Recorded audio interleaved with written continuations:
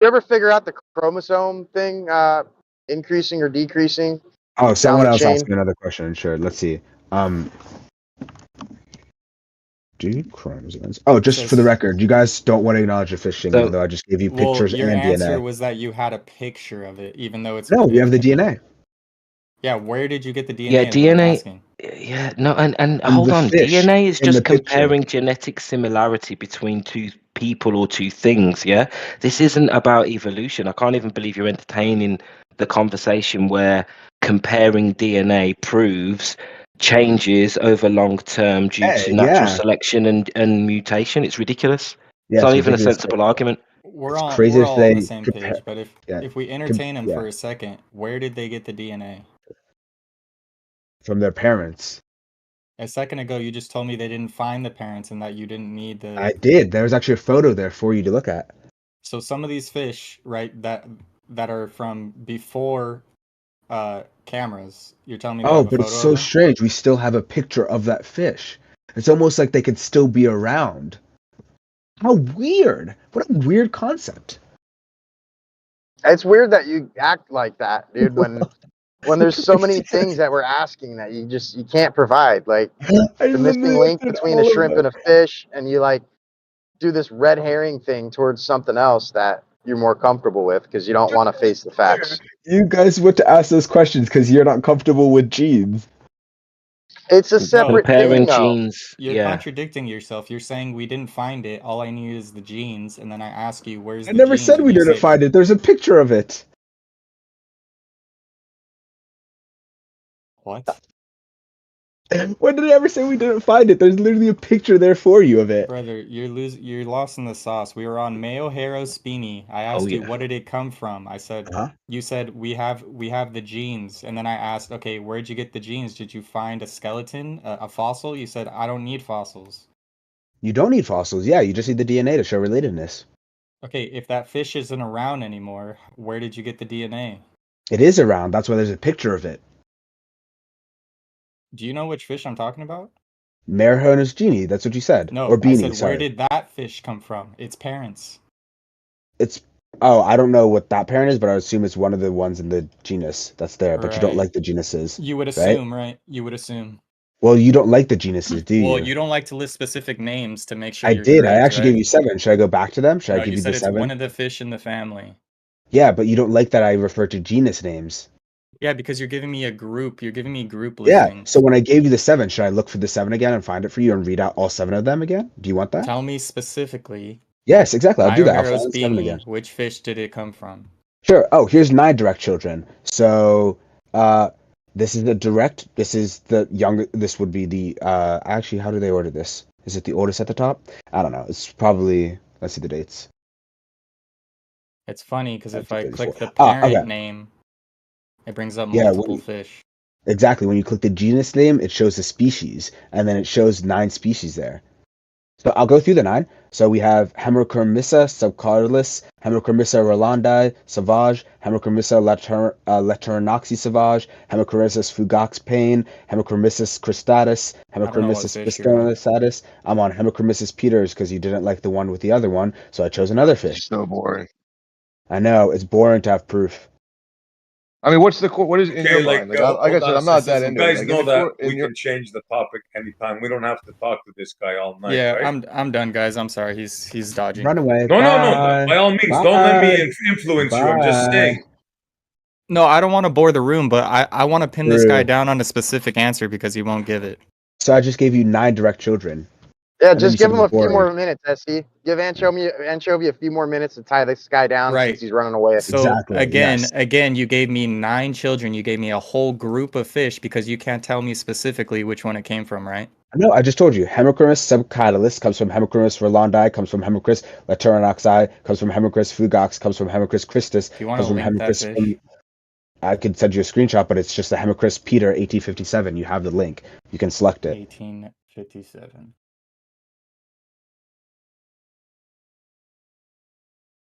Hey, Tuakana, Okay. do you plan on never? I just- Actually, no, I'll wait my turn. Hemocremus peters. I'm on that. And direct children, that it says. Okay, yeah, it lists multiple species.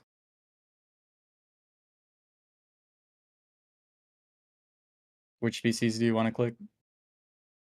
Those are the direct children. You asked where they come from.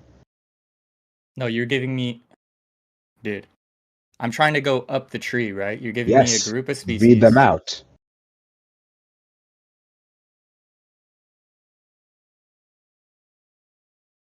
Which one do you want to go to? I'm not going to do all 9. We can do 1. Oh, I thought you asked for 10, a direct lineage of 10. You're giving me, again, you're not going up the tree, right? You're going down the tree and then claiming these came from that. Nope, I'm going up the tree. That's why I started at the bottom and then went up. You realize children are future generations, right? So you're not direct going back at children. that point? So direct children. So we would start at the youngest and then go up the tree. Sibling, okay, when you have a bunch of children, the siblings aren't parents to each other. Oh, but you don't like the genus name, though. I thought you don't like when I do that, though. I thought you don't like when I name the groups, the overall ones, which have the different speciations. I thought you don't like that. I thought you wanted to stay in species only, where they speciate from each other.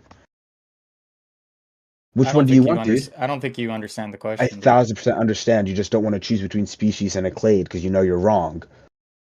No, I'm asking you to give me specifically up the tree. The original question was 10 times direct species names. What you do is you give me one species and then you throw it into a parent group. You don't give me All a direct 9 parent. species speciated from the parent directly. Which parent? Hemichromis peters, 1857. So if I look up Hemichromis peter, it will be a genus. You're telling me that? Okay. That's a specific fish, or is that a group? I would assume that's a specific fish because it had direct children, right? You would assume, huh? Hemichromis peters. Yeah, it's a specific fish. I can show you a picture of it. There you go. And it even says the same name, 1857. How convenient. I'll send you the link. And it shows you where you can find it. Yeah, so there you go. Now that we've direct reached fish, all of the kids, all of the photos. What more do you want? Let me see the main point, right? Which is what I'm going to get to right now. Okay. Sure. So now that you've gotten to this point, Mm-hmm. since you finally listed a specific name, Mm-hmm. where is evidence that this parent... DNA. Okay. So just DNA. Yeah, that's like literally what it means to be related to something. All right. Sorry to waste your time, guys. That's all he has. So we have no fossil records. It's like you're literally gonna you do. appeal You just to. don't need them. So you don't have pictures of the parent. You only have You know DNA. what?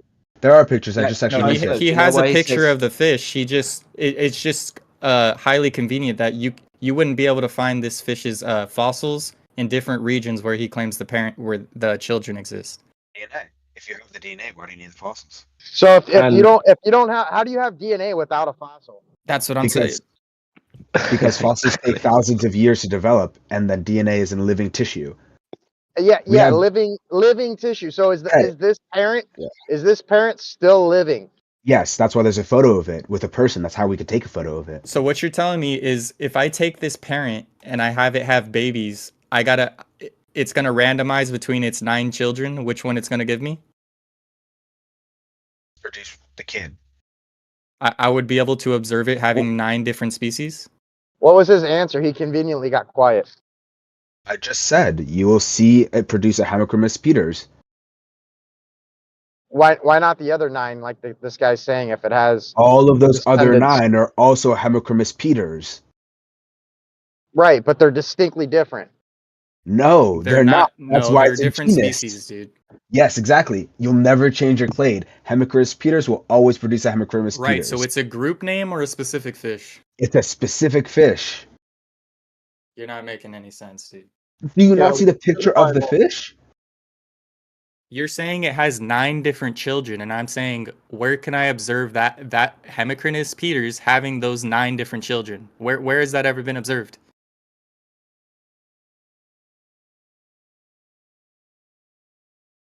Wait, what? So, but I went on deafened. Sorry, he's saying that one fish had 9 different types of fish.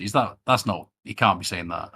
No way. I'll link it. I'll link it right here. What we're No way. looking at. It's There's no way.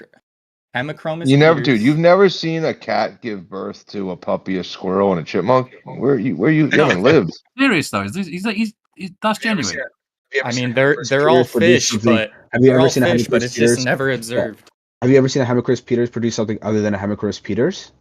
Yeah, I'm looking at the species list. It's Hemicromis gottis gunther, Hemicrotis luxury sauvage, Hemicrotis panis lois cell. That's what you're claiming. Name. Why do you think they share the same genus name? Right, so it's a group name now? All these are under a group name, right? Clades are a group. Right, so you won't give me specific names.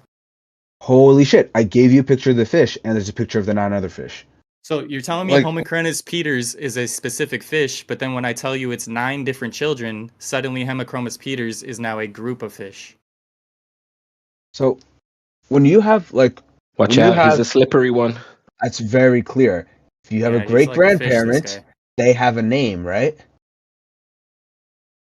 Yeah. Okay. When I give you my parent name, I'm referring to a specific person. That's a specific person, right? They have a first and last name, right? Yes. And then when your great-great-grandparent had kids, all of your kids kept the last name but had a different first name, right? Yeah, but all her kids aren't 9 different types of different species. 9 different things. They're 9 different things. They're 9 different beings. They're all the same thing. They're all humans. Yes, and all of these are Hemicromis Peters. You're related to your parent. You're older. You never change your clade. I've said this 10 times. Oh, this guy, man. Again, I'm asking you though. We can observe my parents having those children, right? I'm saying if I take this Hemicromis Peters, am I going to be able to observe it having these 9 different species of babies? Yeah, if more than 9 at once, it would have probably one of them. Okay, the answer is probably no. Okay, well, if you don't like that answer, that's not my problem. Again. You're telling me you have no evidence of Hemicromis Peters where these 9 other children exist, but all you need is the DNA, right? DNA, yes, that's all you need. That's what related means.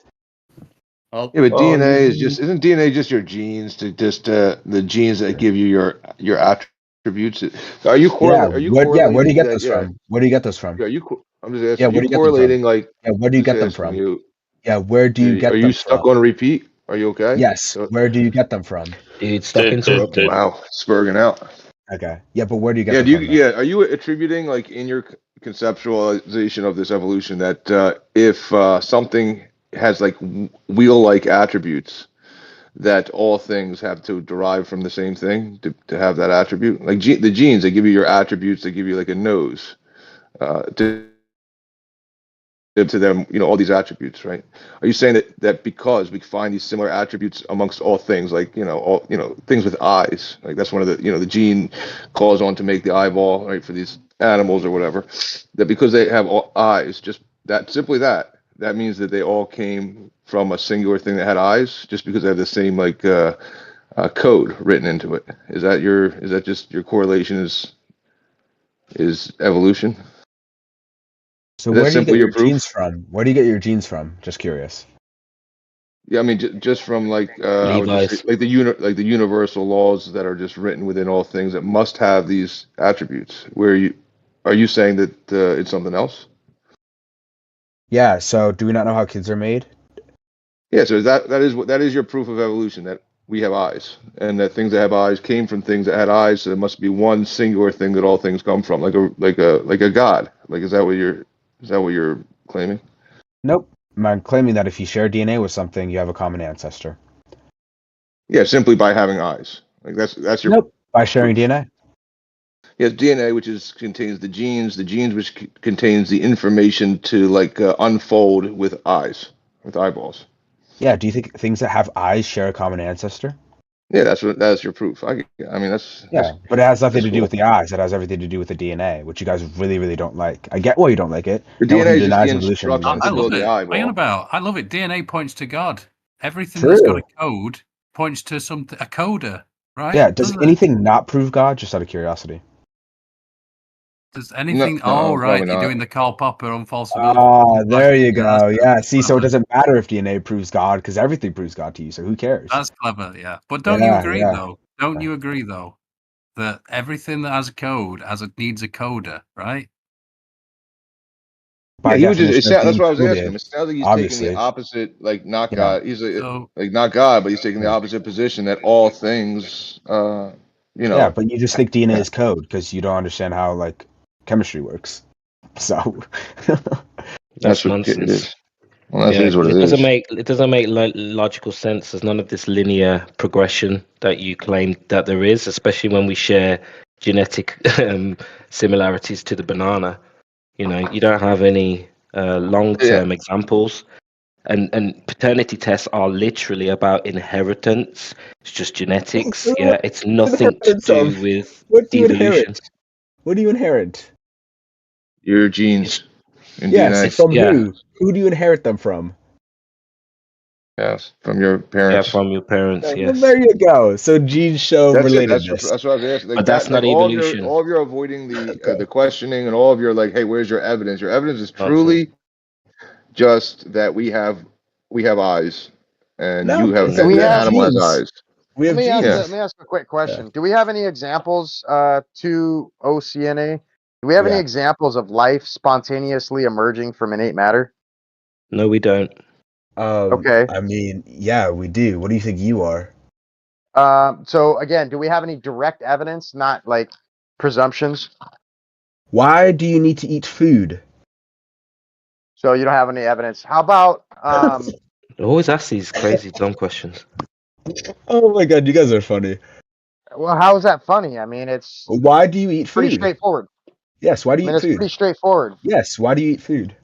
I mean, can you answer my question? Yeah, I just did. We eat food No, because we need to. Yes, you're answering we a eat. question Yeah. with a question. That's not So really no, fine. I'll answer the question. So life comes from non-life because we agree molecules are non-life, and yet food, the thing we eat, and us, the thing I we are, is made smashed of two molecules. bananas, dude. I yeah. No eat thanks. like No thanks. He strawberry. wasn't done answering, and actually wasn't even answering. So I was setting up to repeat my Okay, yeah, question you're since right. you seem to have missed it. So again, I'll ask it one more time since you didn't really catch it. Seems like, do we have any examples, current examples of life spontaneously emerging from innate matter?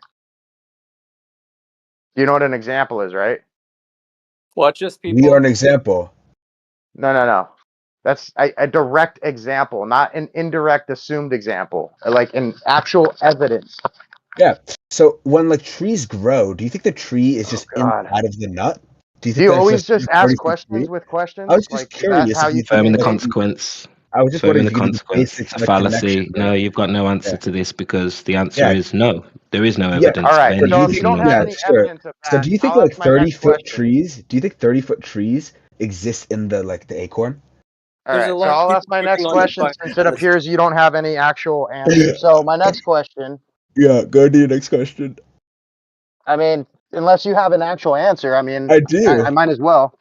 Yeah, I Okay. do. So since you're so understood on this whole process True. and your belief system, True. do you have any examples of science creating life in a laboratory?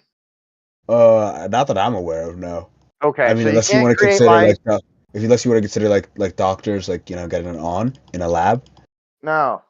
Oh, so No, I babies mean, aren't creating I'll life? give you a laboratory. I'll give you all the necessary antecedents, the RNA, the DNA, the lipids, the polycarbs, positive and negative. The Mm-hmm. list goes on. I'll give you all the necessary ingredients. Are Mm-hmm. you able to put those together and create life? Yeah, Has man science and the done that? woman, bomb chicka bow wow, in a lab. No, There we go. obviously you don't. Obviously you don't have an answer. Nobody's talking about introducing a sperm into Why an egg. not? Nobody's talking about that. That's Yeah, literally because this is a it's serious RNA, conversation. it's He's not So lipids, if it's this is the lipids, level, it's lipids. if this is the level of your answer, you might need to brush up on your homework before you come in here very I thought them cocky and all good. arrogant. wasting time. What time am I wasting? I mean, you're not giving any fruitful answers. It's clear you don't have the answers we're looking for. Well, I gave you DNA, and you guys It's like were chatting so to an scared of AI that. bot. I You're gave like you a bot. DNA. I gave you DNA. I gave you RNA. I gave you all the necessary ingredients. Why can't you put them together and create life if you're so well understood? Man, woman. That's not creating life. Okay. Not from Even if it was non-life. the simplest bacteria, how about that? How about the simplest life form, a bacteria? Can you create Yeah. that? sperm, egg. Okay, so you can't create life. You have no examples of life emerging from innate matter. You have no fossil did. records showing species changing from one thing to another. I mean, it's a wrap, bud. You guys are so adorable. I love how you guys It's a think it's a wrap. wrap. They don't It even really have is. It reliable really is a wrap. dating methods. Like the radioactive Just- dating just a isn't reminder. reliable, and Yeah. and we haven't even spoken about the hoaxes, the Yeah, amount we of don't even need hoaxes that to. have come Come on, out. dude. That's I why shouldn't you have to don't want wipe to your talk about ass. fossils. You're a big boy. Stop being a fucking bum. Oh, I'm not the one here crying about something that we all know exists. Sounds like you're Dude, like, crying. you went off a I'm lot. Like laughing. you were reading off a lot of documentation. That's why like I said, I'm not Too good brushed at up reading. as well. I But it get it. sounded Yeah. like it sounded like just listening into you, you were really just affirming the consequent the entire time, saying, "Well, we have this, therefore we must have had it come from this," and then you were just describing similar attributes in the thing that people divide into kinds. To then beg the question and say, therefore, we must have all come from one single thing that was It's strange. obviously in your worldview would be that it was innate matter that so then die. So it gave you all the innate matter. You can't do it. So I mean, it's just a view you have. That I mean, There it's it just is. the same as the God view. I'm, It really is. I'm legit curious. Are you allergic to saying the word genes and DNA? No, I have no problem with it. Those are just the Oh, okay. genes. So then Just what's my view? What's my view then? Say my view. yeah, right. You're describing that all things came from one singular thing that contained all possibilities within it. You're just saying God. I mean, that's I it. didn't You're not say giving that. You're not giving a mechanism, No, right? he believes And that for the genes prove design and Sorry, yeah. dude. No, I was just saying he believes that genes prove evolution when it doesn't. It I doesn't even know scratch nobody the agrees with surface. him. It's Not even like ridiculous. mainstream. Not even mainstream agrees Yep, that genes prove evolution. That's the True. thing ridiculous. in contention. True. Yep. You guys are so right. Well, I That's asked why an I was like, original question that I don't know if you ever found the answer to, but I said, do chromosomes increase or decrease down the Oh, evolutionary that's chain? actually my bad. The answer is it's not generally true, but it could be the case. What was that? Can you repeat it? Because it was very vague. So it's a lineage-specific patterns of chromosomes in evolution are the rule, not the exception. So often chromosome numbers don't change down a lineage, but they can. So they don't normally change, but they can. I mean, again, that sounds very ambiguous. Do you have like an actual answer, or is it just willy nilly? Maybe, maybe not. Cars normally blow up, or is it like the exception if they blow up? oh, there he goes. There we Yeah, go. Bring it back. evolution So, science is continuing to evolve on the fly, ad hoc. so do they increase or decrease? I mean, can you answer that at least? They do both, it seems like. They Just do depends on both, what and twist they say. most of the time they don't. So, I mean, again, this Yes, is like most of the time really they don't vague. change. It's really vague. It's really ambiguous. Well, if you guys ever learn how to read, you can read the study I just sent about it. So You said there you they go. usually don't, but sometimes they can increase or decrease. I mean, again, like you don't. Is there any like mechanism behind the process of that, or is it just like is that just like grabbing for an answer out of thin air? And Speaking I of know, reading, you can read the Bible. I mean, it just seems like you got to do your homework. I think before you come into this topic, I would You guys suggest are looking telling me into. that you don't know anything and then saying that I need to do my homework. It would mean something I if would. someone who actually knew about it said it. Okay, you know all of it, and we don't know anything. I would I didn't suggest say looking that. I at. just said you guys know Okay. less than me, so it's kind of funny you're telling me to do my homework.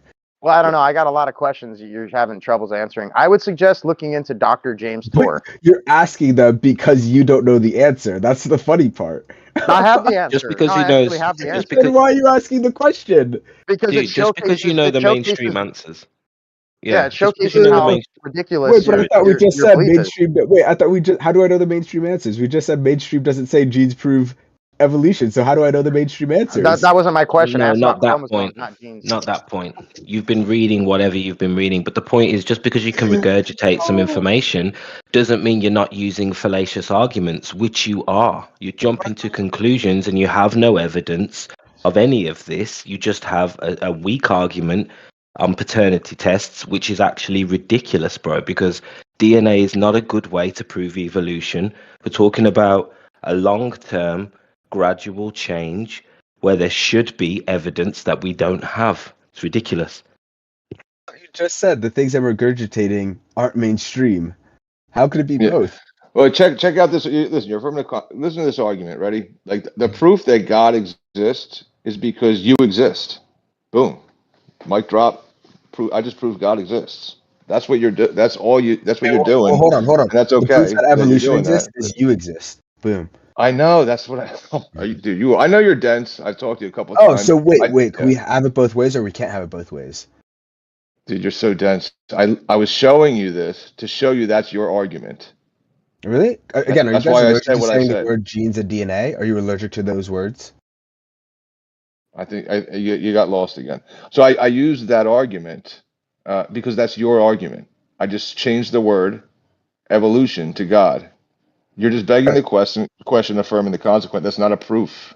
Sure. So again, are we allergic to saying the words DNA and genes? Because I think that's my argument. No. DNA Okay. and genes, bro. DNA and genes. Are you happy? True.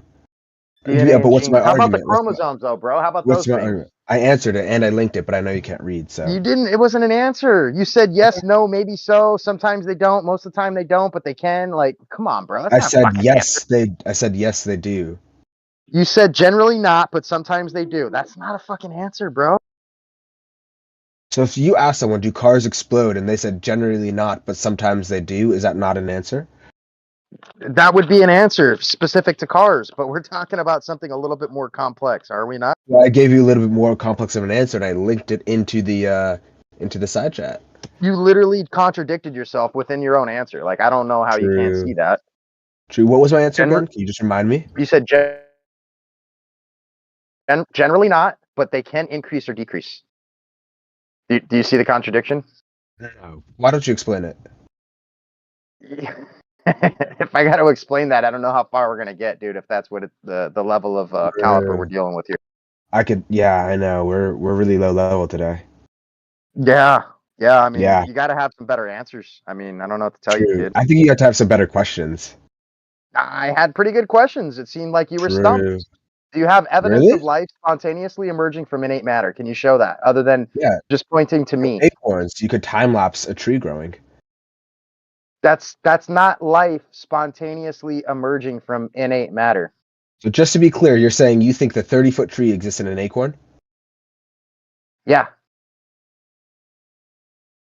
Yep. Yeah, provably. 100%. I think the entire forest could exist in a single acorn. How about that part? Do you ever think about that? Does it though? Yes, it's potential. Okay. But what is potential No, is not like, does it actual literally? Like, does it until literally? manifested. Yeah, does the tree literally exist inside the acorn? Do you understand the difference between potentiality and actuality? Understand what literally existing inside an acorn means? Yes, I do. Okay, and you think a 30-foot tree exists in an acorn? Yes, I do. So do you have any more funny questions, or should we get on to the facts here? Hello? Mic check. I think he's broken. I don't know. Coming in loud and clear. I need a second. I'm sorry. It's okay, Akna. Just a quick question here. You definitely No. are highly trained. Wait. Just give me 2 seconds. Yeah, for sure. Yeah, just give me. Dude, Dice, though. You know, he's like borderline, like not in a bad way, not in a mean way, like autistic. Like, he's well read, but he hasn't really like thought about like the consequences of some of these things. Yes, the consequences of a 30-foot Hey, dude, I was tree trying to existing in whisper. an I knew you were acorn. taking a moment or something. A 30-foot tree existing in an acorn. Yeah, What are the consequences of that? Can you pick up a 30-foot tree? Just out of curiosity, can you pick up a 30-foot tree? Can you pick one up? I took it a step further. Wait, just say you can pick up a 30-foot tree. Okay. Yes. Can you eat a 30-foot tree too? Can you eat one too? I mean, are we just going to continue with ridiculous I'm just questions, curious. or Can you eat a 30-foot tree? Can you eat a 30-foot tree? Yeah, this is going to continue as long as you entertain them. Yes. Can you eat a 30-foot tree? You're just going to keep asking stupid questions. I'm just so curious. You can lift one. Can you eat one? You want to know how I can lift one? Can you eat one though? Do you want to know how I can lift one? No, I want to know how you can eat one. If you could eat one. Well, I mean, you're just going to laugh question. at things that you don't really know the answer to. I don't know. It's kind of silly. But yeah, I could take that 30-foot tree and I could stick it in water. I could stick it in water. Yeah, and I could move it around and lift it. Yes. Yeah, 30-foot tree in water, and I can lift it. How about that? Yeah. There you go. Yeah, Hey. and Tuanka, here I put in the chat right there that you keep on Yeah. dropping stuff, and it says right there that all the information for a full-grown oak tree is contained within the acorn. No information from the outside world is necessary. It's right there in the Oh, acorn. okay. So I thought we were going to use something a little bit more scientific than an AI overview. But if we want to I do mean, that, right there. just to be clear, we're all agreeing we can lift 30-foot trees. Well, he What gave the you hell this is he way talking? good. Is he I branching mean, out it sounds to a like new what way you're of trying to thinking? highlight is the fact that they weigh a lot.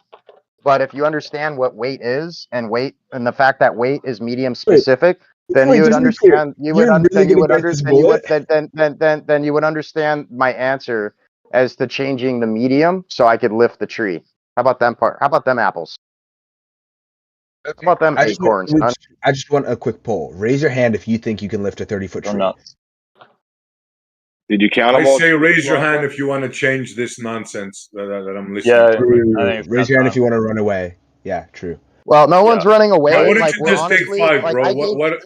Vesla, let I him gave take it an 5, honest. bro. He's been doing this Yeah, I'm 2 gonna let days him now take in a 5. row, bro. You're That's fine. I'm encouraging him. gonna let him take 5. But before he Yeah, tries to I'm like good. claim I'm all good. victory and do his victory lap, I just want him to be clear I'll victory on the lap. fact that I gave it an honest effort to try and Sure. communicate with you, and Sure. it literally you resorted to ridiculousness because you had no fruitful answers. So I just want True. I just want everyone listening to be aware of those facts. Oh, who's doing the victory lap now? All right. Oh, I Yeah, I just a mean, side I won. question, but can I put my True. hand She down now, says or true. what's going on? Can I put my hand down, or? Oh, are you asking me? Sorry. No, he's not asking you. Maybe take 5, bro. Maybe we should change No, content. I don't need a break. If you guys need a break, though, that's You fine. had your I get time it. in the sun, bro. I mean, I let get it. somebody If else. you guys need a break, it's fine. Don't worry about it. Yeah, we need a break. Thanks. Yes, Could I I know. could I suggest a topic? Please, Yeah. please, go ahead.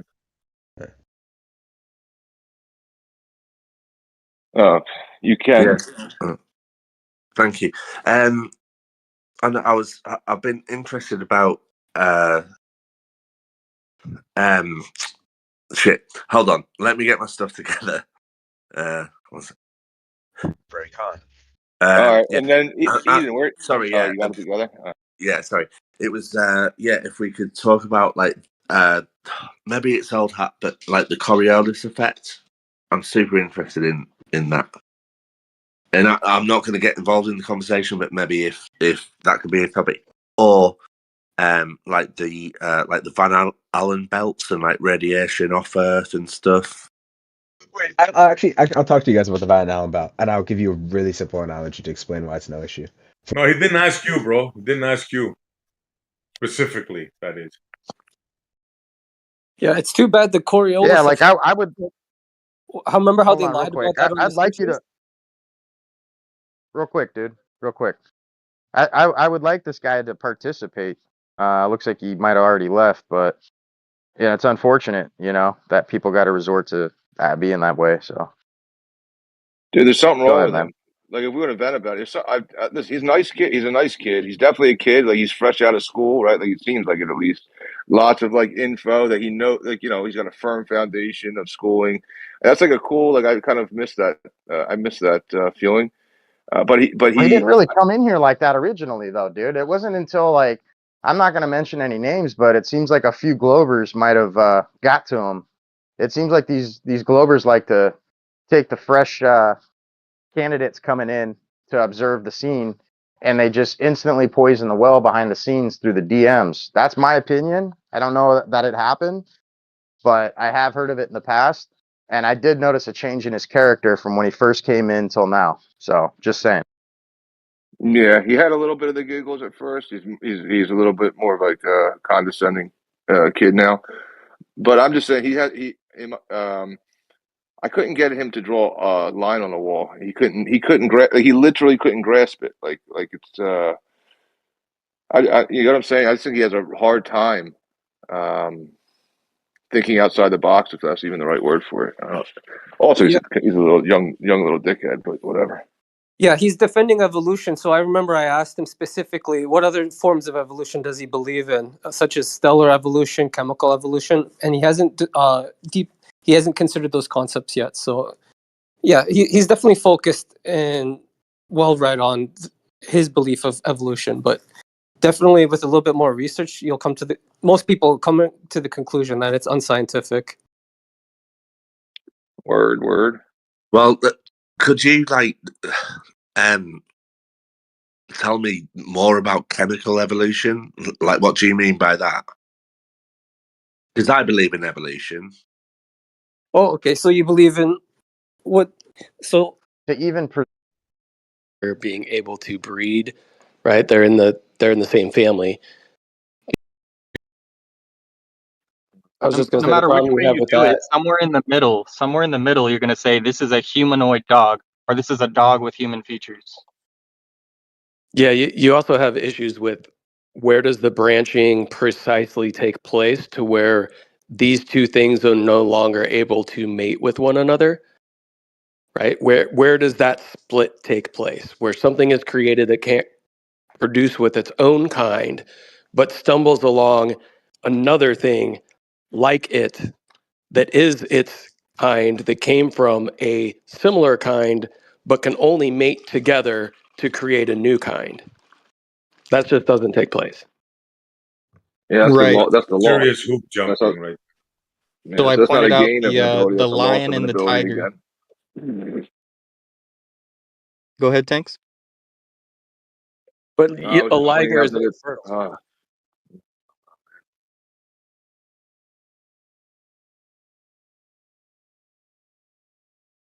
I don't think we got that. Nah, you guys go ahead. I'll try to listen.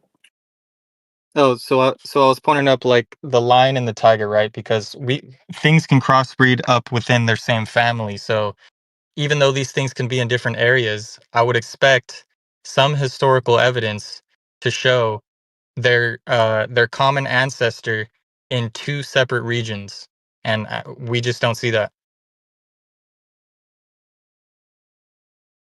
we probably should have found that by now, by 2025.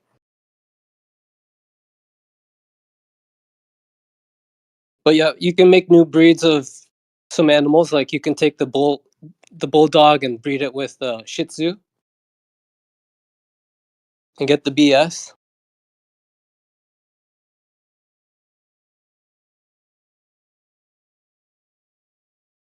Yeah, and even the concerns you would have with examples like a lion and a tiger being able to breed, right? They're in the same family, being able to breed with one another. They don't produce offspring that are fertile that will be able to mate with another liger or tigon or whatever you want to call the mixed breed.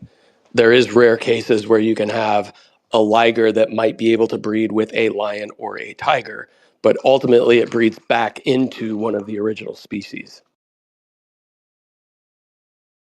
It doesn't split.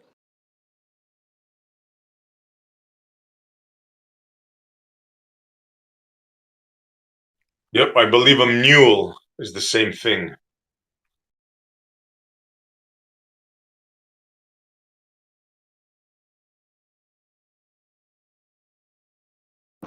Isn't a mule a donkey and a horse? Yeah, yep. You can breed a horse and a donkey into a mule, but you can't just sit there and have a mule farm where you're breeding mules. Yep.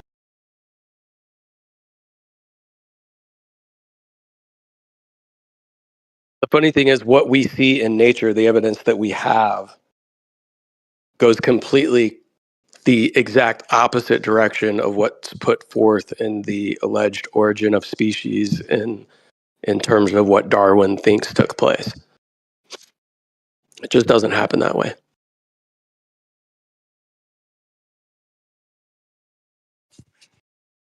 And when referring to like fossils and all that kind of stuff, the funny thing is all of their dating is based on the strata in which the fossils are found, making complete erroneous assumptions as to the dating of those layers of strata. The layers of strata point more towards flooding, species getting caught in the strata as the flood takes place, and fossilizing fairly quickly. A quick death due to being buried And typically when you have large flood type situations, that's when you get strata and different segments of sedimentary layers that arise due to that flood taking place. So if anything, all that points more towards, And due to gravity. Yeah. Have you guys heard that they'll try to argue, oh, then why, if everything is relatively or separated or sorted because of density, why are the lower life forms at the bottom and we have the larger items at the top? It's a simple answer, because those life forms like snails and whatnot, they wouldn't have been able to find high ground, like unlike the other animals during the flood.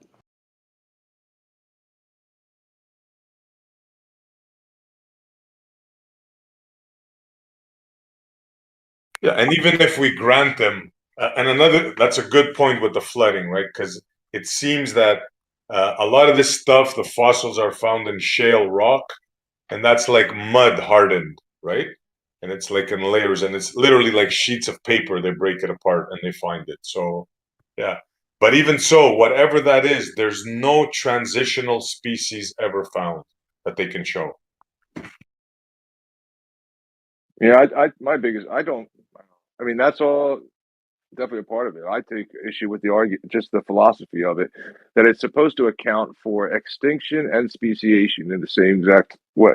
You know, a bunch of other things too, but just like that's just like one. It's trying to account for the many different things that we have, while it also being the explanation of why we're losing different things. As the trans species manner. Okay.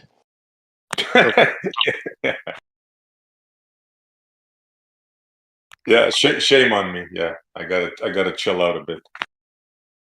Yeah, then it's asserting things that like we're gaining a higher form of function, higher capabilities while losing abilities. It's just all these contradictory like philosophies all into evolution.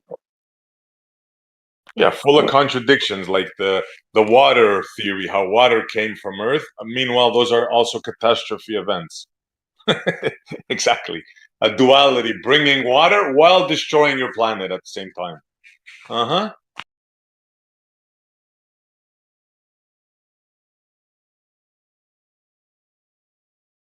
Well, like why do we have so many species on Earth? Well, evolution.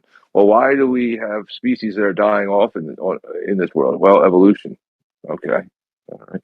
Well, how am I able to so how do these creatures become having all these different abilities that they didn't have before? Well, by losing abilities.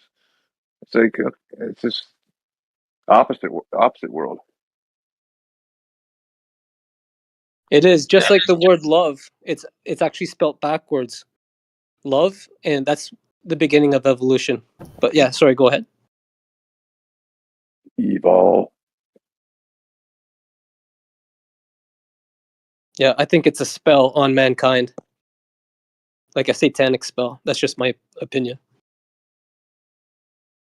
Well, if people are going to be like, imagine being imagine being an atheist or whatever, right?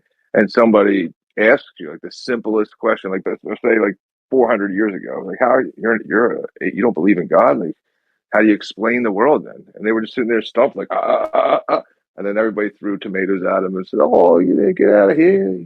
Tarred and feather them. They would look like idiots. They had to come up with. You got to have some kind of explanation, reasonable explanation for the way the world is. There was no such thing as atheists like 400 years ago. Probably not many, but imagine being that one guy, and you're like, listen, man, how do you explain trees? And like all the drunk Catholic guys are just like, dude, you ever see a squirrel? You idiot! What are you talking about? There's no God. Oscar, do you think atheism is kind of born with the globe model, the globe theory model? That atheism is, do you think how is that linked to the globe, do you think?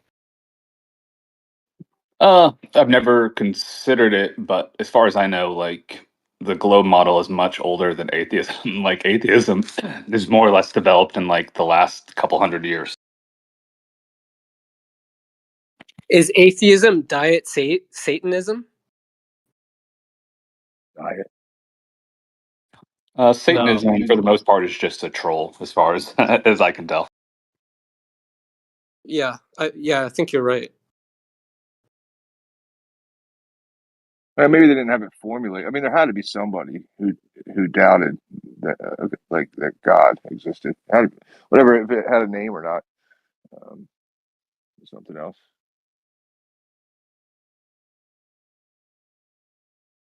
Had to be somebody. It was like, Mom, Dad, I don't care what you say.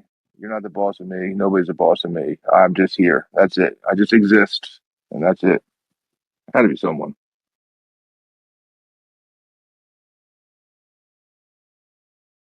But yeah, whatever. I mean, it doesn't matter. I guess I can't prove that. But just imagine going in. Imagine trying to hold your head up high and have that view with no explanatory power of anything. So now they came up with this thing like of evolution and the globe. I think. I mean, Gio asked. I think they're definitely tied together. They're both creation stories. So how could they not be a creation story? And now they sound reasonable, and they're not made fun of as much, I guess. So an atheist is a modern pagan? No.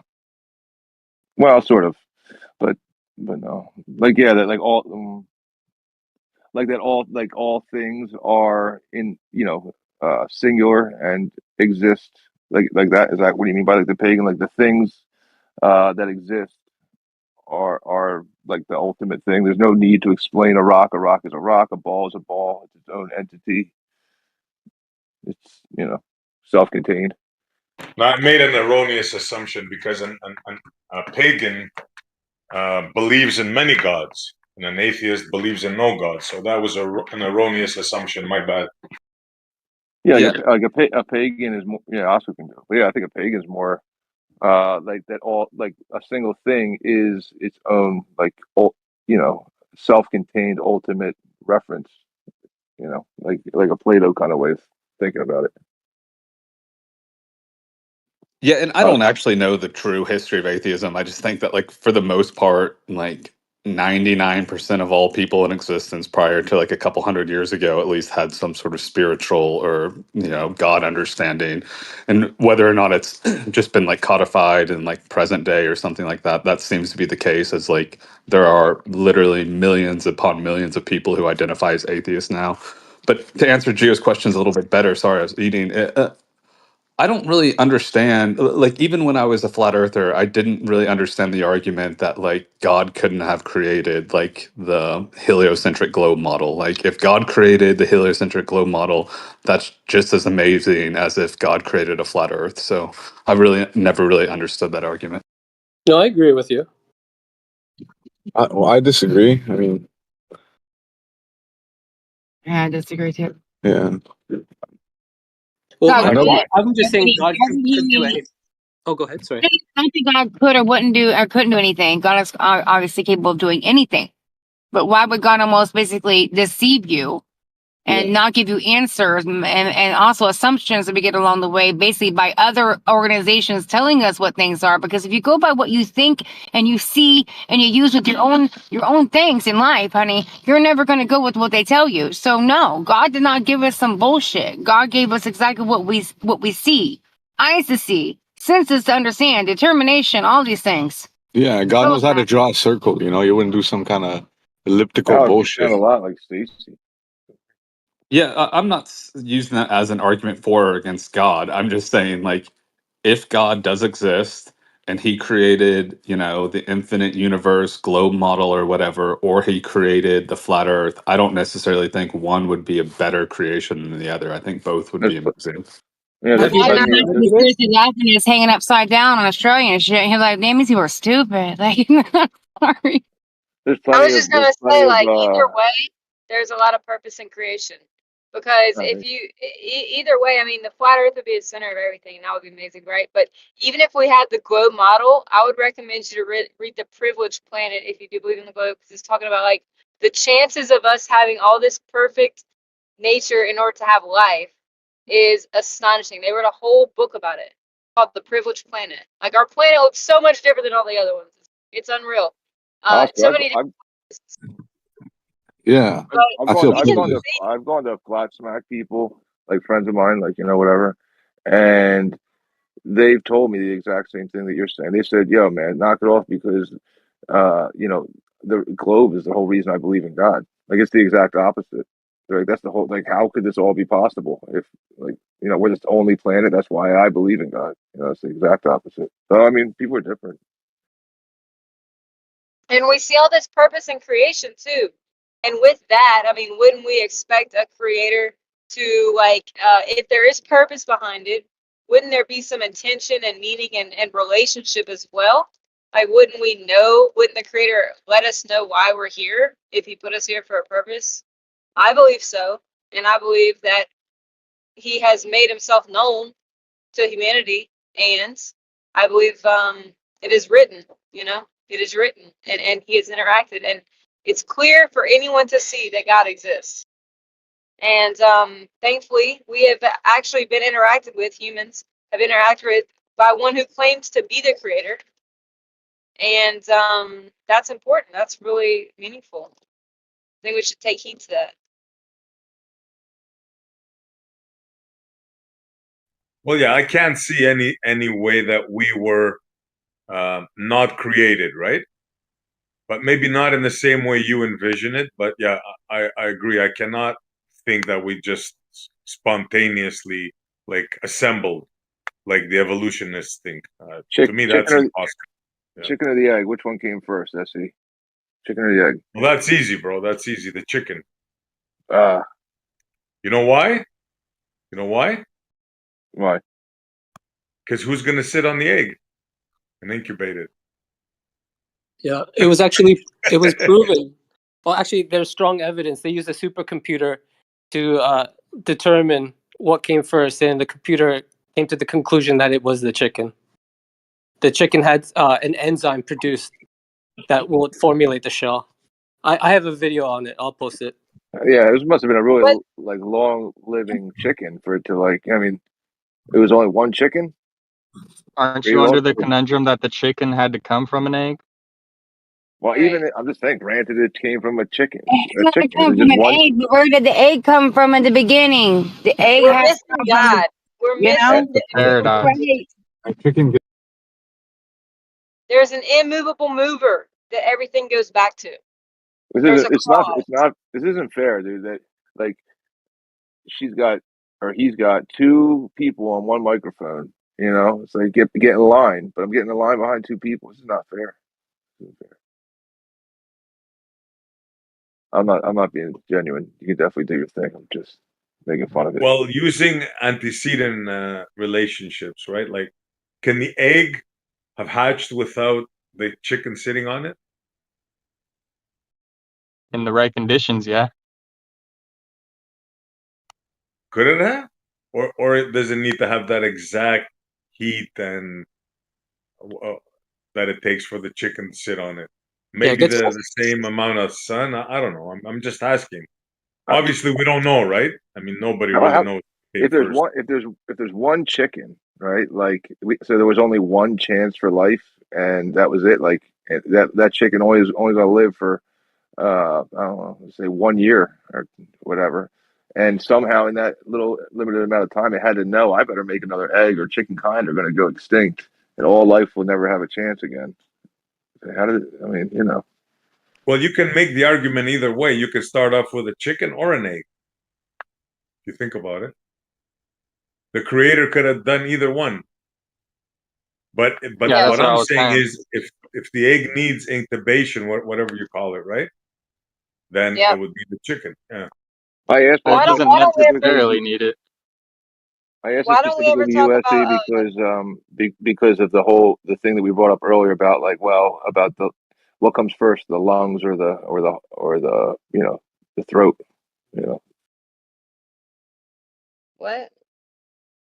What did you say? Yeah, earlier I think SC we had the point going on about like what came first, the rib or the spine or like God formed out of clay and breathed life into him, which is our soul and spirit.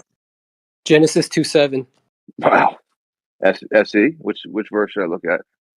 No, I didn't. You quit fooling around, Tanks. I didn't say anything of that. Come on. No, I know that. But yeah, it was just like I brought the chicken or the egg because it's like what purpose does the foot serve without a leg attached to it? So they'd have to come in my opinion, they both have to come into existence at the exact same time. Like there wouldn't be a first. If you believe in the You're Bible, talking the chicken irreducible definitely. complexity. That's what he's talking. Yeah. So you're saying the chicken and the egg were created at the same time? Yeah, I believe that would have to be the case. Yeah. Well, So one an chicken over egg. here. Okay, go ahead. Sorry. I was just gonna say, when you say incubate an egg, it doesn't require a chicken be on it. We can hatch eggs. It's all incubate is just the right temperature and what do you call it? Temperature and humidity, right? So it doesn't necessarily need a chicken. It could gets have the cold right enough. conditions to hatch. It needs a That's creator. true. That's true. But it gets cold at night. Oh, Anyway. how long does it need incubation? How long does the egg need? Does anybody know? Oh How my long does the chicken have to sit on it? I It don't know. says But typically an egg will hatch in 21 days. 21 days. It's a lot of cold nights, bro. That's a I don't really short know. time. I was watching this TV show. It's like Modern Families, watching these duck eggs hatch. This show's pretty funny, right? But it is amazing to watch this. So I watch, maybe it's fake, whatever. But maybe I'll watch a real one day. But these ducks come out like just walking. Like, how are you sitting in an egg like that? You just come out kicking it, and like, all right, I'm walking, I'm talking. It's just pretty nuts. It's pretty wild. Cool But let's point that we get back to talk this. about. Sorry, again. I was just gonna say, okay, so going down to the beginning, right?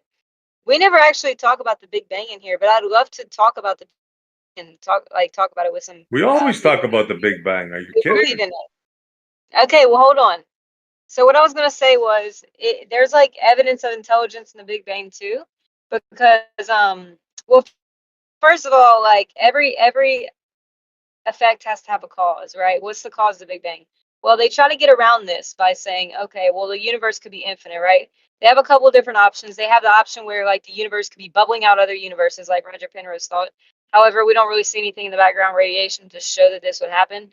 Another thing is the cyclical universe, where basically it's like a Big Bang cycle. However, notice both these do not answer the question of what is the cause. These both would fall into the fallacy of infinite, or the paradox of infinite progression. There's no origin point. And also, if you were to have this, like the universe, for any universe to even be able to sustain itself and expand, you have to have everything perfect in terms of the laws of nature, just in their model, in their worldview. All these laws of nature have to be absolutely perfect, that the universe wouldn't just collapse right back in on itself. You had to have multiple different inputs of information during the Big Bang and during existence, like to have created what we see. And they try to explain, life and the creation of the universe by multiverses. However, if there was a multiverse, we would see a constant input of new information. For example, with evolution, we would need an input of information in the first cell, and we need new information coming in for intelligent life. So you couldn't say, oh, well, if you have infinite universes, surely one of them would have life. No, you would still need an intelligent agent to continuously add new information to progressively move things along throughout the universe and throughout life. And then also the multiverse, like I said, did not answer original creation and would fall into infinite regression. And last point, evidence for intelligent design with the universe. So with the universe, for any of them, like I said, to be able to sustain, you need these laws of nature. Laws of nature would have to exist. This would have to exist outside space and time in a place where nothing existed. And what holds information other than an intelligent mind when there's nothing there? However, you would need these perfect laws of nature for anything to be able to sustain itself in a universe, right? But where would those laws of nature be written if there's no space or time or anything, if it's not for an intelligent mind? And the laws of nature would need to be there for any universe to get created and sustained. Anyway. Yeah, well said. You said a lot of stuff there, but yeah, well said, exactly. It all comes down to information, whether you're talking about evolution, DNA, or a creation of a universe. It absolutely boils down to information and a creator, a mover, a shaker, call it what you want. Yeah. Things don't just spontaneously create themselves. At least I don't believe it anyway. Even if you had universes bubbling out, right? Like string theory, for example, where these universes just kind of are being created, right? Even if you had that, you would need something called de Sitter space-time in order for any universes to pop into. So you can't quantum tunnel any information, any energy without space-time there. Okay, you would need this to be created, and that space-time that would have to be there if these universes were being quantum tunneled would need information to be able to even have quantum tunneling. Okay, I just want to emphasize that, like, you need information from the very get-go. Yeah, absolutely. Yeah, exactly. And that's where the ultimate questions come in, right? Some people explain it with religion. Others turn to scientific explanations. Other put both of them together. Yeah, that's the ultimate question right there. Where do we come from? There's not a scientific explanation. And you need to ask the people that believe in evolution too, by the way. Ask them where new, complex, specific information comes from. This is what they have trouble reproducing. Just taking random nucleotides and having new, specific information, especially with integrated systems. We have never done that.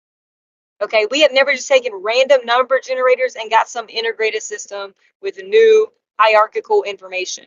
Neither with the nucleotides or DNA. Now, they do have experiments where they're like, oh, these two different parts of DNA melded together and formed something, whatever. They're using already existing DNA to do that. They need to take random DNA sequences, random nucleotides to form random DNA sequences with no primers, unlike what they're using in their experiments, to form something informational and useful. This is one of the biggest issues we have with evolution. Even things like antibiotic resistance, they're turning off genes.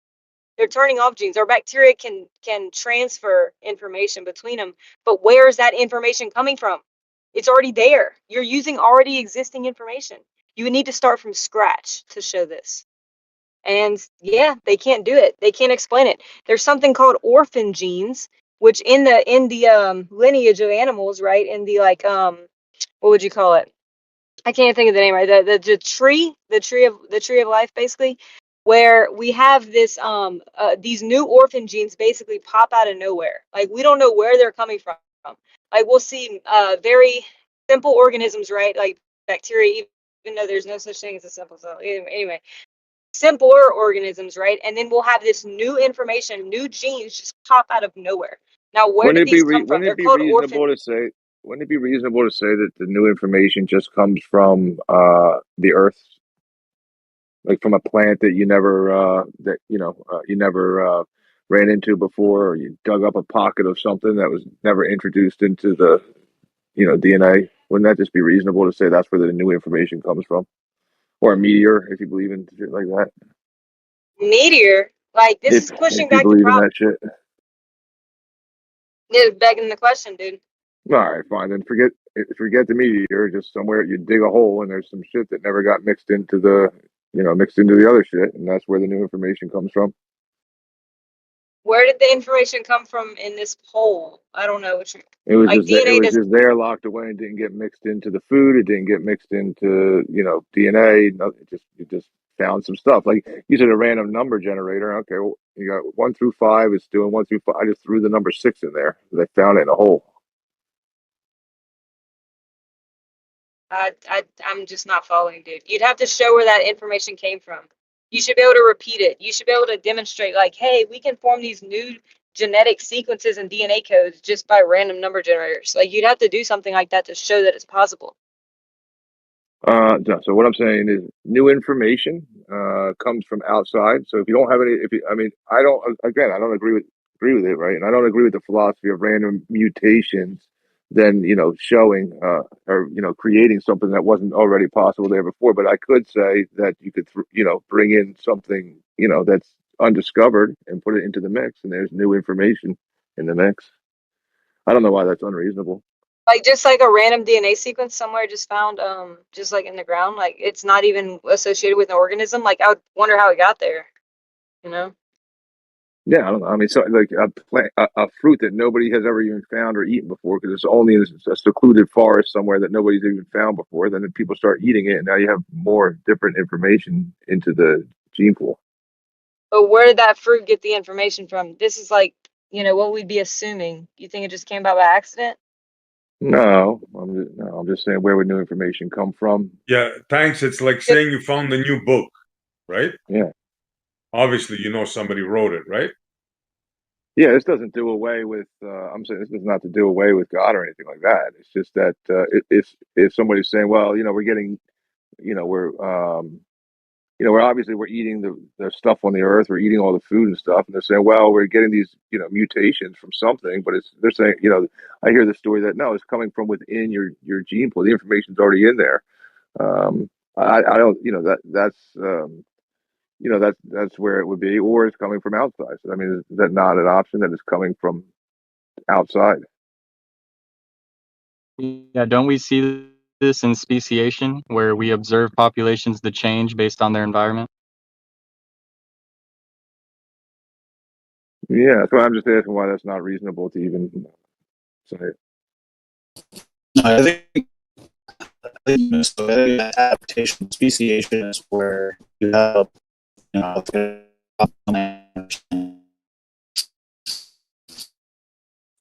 You're Sorry, breaking up, repeat bro. that. Unfortunately, Platypus, you broke up there. Yeah, I mean, ultimately, Because like, I'll argue against. I was just going to say I'll argue against the idea of evolution all day, where things have shared ancestors and looked completely different. But speciation, we do observe that where the same species will develop traits just based on their geographic location and the conditions they're under. Now, wait a minute. Is it the species changing? Like, for example, the beaks that he found at where was it? Where did Darwin? Was it the Galapagos Island? Was that it? Yeah. Yes. Okay. Now, sorry, I don't know why I couldn't say that. Now, the birds that he found there, right? Is it like, for example, is it they're growing longer beaks because of the plants, or is it the birds that had the longer beaks survived? Like, is it, you know what I'm saying? Is it the tall people that played basketball and Right. their generation, or is it like, you understand what I'm trying to say here? Well, I get what you're saying, SC, but the real question is if certain birds had short beaks, why did longer beaks develop? And so that's what I'm saying is the external factor. It's based on where the conditions they're under.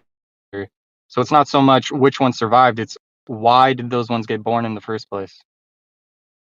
That's why I brought up the basketball player, because we know there's tall people and short people, right?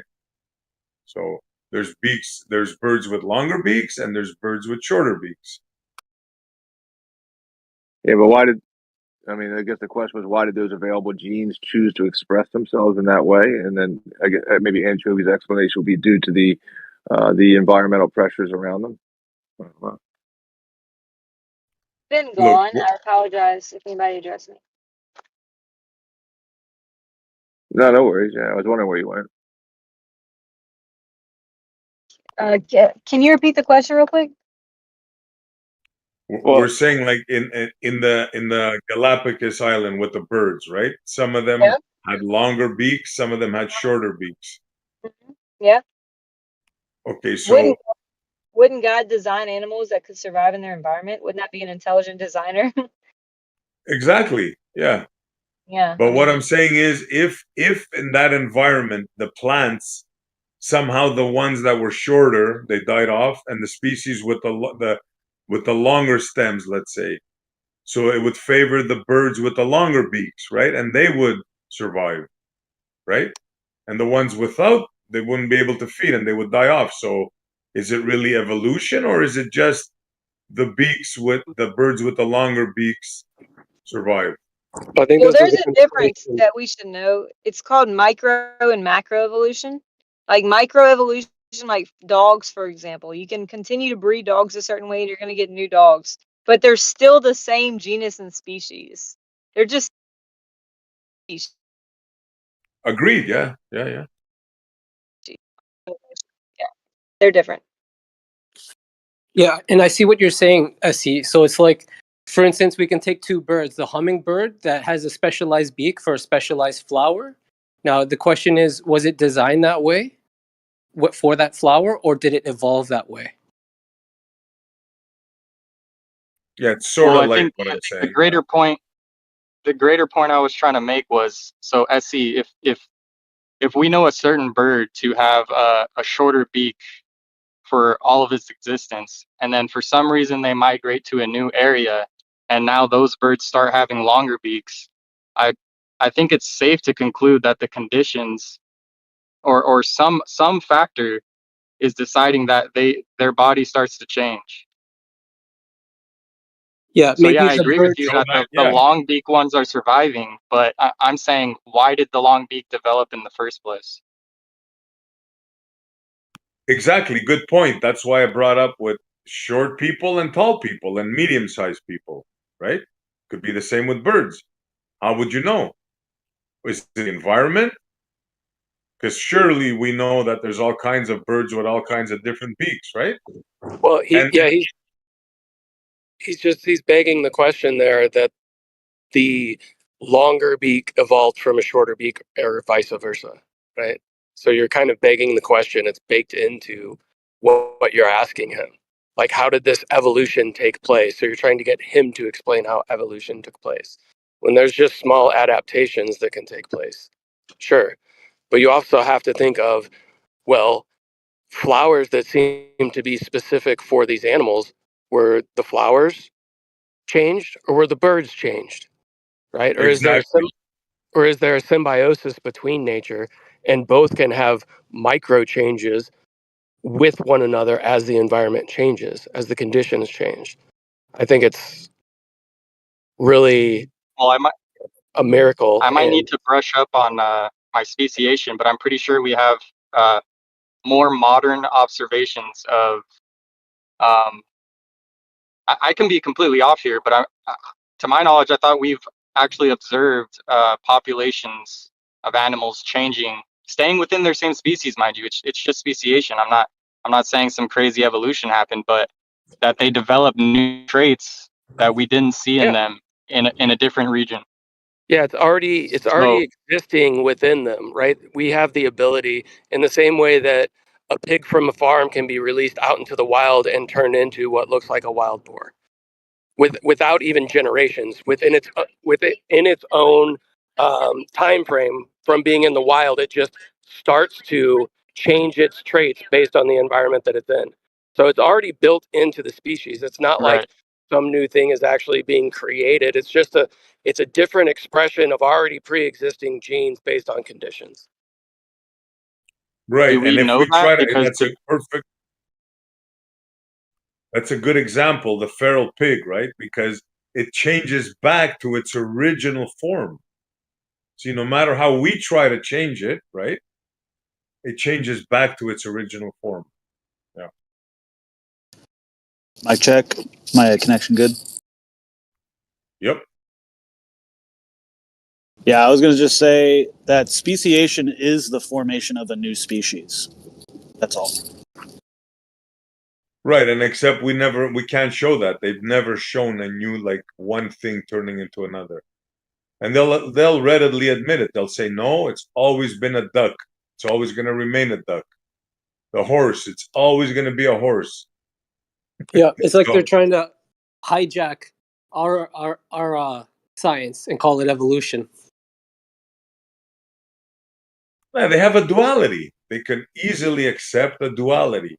Say that, yes, it does start off in a pond as a single cell, but no, one animal does not turn into another one. You're straw manning, you don't understand. They're able to have those two separate thoughts in their mind and make sense of them. So I don't know.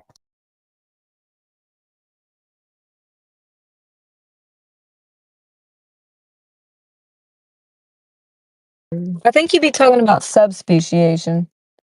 There has been one paper I've seen where they've claimed to make new species with like E. coli, but they like admitted like that it was microevolution from my recollection of the paper. But yeah, I mean, it's like we see things change within their own species. Like the wolf, for example, becoming a dog. That's the same genus and species. Species is like the lowest level on like the what's it called? The naming tree? The taxonomy tree, yeah, the taxonomy naming system. There's like what is it? Kingdom, phyla, Yeah, kingdom, phylum, class, order, family, genus, species. genus, species. Yeah, species being the most specific. And like they're contesting whether we can even see bacteria do that, like or have seen it in the lab, right? So that just shows like, and they've done experiments over like many years. Okay, so one of the things in evolution that you teach like in biology 1 lab or biology 2 lab is like, okay, so what is evolution? Like this change in the allele expression over time. We'll see these allele like one gene getting expressed more than the other one. And so basically, like they did this study that was like revolutionary, like over like 8 years, thousands and thousands of generations of this particular microorganism, and they found like that even under no selective pressure, even under no harsh conditions, they still had differences in allele expression, which is like one of their main, evidences for evolution. Though you'll see different alleles expressed. Even without selective pressure though, they're still expressing different genes. And they didn't see any new information come about, even under selective pressure. They don't see these new genes popping up. They'll see like epigenetics where you'll be turning on and off genes. But the big question mark is where is this new complex specific information coming from? Like the experiments they have on their side are like, oh, they'll find these like 2 genes like melding together or something like, but that's something that's already there. Like where is this new information?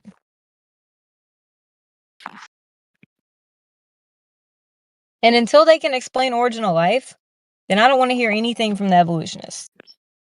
Because they can't even explain where this evolution, how it started. To have any evolution, you need to have life. Where did life come from? Until they can answer that question, I honestly, I don't want to entertain it. Yeah, that's the big daddy of them all, right? Yeah. Like A-Biogenesis, really? Is this what you're trying to tell us? Like, Well, wow. apparently this weekend I'm supposed to be debating Jace. Oh, that's going to be good. Yeah, that should be Yeah. good. Yeah. It'll be fun. I got to get with Geo because Jay said he could either do it Saturday or Sunday, and I figured out this thing I'm doing this weekend's actually on Saturday, so we're gonna have to do it on Sunday. But I haven't gotten any responses from Jace. Like he's went MIA since I've talked to him last, so I don't even know if he's still gonna do it. Like I kind of had a feeling he would not do it, so I don't know. I wouldn't want to debate A-Biogenesis. No way. Silly. Well, he debates it all the time in here. Apparently, he's like literally. Oh, If you yeah, search we've his name had in the it. chat, Yeah. he sent dozens of papers, and then like he acted like he was acquainted with the topic when he talked to me. And they're like, "No, don't back down now, Jace." But hopefully he still comes through. I haven't got a response from him. Like he's just kind of went MIA, but he agreed to debate me on Saturday. Well, that should be interesting.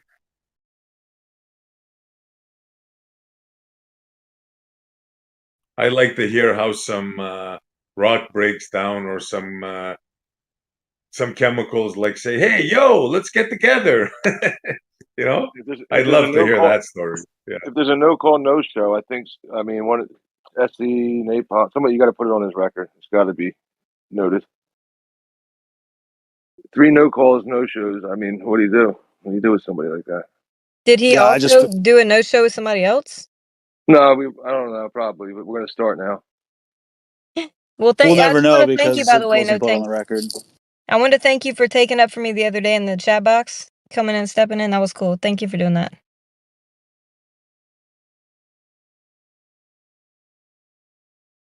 You know I'm talking about the debate chat box? No, me? thanks, you here? Yeah. Yeah, I remember. Yeah. Yeah. No That's a problem. pretty harsh group.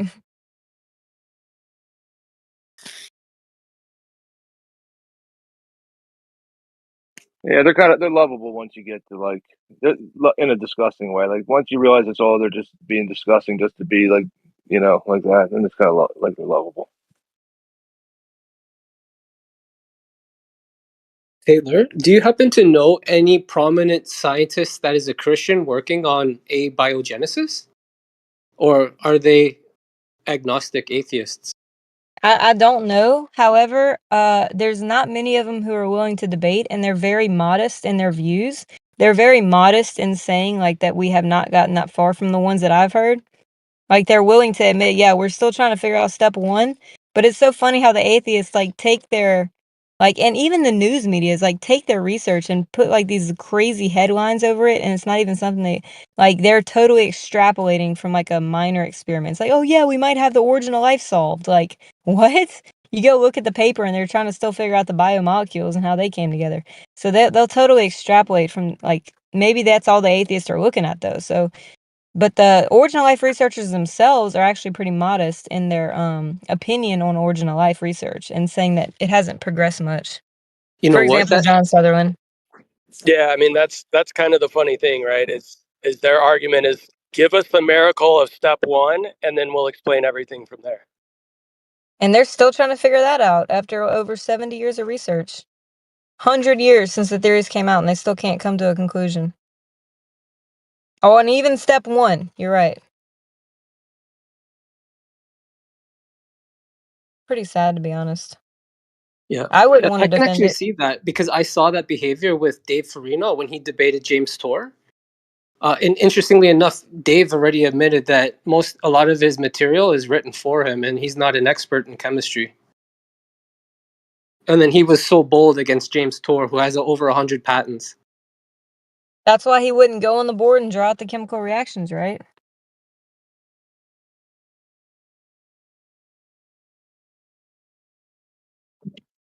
Well, It that's should the be key, easily right? reproducible too. That's the thing. People are easily convinced by somebody who's smug, who acts like they can speak with authority, right? That's the big cover. As long as it comes from what appears as though an authoritative voice, typically smug against the opposition, people tend to believe that for some reason. Imagine Yeah, and like the I wouldn't even mind it.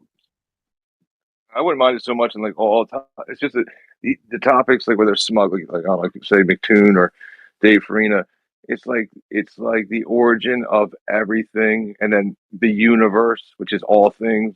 Like they claim like the smugness about knowing everything. They're pretty much claiming to know everything.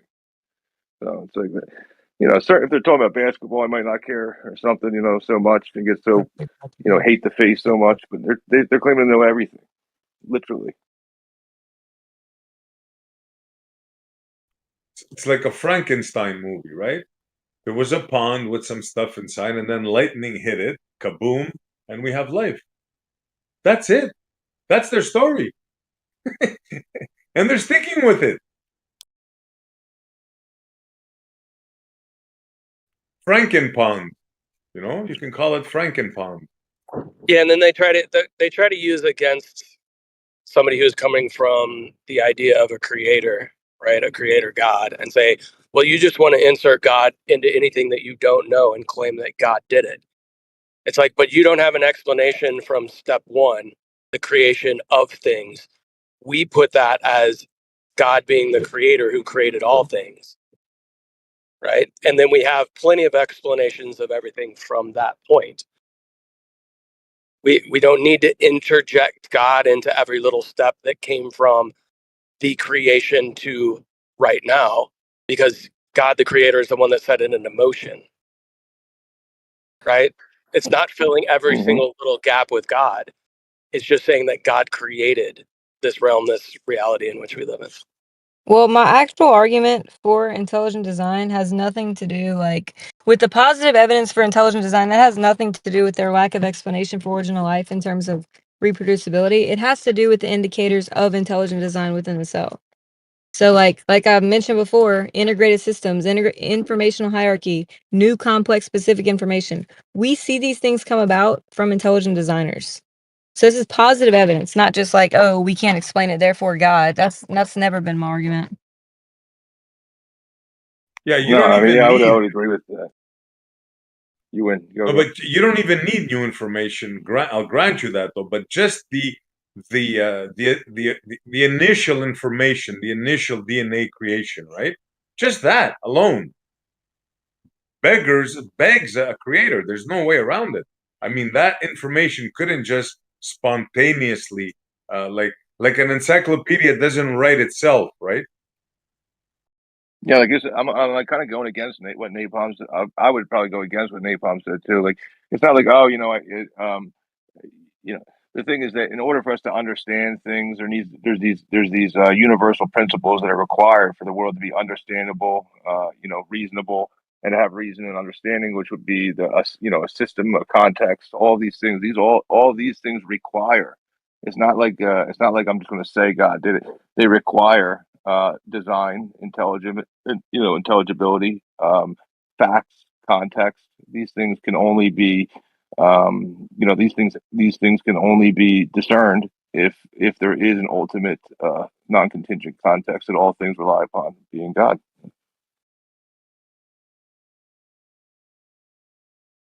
Well, That's why it's here's the here's ultimate my question. question. Yeah, here's my question. I mean, is there like some kind of deadline for science to answer this question? Because I feel like, over the course of history, there's a lot of things we didn't know that maybe people attributed to, that's how God made them, or God just makes them work, or God created it.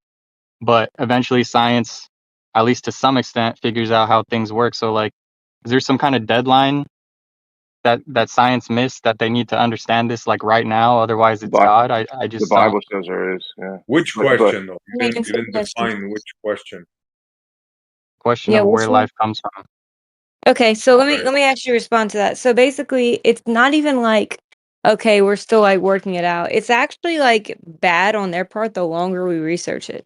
Because the more we're researching it, the more complex that we're finding the cell to be, and like the minimum amount of complexity you need just for basic life forms. So it's actually, the more we're researching, it's going in the opposite direction in their favor. See what I mean? Isn't that most things though? What I don't think what'd it's you an say? unfair thing you're asking. I think the way you framed that anchovy was not bad. Yeah. I'm sorry. I, I can frame it a I different way, asked, but that's just how it is. is it If I could isn't that interject, most things? I think the big deception and disappointment to modern day science, the last 400 years at least, is that man can't figure out everything. They don't have answers for everything. They can only theorize, and we're part of it. The whole world has fell for it, and has got us wanting to explain materialism, and waves, particle and waves at the same time. And it's kind of hard to do that, right? With things we can't touch or places we can't go. I Mike think that's Napalm. the disappointment. And the argument continues, right? When man can't figure out things. But Yeah, anyway, sorry about that. I just want to put that up there. I'm And kind to of with Caleb's point, Anchovy, and I if was gonna ask the same okay, thing. It's like I don't know when exactly Darwin was, like 100 years ago or something like that. So they've essentially been doing origin of life research, I guess, for like 100 years, trying to figure out what happened tens of millions of years ago. Like, so if the evolutionists are correct, it wouldn't be surprising at all that they haven't figured it out completely yet. But the problem is that the cell, the more we're learning about it, it seems like it was designed top down, because you need multiple systems in place for even the most minimal form of life. For the simplest life form, you need multiple systems in place to support life. yeah, And it's like like, it doesn't seem like it was built from the bottom up. At least they can't even get close to reproducing it, because you need multiple things to sustain any one of them. yeah, Yeah, no, like the engine needs all the parts to run. There's no way around that. Yeah, like if you have DNA or some genetic code, it means nothing unless you can carry it out with like transcription and translation, which requires proteins, which gets the code from DNA. So it's like circular synthesis, right? You need other things in place. No, it's just the Yeah, point that the complexity and the continuality of what you're speaking of, like the working cell itself, the all the components are consistent, right? And they will stay that way until we're not feeding it any more energy, and therefore it dies out. But that animated quality, or aura, or soul, if people want to say that, can't be denied. I mean, really. Yeah, and to Taylor's point about the closer we examine something, it's like as if you found a watch or a vehicle in nature. At first glance, you're like, oh, yeah, I could probably build that. But then you open up the hood. The closer you look at it, it's like, wow, this is way more complicated than I first theorized. Like, for example, like you need energy for these molecular reactions to happen. And they're going to continuously require energy because they have no enzymes to actually make these bonds happen that don't happen easily naturally. So you need this energy input.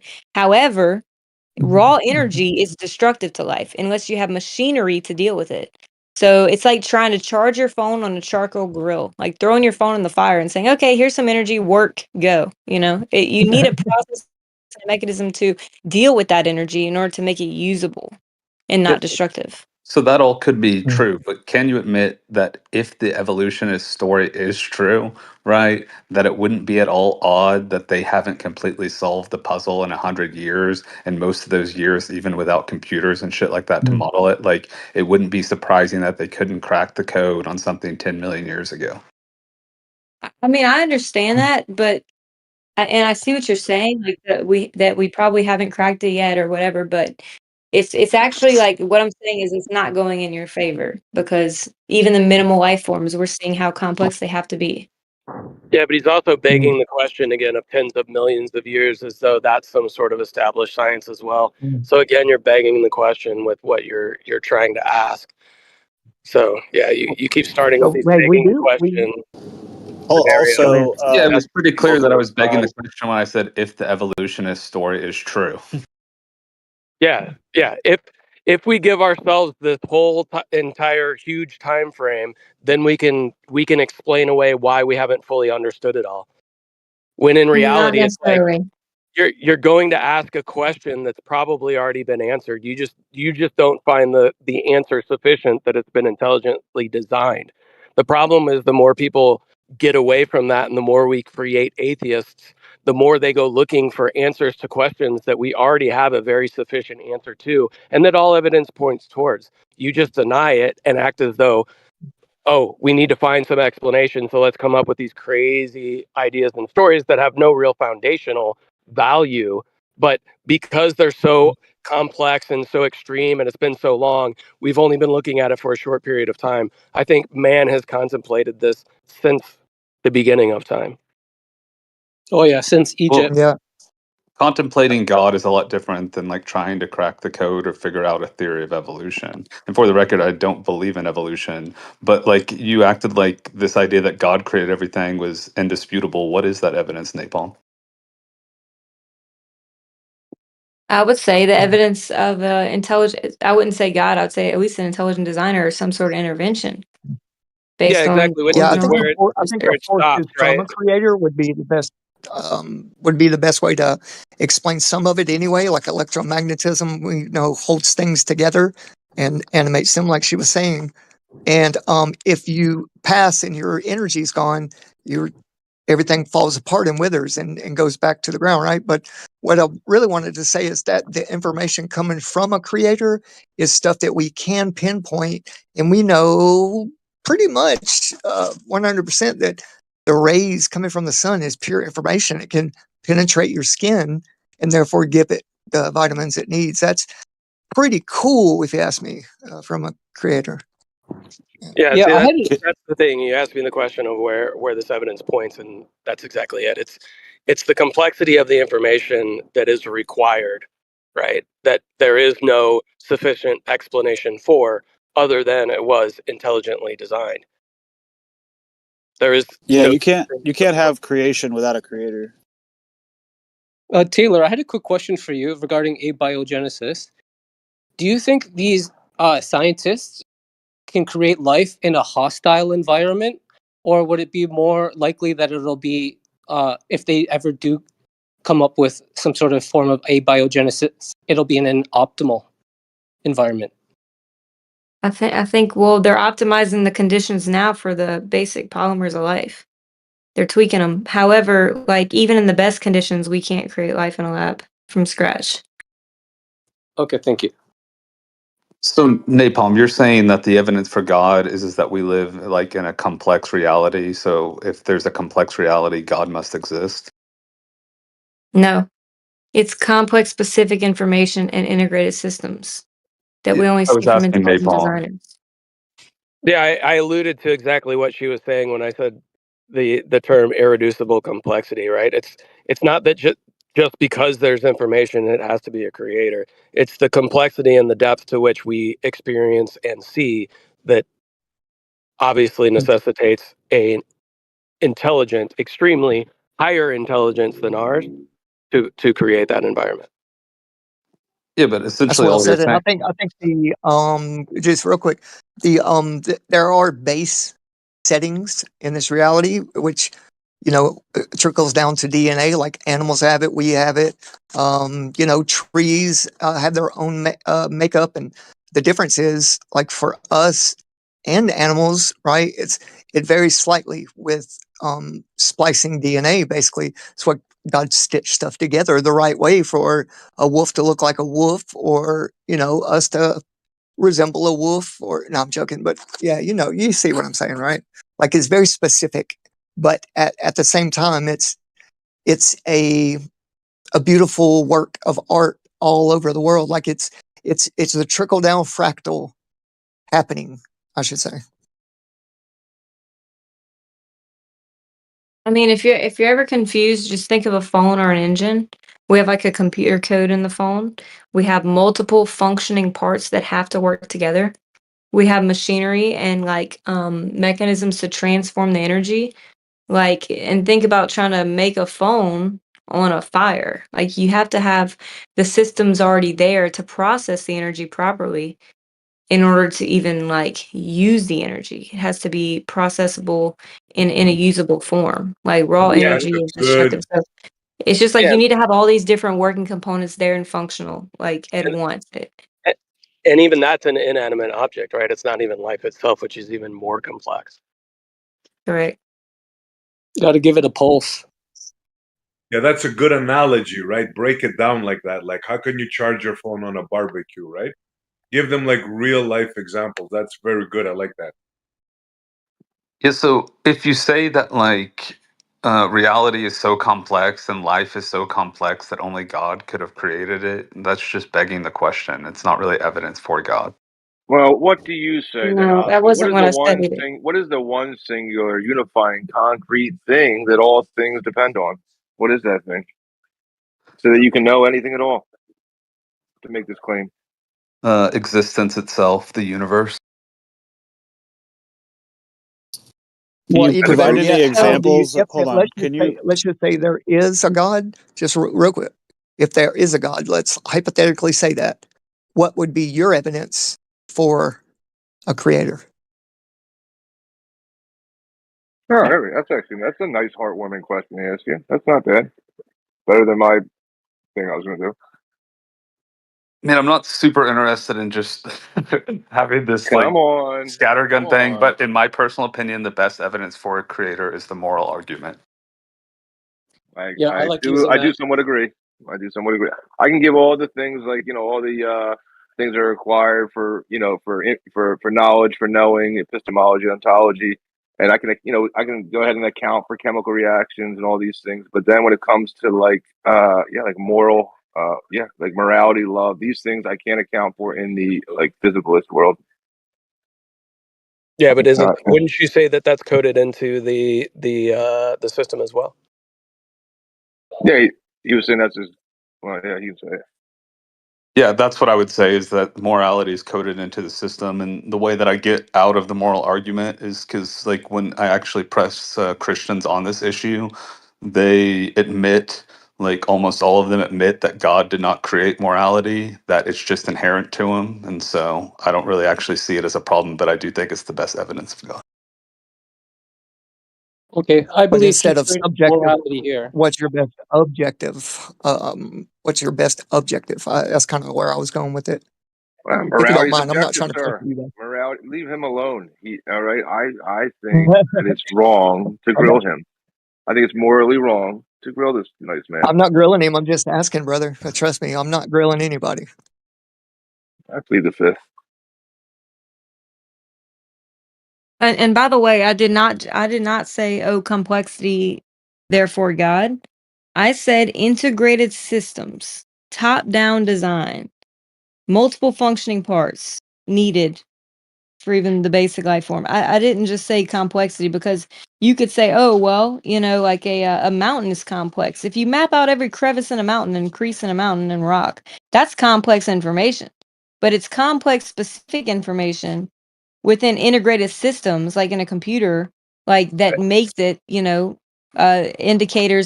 it indication of intelligent designer. Wouldn't you call that irreducible complexity? No, that's a different point. I would call it integrated systems and top-down design. Just like for a computer, you need like a central processing unit, which has multiple parts. You need a motherboard. You need, power supply, things like this, like all needed, even for the most basic computer. I'm not a computer scientist, but that's from my knowledge. Can you explain the difference between that thought process and irreducible complexity? What the difference would be between those two? So like for example, like irreducible complexity might be for some component of the cell, like a flagellum's one of the most cited ones, and needing multiple parts for it to function. However, I'm talking about integrated systems. So like this is like saying, okay, well, I'm trying to give an example that everybody would know of, even though it's probably not a good one. So Like a like, okay, irreducible receptor, complexity would be like a maybe, Kevin? keyboard. Can we remove a few keys off the keyboard and it still function? Yeah. However, can a computer work without the motherboard? Well, no, because you need these systems to create one another, like integrated systems. So you need the DNA to give instruction for the proteins. You need the proteins to make the DNA. Like these types of systems that are integrated. That's a different argument than irreducible complexity. So that's a different point. However, I haven't even mentioned irreducible complexity yet. Well, I figured But there are some irreducible pushback to complexity. irreducible complex arguments, such as, oh, well, we can take off the radial stoke of a flagellum, which is not even like part of the central housing function of the flagellum. It's just kind of like an extra side piece to it. But so that one can get some pushback. So that's why I don't even need to mention it. There's so many other critical aspects like that you can approach this from. Sure. Well, I was just saying irreducible complexity because it was my understanding of the term irreducible complexity that it involves multiple systems as well, because the different things within a specific mechanism of life are dependent upon and relation to things that are outside of just that piece of life itself. Meaning the reason that you have the irreducible complexity within life is because those components also bring in other things, which are Yeah. other systems, right? So it's like you can't just remove this one piece of this. You can't start removing pieces of life and expect it to function, because those pieces connect with other necessary systems. So Yeah. maybe I'm confusing it, and that's my bad. No, it's okay. Like, so, like, something I could say is like, okay, well, the tRNA, the translator between proteins and DNA, like that protein itself, or I'm sorry, that RNA itself would be irreducible complex, right? Because, like, you need all the parts to the protein, to the RNA in order for it to work. So that's one example. However, I'm talking about entire systems that rely on each other in the cell, such as transcription and translation, such as proteins and DNA. Those are whole systems that require multiple functioning parts. Now, whenever I think of irreducible complexity, I think of usually one component, like a flagellum, for example, that has multiple parts, and that's fine. That's all good and well. You still need all the central housing function parts of that rotary motor in the flagellum to work. But there are some pushback because they've turned off certain certain, it is functional, but certain proteins that aren't really that crucial for the motor to work, that it could still work in. So you can remove little pieces of things and they still work, but all together you still need multiple things. So that does get pushed back. Okay. So, but I think even better of a point is the integrated systems and circuits needed in a cell. Yeah, but so do Yeah, you I would guys? agree. In order for something to be translated, there needs to be the information needs to be there to translate. And the reason the information is there in the first place is for the translation to take place. So these things are Mhm. like interdependent with one Yeah. another. And we just can't discount that as, well, given enough time and given enough, you know, heat, this is just ultimately going to happen. I don't stand behind that explanation. That's another thing is the whole translation process itself, because you need Yeah, the like we have receptors. Yeah. multiple languages in the cell. We have the language for proteins, which is completely different from the language of DNA. However, they have to be translated and connect to one another. You need to translate DNA into proteins, which has its own code. So, like, where did this translation ever come from? They're two different languages. So, how long can I stare at a piece of paper with ones and zeros looking at a computer code before I can translate it? You know, how long will that take? You know, maybe Well, forever. how long can a computer code written down on a piece of paper stand next to a computer that's not plugged in before it starts to function? Exactly. Yeah, but There's Yeah, so and many each you guys each issues. component, I think each component has a read-write system, right? Just like a computer. Well, that's Yeah. where they get the idea. I think everything can transmit and receive down to the small level, like you're talking about, and not just the engine of a car, but the brake lines, the that like our neurological system, right? We have to have that system to do anything, and same thing with a car going all the way back to the gas tank, the wheels, one unit. Yeah. Just like you need like a motor and like what's attached to the motor? Like the I don't even know. I'm totally not like into mechanics, but you need like a motor and a battery, for example, right? You might be able to do without a battery if you have like just a pure gas motor, I guess, whatever. So you need both of those parts. But the irreducible complexity pushback is like saying, okay, well, we can still remove the seat out of a car and it still works. Therefore, irreducible complexity is debunked, but that's not the point, right? The point that I'm That's kind of like curious what in they're that saying. aspect. Oh, hold on. I'm curious in that aspect. Which part of the flagellum do they say they can remove and it can still work? The Stokes like on the side. So whenever I was debating Grayson, Stokes? that's what he brought up. Yeah, it's like these I can show you a picture of it. So it has nothing to do. It's like a side piece, like a side Stoke, like a cylinder per se, that's hanging off the side of the actual flagellum rotary motor. It's not even like connected to the actual rotary motor itself. Like it's a side chain. But in the paper he cited, there was like hundreds of proteins that whenever they turned them off, it didn't work. And he used that paper as evidence to debunk irreducible complexity because they're saying, oh, well, they turn off this protein over here on the side of the whole thing and it still functions. So it's just a cheap shot, really, but whatever. So a part that's not essential to the functioning of the flagellum, Yes. Yeah. like a mirror, for example, in a car, or like you said, a seat. Yeah. We could take I the get seat it. out and it Okay. still works, Yeah. right? But that Right. defeats the point. That's not the point. the Yeah, point you'd have that to have somebody either standing up or really tall in there. Man, without a seat, you might wreck. You got to take that chance, right? So, it's not completely. Their argument isn't completely correct. It comes with risk. Taking a seat out or a mirror or a wheel. You can ride on 3 all day, but boy, you might want to hold on to that steering wheel pretty tight, right? No, but she made a good point, which somebody might have overlooked in a debate, and you can get caught with that one. So that's a good point, Taylor. Thank you. I try to like make it reasonable where people can understand, but sometimes it's difficult. But that's exactly what it's like. It's the same thing as saying, "Oh, we can remove a seat out of a car and it still works." Totally disregarding the fact that you need multiple parts of a car for it to function, even in most basic cars.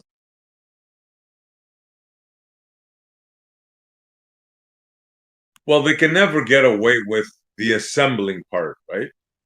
Like that, there's no way around it, right? Like whether it's DNA or whether it's a biological organism, they can never get away with the complexity and the creation needed for the assembly of that. Just the mere assembly of it. Never mind new information, never mind irreducible complexity, but just assembling a creation like that, it absolutely needs a creator. I mean, Yeah, like that's a good point, platypus. bro. I don't know if y'all know this, but plasma in the body, like in your blood, to begin with, that's the glue that holds things together while transforming and transmuting, right, and copying itself and spreading out. They can show that now. Like it looks really cool under a microscope, but you have to have that electron microscope, the real powerful one. But I just want to say this real quick. If no one's heard that argument, check into it because it's very interesting. And what they found out in the 1880s and 90s I'll go get it and drop it in here. But they seen that plasma is sentient when it self copies itself, right? And I know I'm not going back and saying they don't need a creator because it was here, it was already here, right, on this earth. I think that's a plan, part of the plan. But yeah, not trying to start arguments, but I do know that for a fact that in the lab, these guys were trying to do these experiments, and you could see the toroidal movement of this plasma, right? And right before they would get done, they're trying to read the results or whatever. It would always mess them up, and like it knew it was being studied. It's really weird. But anyway, they say it's sentient, and I look up in the sky and in the ocean, and I see that bioluminescence is an animating kind of light factor, that comes with creation. Who says that blood plasma is sentient? You said they do. Who are they? Well, sentient meaning, like I said, it self copies itself in a lab. They just they give it a spark, right? This whatever gas you want to put in there, right? And it stays a plasma. However, they were measuring that, and I seen still pictures, and it looked like white. When you say it Yeah, stays yeah, a it'll plasma, stay a plasma. what do you mean by a plasma? I'm sorry, What do you mean by that? Like, what do you mean by it stays a plasma? plasma like an ionized gas plasma. But that's not what blood plasma is. And there It's not hold on, and ionized there's gas. different types. There is a gradient of plasma, some that's very fine that you can't see, and then some you Hang on. can. We're talking about two totally different things. Plasma is in There's the multiple superheated plasmas. ionized I don't know. gas. Blood plasma is Yeah, just but like there's protein, multiple. salts, sugars, hormones, Okay. vitamins, and waste products. Blood plasma is not plasma, as in like a superheated ionized gas. Two totally different things. Right, and that's what I'm saying. In the body, it's different. In a lab, it's different. It depends on the gradient, of the plasma. Right? Do you get my point? It can be a fluid as well, like a superfluid. I don't Yeah, get yeah. your point. Plasma saying will go straight through a glass. Yo, RG the artist. Do you understand that in English there's like words that are the same but have two different meanings? Well, that's kind of what I'm saying. That I don't know if he's understanding. There's multiple No, do you different kinds. I understand just that? mentioned one. Well, two actually. Right. I mentioned two. It's intelligent, bro. It don't have consciousness. I don't But think. they're totally different things, though. You're Okay, we're talking about getting them off topic. in the same way, but they're totally Okay, different. Yeah, I so mean, if you just want to explain, But this guy is just like briefly, confused. okay, well, I get it. I'm not confused, but I just found an example I wanted to share too. So I was gonna say, like, in terms of like integrated systems, like a better example would be like the engine and battery, which I did find out was needed for the first car. So this would be like a suitable example, right? So you need the battery. So the battery powered the ignition system to start the engine by basically providing electricity for a spark plug. However, the engine was operational. Engine's operation was necessary to sustain the vehicle's functionality. So basically, like the battery and the engine would require one another. So the engine will power the battery, but the battery is needed to like spark the engine. So like these are two completely different systems that like require one another. The battery And doesn't that still require doesn't do battery justice doesn't require the engine. The to battery gets stay charged essentially. Okay, Yeah, well, but you can take like a battery, like whenever you replace a battery, you're putting a new battery. That battery wasn't charged by the engine. It's just a new battery that you're well, putting in. maybe this isn't a good example. I'll go back to the drawing board. What's I'm trying to give real life examples. What's the argument for Um, why an integrated system or an irreducibly complex system means God? well, Because that's it not needs actually. it can't Hold arise on, through entropy. I've never said irreducible complexity means God, ever. Okay, what's I've the said, argument for an integrated system needing God?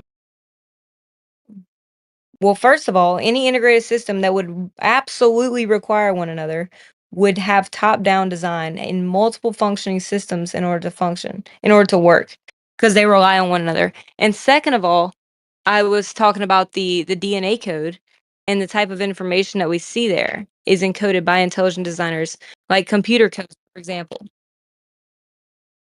So Yeah, it's multiple functions.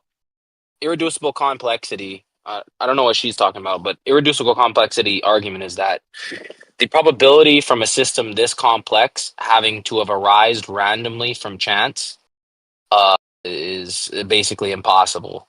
That Well, I all mean, these yeah. pieces and mechanisms had to be simultaneously at the same time either created or spontaneously, I guess, coming into existence all at the same time for this system to work in a way, like what she said with the flagellum. And basically, that's not possible through evolution. Like, evolution has no explanation on how that could. Exactly. That's Yep. exactly. I was answering Osco, by the way. I don't know. It's not saying that it's impossible. It's saying that it's improbable, but that's not an argument that God exists. That's just an argument to say that not God doesn't exist. No, the the argument that improbability is so absurdly massive that essentially you can basically count out evolution as being the cause of this thing being created. I mean, that's interesting. But That's just if you look at how life exists, the argument that it was made by an intelligent creator is essentially ludicrous because there is so many elements of life that are not well designed. And if a person or God or entity was capable of designing something as complicated as a human and had designed us, why would you have like a 12-foot long laryngeal nerve in giraffes? It just doesn't make sense. Like it's ridiculous. It's essentially God's creation is was changed fundamentally would be the explanation. by what? Okay, I, And I'll I God don't give know. breathed you an life example. into our nostrils. You The know, way the breath God of life. created.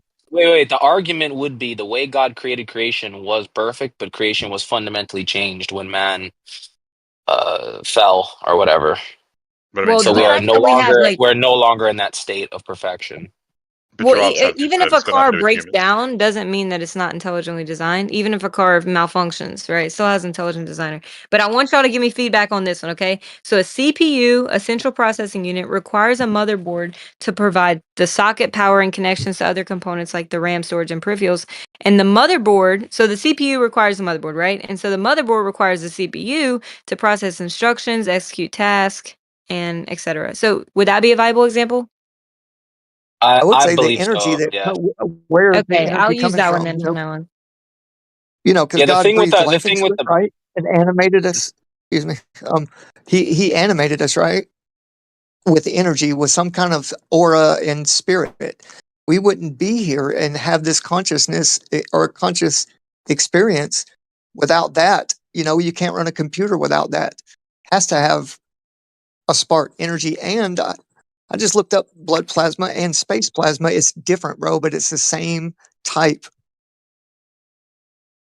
what for Also, Taylor It's not the same You type. have for to. Taylor for Taylor for I'm Taylor. saying Completely untrue. what I'm saying is you All right, have yo, to no, have wait, plasma. RG, you just finished, bro. Taylor, What I just said, you have with to the have yo, you just finished, bro. What's wrong with you? finished what? Um, What do you? What, you what just finish? finished talking. Let You somebody else. literally stopped for like 5 seconds. Taylor, with the example of the battery and the engine, the problem is that essentially you can create a battery and charge it without it ever having been charged by a combustion engine. So it's That's not true. so it's not irreducibly complex because the battery is not dependent on the Well, engine. just now I was trying to give a real life example of integrated systems and circuitry. So irreducible complexity is a little bit of a different argument than integrated systems. So I'm trying to find a suitable, like I'm not very like computer tech savvy, but I'm trying to give like a suitable real life example that would make sense. So I'm getting some feedback here. So anyway, Yeah, I thank think you that for the was feedback. analogous. I think that was a good analogous description. And furthermore, to the gentleman who said just because it's designed in a way that he doesn't think is optimal, doesn't mean that it wasn't designed that way with a purpose. For instance, doctors initially thought the anus was a bad location, right? But soon they found that it's actually the perfect location because when the child leaves the birthing canal, it's exposed to stuff, prebiotic bacteria. But so, just real quick, just to be clear, so the integrated systems thing, or the irreducible complexity, as Noah puts it, those aren't arguments for God. Those are just arguments that you guys are putting forth against evolution. The integrated Uh, systems indicates a top-down design. That's my point. And we only see these types of systems come about with intelligent designers. So when you say He's hung up on the word God. He's hung up on the word God. essentially, Osco, I would say yes. Like with the irreducible complexity argument, essentially, let's say there's like what? There's like fucking 1,000 components to this flagellum, and each component is like millions to one that it would just spontaneously arise in some soup somewhere. So you would have to multiply like fucking 1 trillion by like 1,000, and you'd have to have one over that. The probability of it arising through whatever this spontaneous idea these guys have is just there's not enough time in the universe or in the world's existence in their paradigm for this thing to probabilistically arise, essentially. Yeah, But I there's wouldn't nothing put my stopping money it on that from it. bet. I But there's get nothing that. stopping it from Impossible. if something has a 1 in a billion chance. There's nothing that fundamentally stops it from happening on the first try. Yeah, I was gonna say the same thing actually. Like I get all of that. Oh, It's that similar you can say that, captain or whatever, but I know you don't mean that, because if you meant that, you would lose all your money every time you did anything, because Well, you'd no, be going for the 1 in a billion shot. You can say that, but actuality and practicality and in real life, that's not actually your belief, because you'd be dead right now. That's not how that works, It's a brother. one in a bit. It's a 1 in a billion chance that I'll get to my office by shooting myself in the face. Okay, let me take the 1 in the billion chance. Like it's just not an honest like place to come from. Well, I think the We're argument that not you're betting making, on this. That's not how probabilities work. if It's you're not saying that it's not probable repeatable. to have happened because it's a low chance of probability. Well, first thing, yes, I acknowledge it's low, but the second thing is there was a lot of time, and I don't mean like a decade or 1,000 years or 1,000,000 years. I'm talking billions of years. So when you talk about low probabilities, there was billions of years, and there wasn't just one Yeah, one. but this the irreducible complexity system takes into account how much time there was in the said state of what was that, protozoic soup or whatever they call it, whatever the fuck they call it. They have a soup that they think that life came Primordial. from. Yeah, primordial soup. Yeah, they have a soup that they think life came from. They account for how long it was supposedly on this spherical planet Earth. They account for that in the calculations. They literally put that on the Yeah, top of the ratio, and it still comes out to be ones in a trillion or something, dude, when they try to like crunch the numbers and shit. Well, this is the Who's this? thing. I've Like, never heard of this before. let me respond about the time thing. So the time actually wouldn't even help you in this case because these biopolymers that you're trying so hard to make would break down over time. So you'd be fighting against the time. Yeah, but okay, so I just want to clear this up really quick. Sorry, I keep asking this.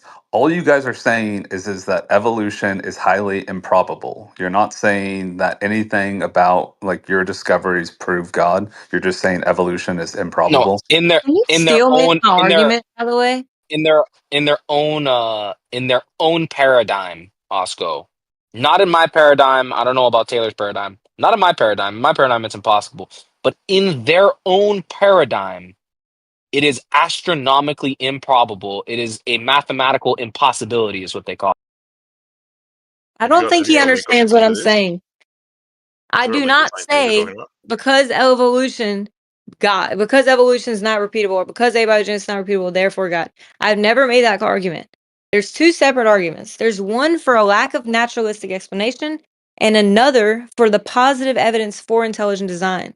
For example, the amount of intervention needed in the origin of life research would give evidence that intervention was required. And I can go into details if you would like, but this would be an argument, for example, for intelligent design, not just because we don't understand it, therefore must be God. That's never been my argument. And not only is there evidence that this is not plausible, Like that, not only is there evidence this is implausible, just purely naturalistically, there is also evidence of indicators of an intelligent designer within the cell.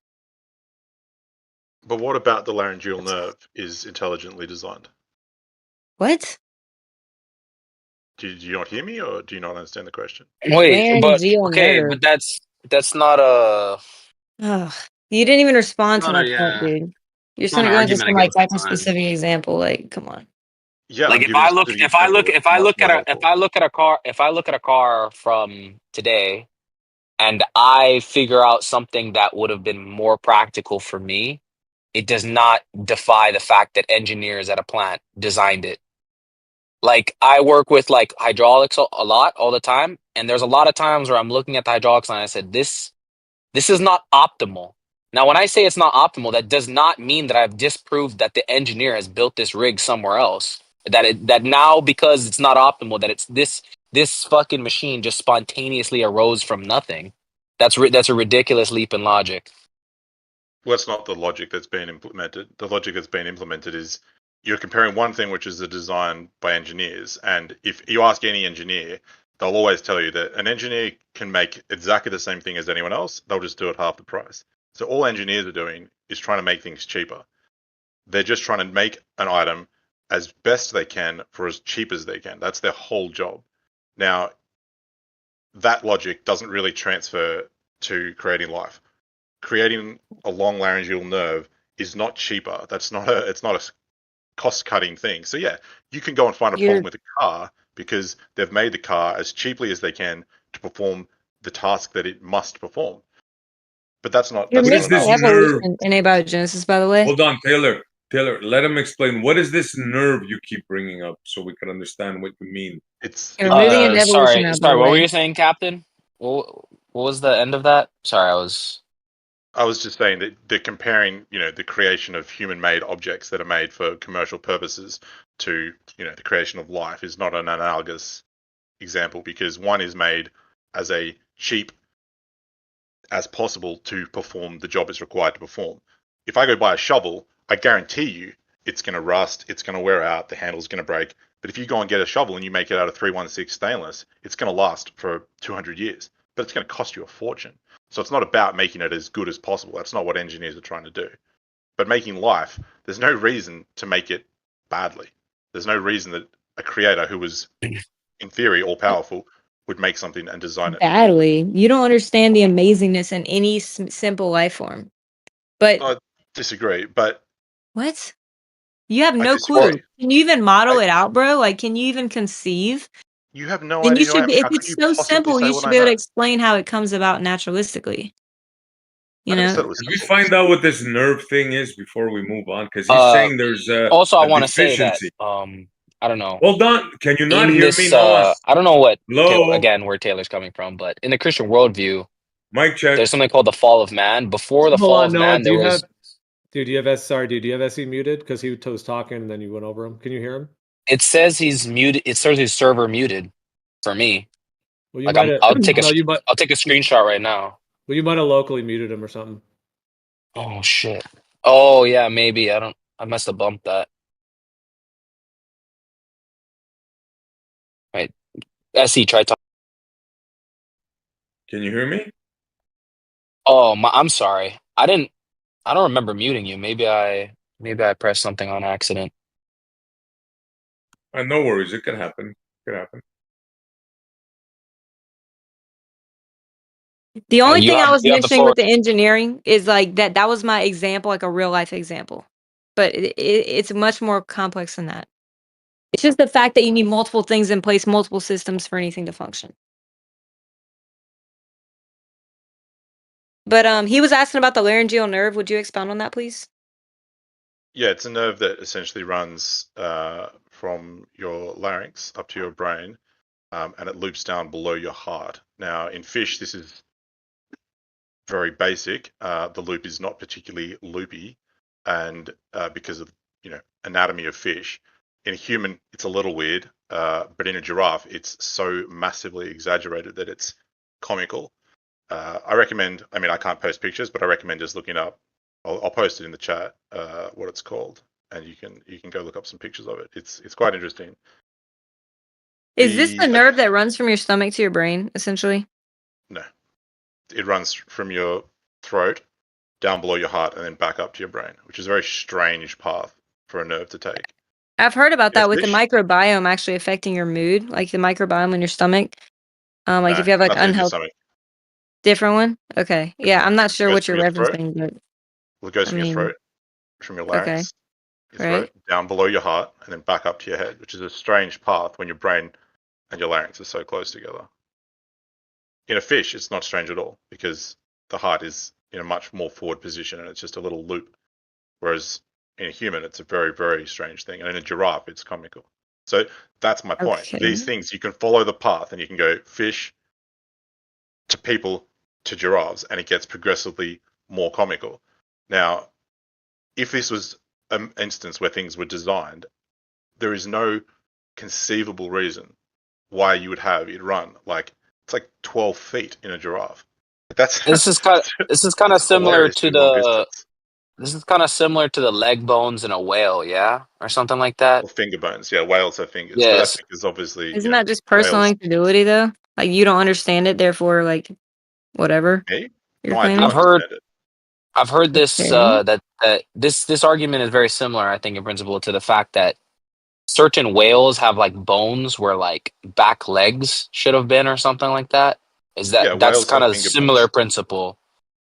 Yeah, whales have finger bones. I mean, they share the anatomy of mammals because they are mammals. And they also have like a hip bone too or something like that, where the Got a back whole heap legs are of supposed bones to that are all attach just on or something like that. got a whole heap of bones that are just floating around. Right. Yeah. So you would say, in principle, this is fundamentally the same argument, essentially. Like things that seem to be remnants of past. Well, I wouldn't say they seem to be, but yeah. All right. Well, Yeah, I mean, they're like there's that's no really an unimportant thing to correct. Like you're saying, essentially, that there's remnants, wasteful remnants from past ancestors that are no longer being used, essentially, and they would make no sense to design it from the ground up like that. yeah, If I'm exactly. I mean, correct. yeah, like if you look at whale skull and they've got hands, man. Like Are it's a you whale assuming needs that we hands. know the function of everything though, and the purpose biologically? Because a lot of these things that people said were useless actually end up having a function. Well, I'm not saying they're useless, but I'm saying that there's no reason to give whales finger bones. Now, Why not? having Don't finger they have a bones, fin? yeah, but what do they I need mean, do you fingers think for? you could have What designed do it they better? eat? I don't get it. Yeah, 100%. Okay, well then design a cell. Get a Nobel Prize. That's not what you asked me. And you I talk about whale You think finger you can bones. design life better? I mean, Yeah, I mean, I'm just saying, like, okay, we don't like understand the function of everything, but straight either up. way, for us to sit here in our chair and say, "Oh yeah, that wasn't designed properly," when we can't even recreate any life in a lab from scratch, it's just kind of like egotistical. But saying that we're incapable of doing, like, okay, I'm incapable of designing a car from scratch. However, my particular car, there are things that are designed on it that are poorly designed, and I could design them better. That's Is this an argument against intelligent design because you think no. it could be designed better? This is my argument. Is that you're saying that I can't do it from scratch, so I can't talk.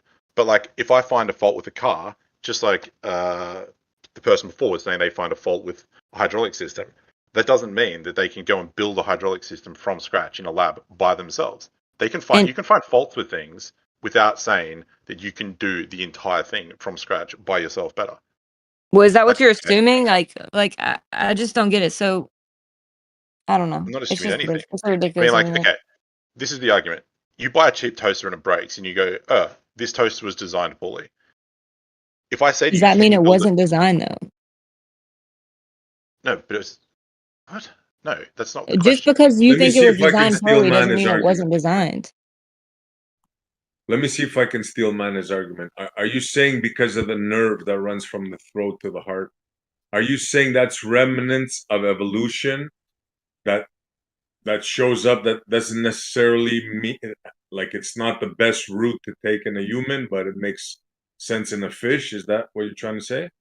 What I'm saying, yeah, it's not, to be clear, it's from the throat, which is, as you probably know, very close to the brain, from the throat down below the heart and back up to the brain. So it goes quite a distance in most mammals, quite a Right. long way. Okay. And in So I did snakes, like understand. hilarious, in birds, in most animals, I'm not going to say all because there's exceptions, but in most animals, it goes from the throat all the way down into the chest, around the heart, and all the way back up to the brain. That's not intelligent design. So arguing for intelligent design falls apart when you have things that are not intelligently No, designed. it does not, bro. Prove Yes, prove it that does. it's not intelligent design. You're doing some like post diction explanation saying, "Oh, like here's what we see, therefore, like, You're saying it's it too must have been complicated. through a subsequent of, evolution just because you don't understand why it's like that." I do understand why it's like that. Okay, then you need to prove it. Couldn't Prove say that the these same things for can happen intelligent design? through subsequent mutations. I mean, that's fairly well documented.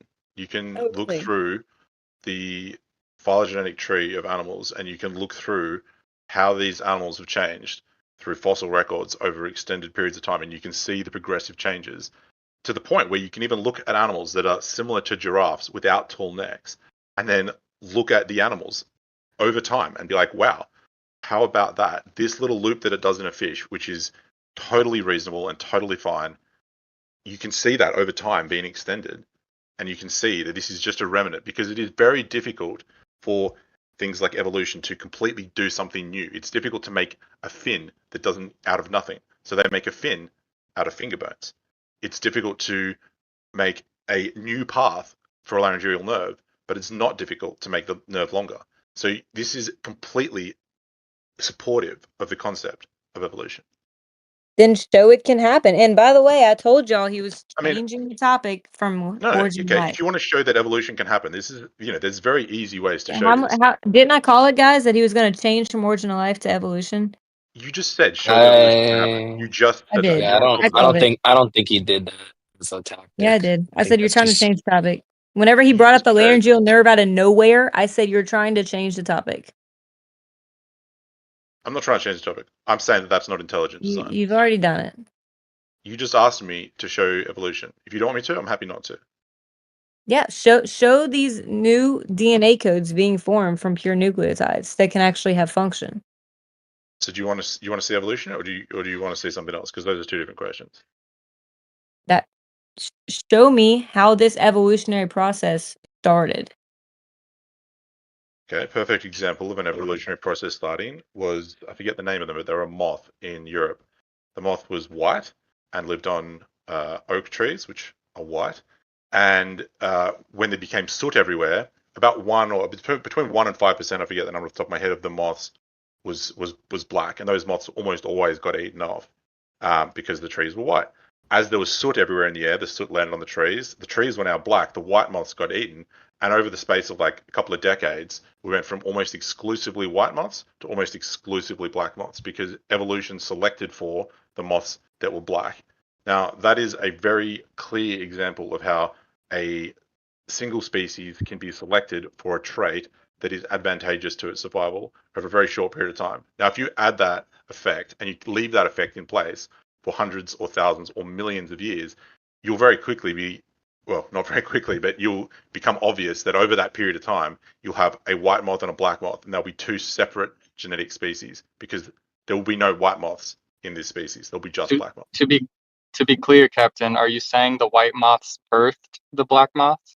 They absolutely did. Yeah, they're the same species originally. Okay. It was just a mutation Thank that you. some of them were Was black. there a new gene that was formed? Well, there was a gene that was expressed because No, it was Okay, so genes that were a already there. gene. Yeah, genes that well, were I'm not already familiar there with, Right, that's the problem. became more plentiful in the population. and that So that's shows not selection impressive. for a particular gene that's more It's prevalent. it's an example of natural selection. I Right. don't So know if where, like, did I they don't know gain a if new even gene? Like, I'm so curious. no, it did not. The gene that already existed in the population became more popular amongst the population. More It already animals had existed. that trait because yes, exactly. It is. I don't believe quote unquote evolutionary scientists cite this as evolution. I believe they cite this as natural selection. I could be wrong, but It's the the basis gene of what the evolution. It's natural selection. It demonstrates how natural it's not selection. speciation. It's not No, it's not. speciation. There was not But two it different yeah. demonstrates Because it was a very short period of time. This only happened for, I forget, 50 or 100 It years. demonstrates natural selection, I believe, is does, the a official natural stance selection. on this exact. I remember learning about this in university, and this is It's specifically, I think, it's natural selection is the 100%. Just like Darwin observed that drier times affect the beaks of finches. It's a natural selection, but when you apply natural selection, which is something that we can see and we can look at, when you apply natural selection over long periods of time, you then have speciation. But okay, so you're selecting between these different genes, right? You have, for example, dominant and recessive genes, right? And so over time, one gene will become more expressed than the other, causing like the black moss, for example. But where did these genes come from? Where is there a new gene that we can see like being formed? Or is it just like epigenetics and genetic expression Well, that we the see? DNA of every individual is different for most So, species. So, have we gained new genes? so your question is, how is a new gene formed? I mean, the DNA is different for each species, for each individual within a species, as a general rule. Not always, but as a general rule. If Okay. that species has a particular trait that is, a genetic expression selected for a very long period of time, you end up with large differences. You can look at dogs, right? Like breeds of dogs are exactly the same thing. We're selecting for traits. Now, if you have a very long period of time where there is no interbreeding between these two different breeds of dogs, eventually they become different enough that they will not breed, like horses and donkeys. Very similar. They look very similar. They can breed to the extent where they can produce one young, but that young isn't fertile. So that's a really good example of how you've got two things that are very similar. They're genetically similar enough that they can still interbreed, but they're genetically different enough that the young that they produce is infertile. So what new gene was formed? Sorry? What was there a new gene in particular that you're referencing being formed? I mean, I'm not a geneticist. Like, I can't answer the name of the gene if you're talking about the moths or whatever. I can't name the gene because I'm not a geneticist. But I we don't can think the observe moth example is going to work for anybody in here with natural selection. Well, if it doesn't work for natural selection, then you're clearly misunderstanding how natural selection works. No, yeah, Natural it works for selection natural has nothing to selection. do with new complex specific information. You're selecting from things that are already there. Survival of the fittest. But where did this surviving even come from? Where did these genes to select from come from in your natural selection? Well, they're passed on from a common ancestor between that moth and whatever that moth's common ancestor with the other moths are. I mean, You're begging the what's the question. question? No, I'm not. You asked the question, I'm answering it. Yeah, where did this gene come from? Selecting between two genes, yeah, that's fine. I mean, that's cool and all, but where are these genes originating? Where are they? Well, I mean, look at a You need to phylogenetic show tree. I these mean, new genes being formed. This so new information, your not using information already there. so your burden of proof that you're saying is that in order to say that there is evolution, you need to show the origin of the genes being created to say that there was evolution. Is that the burden you're putting on Yeah, evolution? because that's what evolution would be, is creation of new genes, new And traits that are and do you completely apply that novel. same burden? Do you apply that same burden to intelligent design, saying, okay, show when it was intelligently designed by whom and how? You're invoking a naturalistic explanation. We're working in the naturalistic, materialistic realm in the lab. That means nothing. If What the if it's question? happening by accident, that should be easy to demonstrate. You No, it should at shouldn't. least have a conceivable model, Why should it be easy to demonstrate? because there should be some sort of fundamental understanding if you're claiming these things are true by But pure that's accident. not no, that wasn't the question. You made a statement that it should be easy to demonstrate. Why should it be easy? Because we're working with the materials that you're claiming can perform these tasks. So why should it be easy? Because you should be able to demonstrate these things. You have everything you need to show that this can happen right in front of you in a lab. Okay, so Even in optimal conditions that's that not an you answer to my create, question. even with maximum intervention, you should be able to show that these things can happen if you claim there's an explanation materially as to how it happened. That's not an answer to my question. Your That's a statement total was answer to your question. no, it's not. If there's some But sort you of said mechanism that can do this, you're working with these things. You should be able to reproduce it or at least conceive how it could have happened.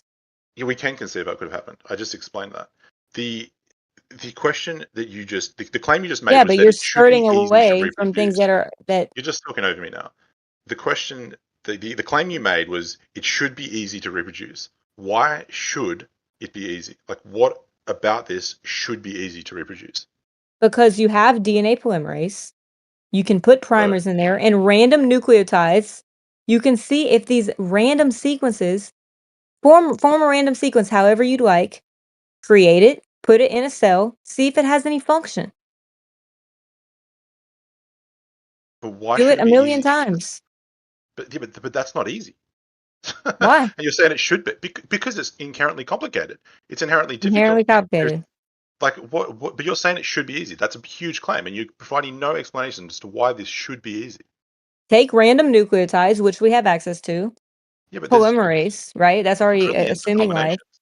And then show me random nucleotides forming complex specific information. You can form like thousands you're of saying, DNA strands in a very short period of time. It should and be there's extremely easy to show that one of these DNA no. strands will have some Why sort of should it be meaningful easy? function. This goes back to the probability thing you're talking about. You've got trillions of potential combinations, like trillions upon trillions, and you're saying that it should be easy. That's just. But why should it be easy? Why should things be easy? Because This is a everything is right complicated. in front of you that you're claiming So can perform this task. okay, great. Can a person perform a muscle up? You know, where you do a chin up, but you pull yourself all the way to the bars at your waist. The answer is yes. Okay, show me. Do a video. Show me. It should be easy. Just because something is possible doesn't make it easy. That's a ridiculous sentiment to have.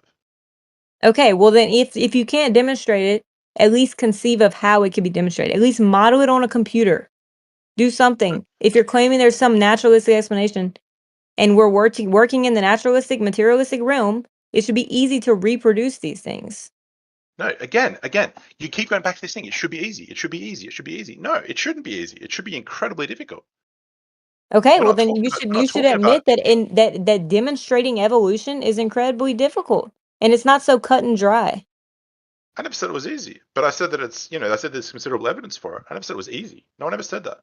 The only Well people that then say it what's should this be easy is evidence? you. You're invoking genes that are already existing. But we're asking how these new genes came about. I explained that. Okay, Through natural selection already invokes that those genes there are there to select from. over time, there are As mutations. Do far you agree with that? Like, you look at humans, right? Humans have changed considerably in recent history. Like, considerably. Do you agree with that? Yeah, I mean, Okay. somewhat. I It mean, depends on the reference that you're talking about. I I do mean, agree that well, humans have what changed. about what about human beings has changed considerably? What are you talking I about? think that there was at one point, like from the first humans, we might be very different than the first original design. That's the only claim that I would make. But I think generally we don't see like new features or new traits coming about. So that's why I said like that's a very loaded question, like in terms of worldviews and stuff. But Different maybe in for the how, purposes Taylor? of your question, I'll just say no. But I do believe the first humans that were designed were probably much different than we are in that they didn't have illness and other things of that nature. So anyway, it Oh, yeah, maybe depends on also what taller. reference. They weren't ill. I mean, saying that the first humans that were designed, I mean, your requirement that you've put on me, the bar of proof that you've put on me was to do it in a lab. It should be easy. So design a new species in a lab. It should be easy. I I mean, do that's the not same. think that we That's can the same. replicate God's design. I do not think that we can replicate God's But it design, should be easy. nor do I claim to have an explanation for how God designed humans. But it should be easy. I do not claim that humans, I actually specifically say humans cannot recreate life in a lab with all of our technology. So don't you see the difference here? So on one hand, you're saying it should be easy to prove and demonstrate evolution in a lab, but then when I say you say, oh well, humans were designed and created Let by me some other entity, explain this, okay? and I say If no, don't it's talk about me. I don't want you to okay, go explain. I ahead. want you to listen and then answer the question. You give a Right. bar that is, for me, it should be demonstrably provable and easy in a lab to prove evolution, which I say is incredibly difficult. And then you turn Okay. around and say, oh well, God created humans and he just did it, just a click of his fingers. And I say, okay, so it should be easy. I You didn't do say it. that. And then no, I said that. And then you go, Well, no, it's not easy. We can't do it. So I'm just wondering why That's there's my such a different point. burden. But one person can claim, you're claiming that it can be done by God and that it's, you can just create life. But then I'm saying, okay, demonstrate that. And you go, oh, no, it can't be done. And then The I say, only well, hang thing on. that Like, do dude, I you keep not see thinking you're finished. Like, I don't know when to talk. Go ahead. well, I mean, Go typically you ahead, wait until sorry. someone, Let me know when you're finished. I mean, there's not really much more to say. I think it's obvious where that one went. Okay, so the first thing I was going to respond was just to clear up what you're saying here is I believe in a top-down design in the cell. In the naturalistic explanation, in the theory that life just came from scratch and random coincidences, it's a bottom-up it's a bottom-up build of the cell, right? Where subsequent events and reactions like built up this cell, right, from the bottom up. I'm invoking top-down design, right? You need all these things already there in place in order to work. Okay? So if you're invoking some bottom-up design that can happen like on prebiotic Earth with no intervention or enzymes, you should at least conceive as to how that could happen. Or, these new genetic codes coming about. So But that's the why? difference here is we're invoking completely different methods of design. One of them says there's naturalistic and materialistic explanation from the bottom up. I'm saying it was top down. And I'm Yeah. even admitting that it's like we cannot create life in a lab. But that's not my proof. My only proof for intelligent design was that we see indicators of an intelligent designer in a cell. I never said I claim to know how exactly God created the cell. I just said we see indicators of an intelligent designer. And then, so And it'd you're be saying you see disingenuous indicators. for me to act like I know how it happened or act like I can show or demonstrate or it's like, yeah, we perfectly understand how it happened. That's disingenuous. I don't think anyone's ever claimed that. But you're saying you see indicators of intelligent design, and I'm saying, okay, fine. I see indicators of not intelligent design. Why does your indicator trump my indicator?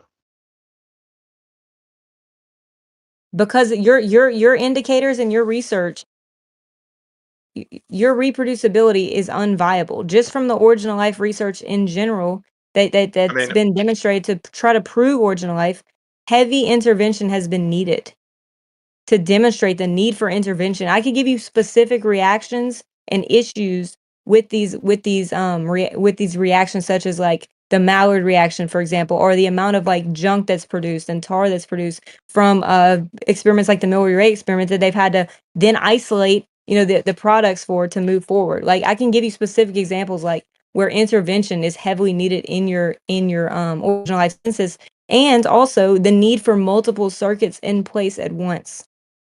Unless you can conceive of a way that can happen bottom up. So we're literally arguing top down or bottom up. That's what we're arguing here. And if it's so bottom up, essentially, that should be easier to demonstrate. well, no. But this repeated claim that it should be easier is just ridiculous. Saying something should be easy. You've Yeah. got no basis for that. It's just okay. It should be easy for you to make a new species. It's just a ridiculous thing to say. I don't know why you keep repeating it. It's absolutely ridiculous. If I ask you to build a car from the top down, meaning at Yeah, once it's not with easy. functioning parts, which one's going to be easier to do that or to take the individual components and build it? But this is okay. It is not like okay. This is a great question, right? And well, let's go simpler. Let's go. All right, a toaster. This is a very very simple piece of technology. Very simple. Everybody on Earth essentially has a toaster, except for potentially developing countries with no money at all, where they're starving to death. Toasters are not complicated. You still can't make a toaster. That doesn't make it easy. Just because something exists doesn't make it easy. I don't know where this insistence on things being easy comes from. It's ridiculous. Well, it seems drawn out, right? It seems like they have the picture clear as to how it happened. It's No, no, no. No one ever okay. says that. Let No me one give has you ever another said this is example of clear how and it should easy. be easy. You take E. coli that they've reproduced thousands and thousands of times over dozens of years, or at least a dozen, right? And so you put them under selective pressures, right? And sequence the DNA and see if we see any But new genes. Maintain a this culture of E. is coli, put them under harsh conditions, sequence their DNA, look for a new gene. But you realize that what you're saying here is you want something in a lab to replicate something that takes millions of years. That's what you're saying. You understand that, right? You want to accelerate the time it takes something to happen from not just months. You want to go from months to millennia, like millions, millions of years. I'm not talking about thousands. I'm not talking about hundreds. I'm talking about millions. Like that is an enormous amount of time. And but you're saying it should be easy to do it in Okay, months. let me give you another example. Why? Why should I that can be easy? continue. Put it in. They have computer simulations of DNA. Put the DNA in a computer simulation and show how point mutations that'll happen naturally that we've seen naturally observed eventually turn into new complex specific information. Demonstrate that we've Put already had anything into a codes like computer that. model. Should You be can put easy it. enough, right? Yeah, it And is. But the computer model can. if not, then you should admit that there is no sufficient evidence. It is absolutely possible to put something into a computer model and say, create mutations. That is absolutely possible. The problem with the computer model is that the computer model is only modeling what you tell it to model. So there is no reference to reality there because you cannot say model something that never exists. It's just like if you go to one of these, AI things and you ask it a stupid question like how many R's in strawberry or something, it can only model what it's told to model. So if you give it a model and say model this and do this, yeah, it's going to do it. Like what's the problem? That doesn't prove anything. I mean that helps me and that's what you're asking me to do and that No, no, proves no. I know I'm trying to help you literally. Put it under selected pressures, DNA under selected pressures, yeah, or put I'm point just mutations happening every so often in which we naturally see point mutations happen and see if you get new complex specific information. I'm trying to give you literally the benefit of the doubt. And if that's not possible, then you need to admit that there is no evidence for new information coming about. Would you no, concede that? no, absolutely not. Okay, well then what experiments show it? I didn't this okay. Again, All right, what you're whatever. asking for is you're asking for an Evidence. That's what I'm experiment asking for. that lasts no, that's not what you're asking for. You're asking for Is what you just this asked for was an experiment, is what you just asked for, not evidence. And now you're changing what you asked for. What you're asking for same is an thing? experiment. No, it's not. What you're Yes, asking it for is. no, it's not. Where's an experiment that proves God? Did Done. I claim that? Conversation finished. Where's an experiment that proves See, like intelligence? Done. you Done. have nothing, Finished. dude. You have no evidence. This is why you're trying to skirt around That's it. not Either true. show Okay. evidence or not. Is Where there is your evidence evidence to for new prove genes intelligence is coming God? about? Yes or Yes. no? Yes. Then where? I just linked a Tree of Life in the chat. Go have a look at that. Okay, so you're doing a post-diction evidence. You should be able to demonstrate this happening. Is there No, evidence no. other You're than saying hold on, let me this finish. is so Is ridiculous. there This evidence is so other than ridiculous. making assumptions after the fact that these new genes are forming? That's exactly what Completely you're doing. novel. Saying we look at a cell and we go, oh, it's complicated, so it must be intelligence line. That's exactly the same as what you're doing. Exactly the same. What? Yeah. Okay. What? Do Exactly the you same. claim that new information can be formed randomly by chance? Do I Is there claim? evidence Yes. of this that's not Yes. after the fact? Yes. Because I can show you evidence in origin of life research where you need intervention to move forwards. Can you show me evidence that this random sequences of DNA or these new genes can be formed? Can you show me evidence other than looking at things after the fact and assuming that's what happened? Do you want me to answer it again? Yes. To which one? I mean, that's a great question. Maybe if you'd only asked one, you would have got an answer. Okay.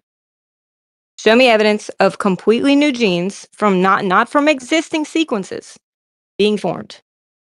Not from mending two genes together or taking a non-coding region. Show me completely novel sequences and genes being formed. Why would that happen? Because you're claiming it happened. You're When did I claiming ever it's claim that possible. You're happened? claiming it's still happening, right? Evolution's still taking place, apparently.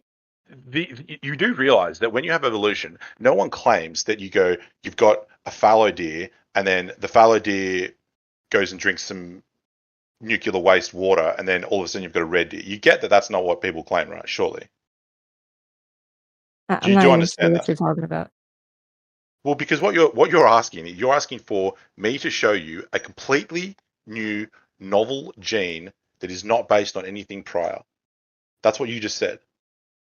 But that's Yep. not what evolution claims. No one claims that you get a deer that is just splits into two species, and then all of a sudden you got two species of deer. That's not how evolution is claimed to work. Okay. Do you have evidence of new genes being formed that's not after the fact, yes or no? Do I have evidence of new? You want evidence of new genes being formed that it's not after the fact. So you Yeah, want them to not be. like, okay, You well, want we see evidence of a this in a gene being formed phylogenetic tree, before it's therefore we're formed. assuming. So you want evidence of a gene being formed before it's formed. That's your question. I want evidence of new complex specific information, in particular, being formed, which is what a gene is. So you want an entirely new gene being formed. Yeah. That's right. And that same burden of proof, entirely new being formed. Can you give evidence of entirely new species just being made? I don't Not after the claim. fact. Maybe you I do don't claim claim intelligent to. design and that all species were made Okay, so essentially. wait. I want you to answer first. I want you to answer first. Do we have evidence this? Yes or no? Before I answer, Okay, I'm not a geneticist. I'm not a geneticist, but I will happily go and do the research. And if I can find evidence of a singular new gene being formed in any species, will that change your mind in any way about anything we're talking about? I didn't catch the last part, but yeah, I was just wondering if you have evidence that happening. Okay, so like I just said, I can go and if I go and find evidence and I show you that a new gene has been created in an animal or in a cell or whatever, will that change your mind about anything we're talking about?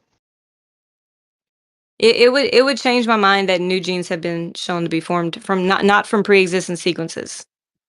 But I mean, they've okay, been doing a why is that? 30-year bacteria. They've been doing a 30-year evolutionary experiment. It's been going for 30 years. Like, there's nothing in that can prove it, or But what's Yeah, this? and they're actually speeding. They're actually using a lot of bacteria. This would be like they're trying to speed up the evolutionary process to see these things happening. Because in nature, you wouldn't have these optimal conditions to continue to reproduce as E. coli in the manner they are. They're Well, hang trying on to a second. actually Whoa, demonstrate this. whoa, whoa, whoa! Hang on a second. a popular You're one talking they about a use is lab? nyelinase. There's a bacteria that can eat nyelinase, which is nylon, but that's not like new genetic information. It was already there before. It just basically just comes out in the bacteria. So what? But this is the breakdown though. What you're saying is you want a completely new gene, not a change of an existing gene. Yeah, that'd be I'm just nice. wondering. Yeah, I'm just wondering why that is put on there. Like, has anyone ever claimed that entirely new genes are just formed instantaneously? Is that part of any Not model? instantaneously. Well, but I'm you're just saying okay. Well, look. Let me just tell you why I'm asking. Because if not, or just following up from that, is there evidence of it? That's my main question. I understand that. But what I'm asking you is you're asking a question and then saying you want a completely novel, and these are the words you used, a completely novel new gene to be created. Yeah, I'm just asking Now, if there's evidence of this happening. This is I'm not required aware of for any, but evolution. why? No, it's not, though. Why is that required for evolution? Because you have simple life forms in the theory of evolution becoming more complex, gaining new traits, gaining new genetic information happen over time. Yeah, but at no point in that process, especially when you're talking about and I just want to go back to the lab experiment. You're talking about bacteria in a small confined environment, very small confined environment, over a span of 30 years, not showing what you wanted to show. That is so Optimal amazingly. environments to rapidly reproduce E. coli. Yes, that's what they're doing. Yeah, but the reproduction of E. coli in that environment is like essentially nothing compared to what it would be on a planet. They're talking about within populations. It doesn't matter. Either Right. way, my only Because we question know is this is there a evidence probability for it? thing. Like, literally, But the only point of me okay, asking that is to ask if there's evidence of it. is that a claim Is that there evolution evidence of makes? new specific information forming? Yes. Okay, give me the gene. I will go and look it up and I will send it to you. But before I do that, if I find this, are you going to acknowledge that evolution is the likely answer? evolution in already existing life forms. Now, if you want to prove and give evidence for abiogenesis and how life started, that's a different topic because you've totally shifted the conversation to evolution. No, I haven't. What I've said is But before I go and do the evolution work, is a is that completely different topic. Like I said, from original life. So I wouldn't say, oh yeah, the whole evolution worldview is correct. Like, we must be just a big accident. No. Because right? So you evolution want of already existing species is much different than the formation of life from non-life. right. So you want So I me wouldn't to like go I and wouldn't find like you get I might information. admit, yeah, maybe organisms, if you were to show me new complex specific information being formed, then I'll say, yeah, maybe organisms can do this. But it wouldn't equate to, oh yeah, life can form on its own. Abiogenesis is a whole different topic that you skirted away from earlier. No, I But yeah, didn't. yes you did, because you brought up the No, I didn't. laryngeal nerve out of literally nowhere. No, that was because you were talking Yes, you about did. intelligent design, and I said this is not intelligent Yeah, design. we're talking about Right? intelligent design in the origin of life, and you brought up a And I laryngeal pointed nerve. out the laryngeal nerve is not Okay, intelligent design. that's a different conversation. I already mentioned earlier how you shifted the But topic. anyway, So no, I wouldn't concede you shifted everything it. that I've said. I would say, yeah, maybe life forms that are already existing can form new information. That's fine. And that wouldn't really be a problem with me. But I'm just curious if there is Right. evidence. So what you're saying though Well, is you want me to go and find evidence, and then when If I you do, you're claim going there to is go, any, that's why I'm asking you, first of all, is there evidence? yeah. Yes or no? You But won't really answer the question. And then so I'm like I've trying to said, help you give me examples of good evidence. like I've said loads of times, I'm not a geneticist. However, if I go and find this, it's not going to change anything. You're just going to go on and say, yeah, well, It will maybe change life can things. change, maybe cells can No, change a it little. will change. It will change in my mind, at least, that organisms can create new information from already existing, And if an sequences and DNA. organism, That's actually pretty. That's pretty cool, right? That would be a and if an pretty big organism deal. can create new genes and have essentially, because what you're saying here, right? This is really the problem here. You're saying you want a new novel gene, but a new gene is really just a current gene that's changed. That is what evolution claims. It is a change to a But current at gene. some point, you had to build up these sequences to get any Yeah. trait. So all we have to do to meet that bar of what evolution claims is find a gene that has changed. At what point? Okay, so if evolution is just the changing of DNA, are we never going to address where the original sequence came from? That's just The like that's just I like mean, my basic common sense question as a follow-up. Like, it's so crazy. They were talking about, oh, DNA can change. Okay, cool. Where did the DNA come from? Like, where did the code that can be changed come from? Like, that's what my mind goes to. But yes, I would say, yeah, absolutely. From already existing information, they can make, and form new sequences and new codes. Hopefully they have some cool function. Hopefully they're not just Taylor, useless, but we'll see. but the genetic code is not Taylor, I got like this is the thing. The genetic code is not it's not like each species has a unique genetic code. And I don't know why it sounds like you're expecting that every single species has a totally unique and totally different genetic code. I don't But all know. life I'm talking shares about novel genetic code. genes. But so this is the thing though. Like you're talking about a novel gene. Yeah. What do you mean by that? A new gene that is being expressed that has not existed before. Something new, some new What about information. genetic methylation? Because that's a new gene. That's just epigenetics. You're just turning on and off the DNA expression. But hang on, no. But it's new though. Turning No, on and it's off. not. But it Methylation and hasn't existed acetylation, that's just determining which part of the DNA code is going to be expressed. That's not giving new information to the DNA code. Yes, it is, because it's choosing which No, part it's gets not. Are you expressed. crazy? No, it is. It is giving you information. If you say express this part or express that part, that is absolutely new information. That's involving basically loosening the histones that the DNA is wrapped around. I'm talking about new complex specific information, as So, I've said from the beginning, of and are you saying DNA, that? for example. You're suggesting that methylation is not complex. You're saying it's simple. I don't think it's complex specific information. I think it's just literally expressing, in terms of DNA code, it has nothing to do with changing the DNA code.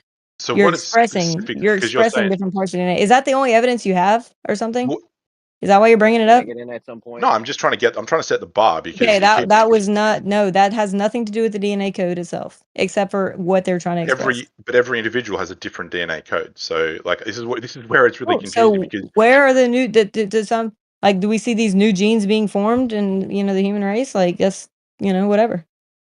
Taylor, I got something Apparently that that's what's may. happening in evolution. no, it's Yeah, but I got that's something that. we're talking about, but this is the thing. We are talking in evolution. We are talking about millions and millions and millions of years for small changes. Like, Is there evidence or not? the evidence, yes, I believe there is. Okay, well I am then satisfied with the we'll be in evidence. touch. But if you're asking, is there evidence of new genetic information being produced in a lab? Hey, I'll you have to look guys into that. could have been Hold going on, on man. this. I've been trying to get in for a minute. Hold on. Sorry, Jeremy. I was trying to help you out. Nah, thank you. Thanks, Rob. Nice work. Taylor, I DM'd you a video that may help, and I posted it in the chat too. It was one Cathexis did with QE on information.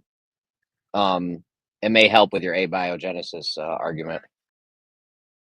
Thank you.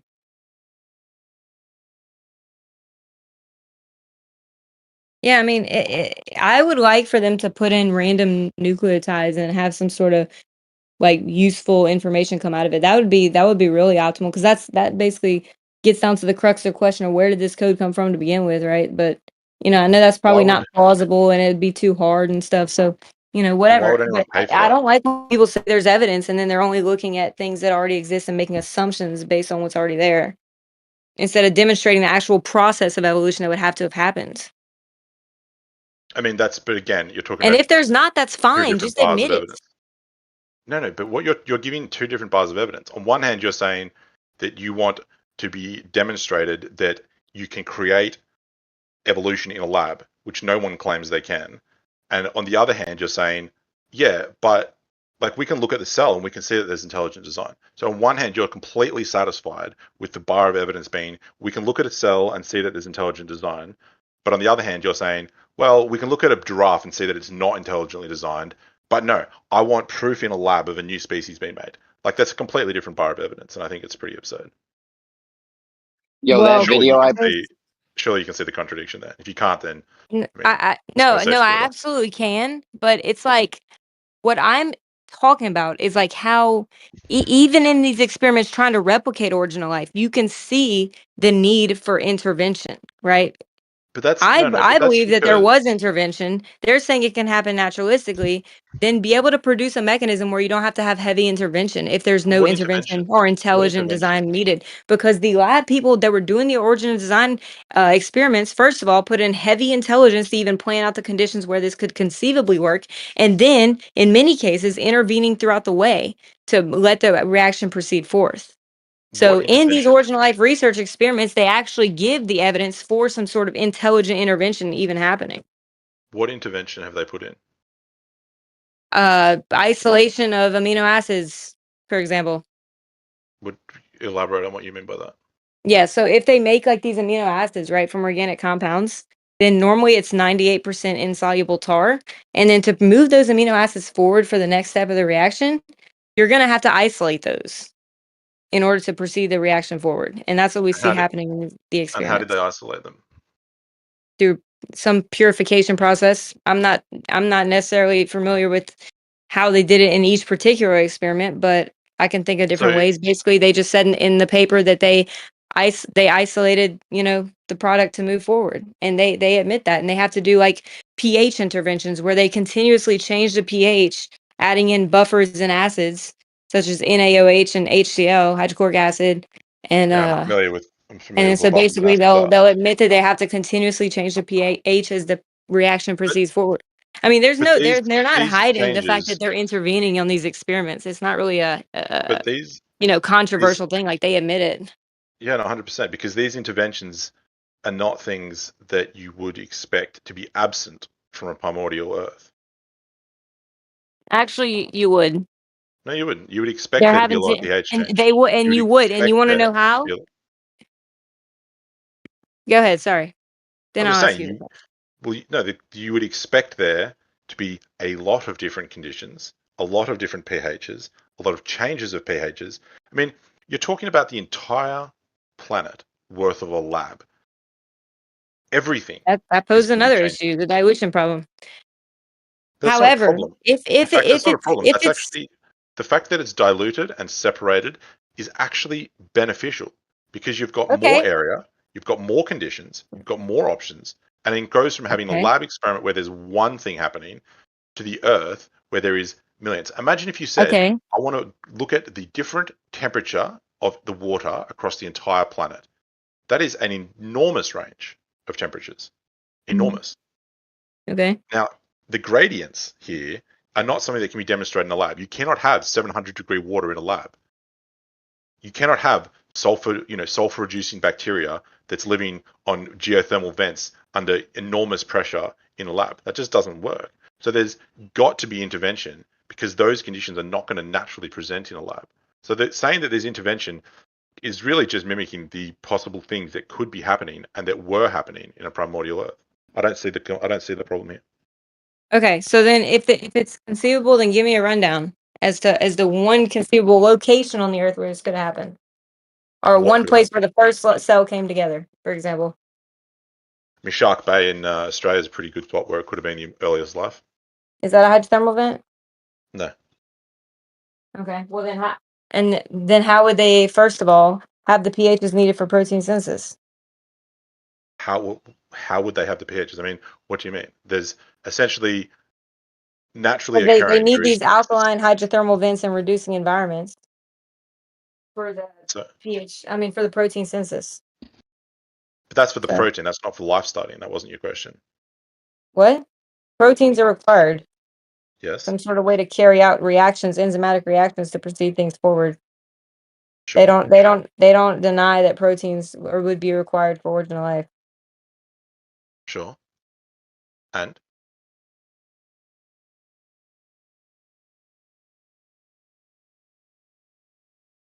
is there something else with that? I mean, like, yes. I Huh? don't see the contradiction. Like you're saying that there's got these interventions, and that somehow proves an intelligent thing, but you can It gives have you evidence for the need of intervention. no, it doesn't. It gives evidence for the Yeah, need but of. It doesn't give evidence of the need for intervention. What it does is it gives evidence of the need for multiple types of conditions. I don't see how it gives evidence of the need of intervention. Okay, here's a question. If even the with primordial different Earth conditions, they would still need to intervene. no, but Or they can't do it in one-time reactions. in the primordial Earth, are the conditions homogeneous? I never claimed they were.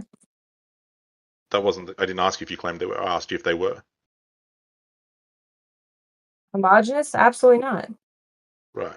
So there was varying conditions. Now, in a lab, is it not then reasonable to have a non-homogeneous and a non-stable condition? Is it not reasonable to have quote unquote interventions to mimic the primordial Earth?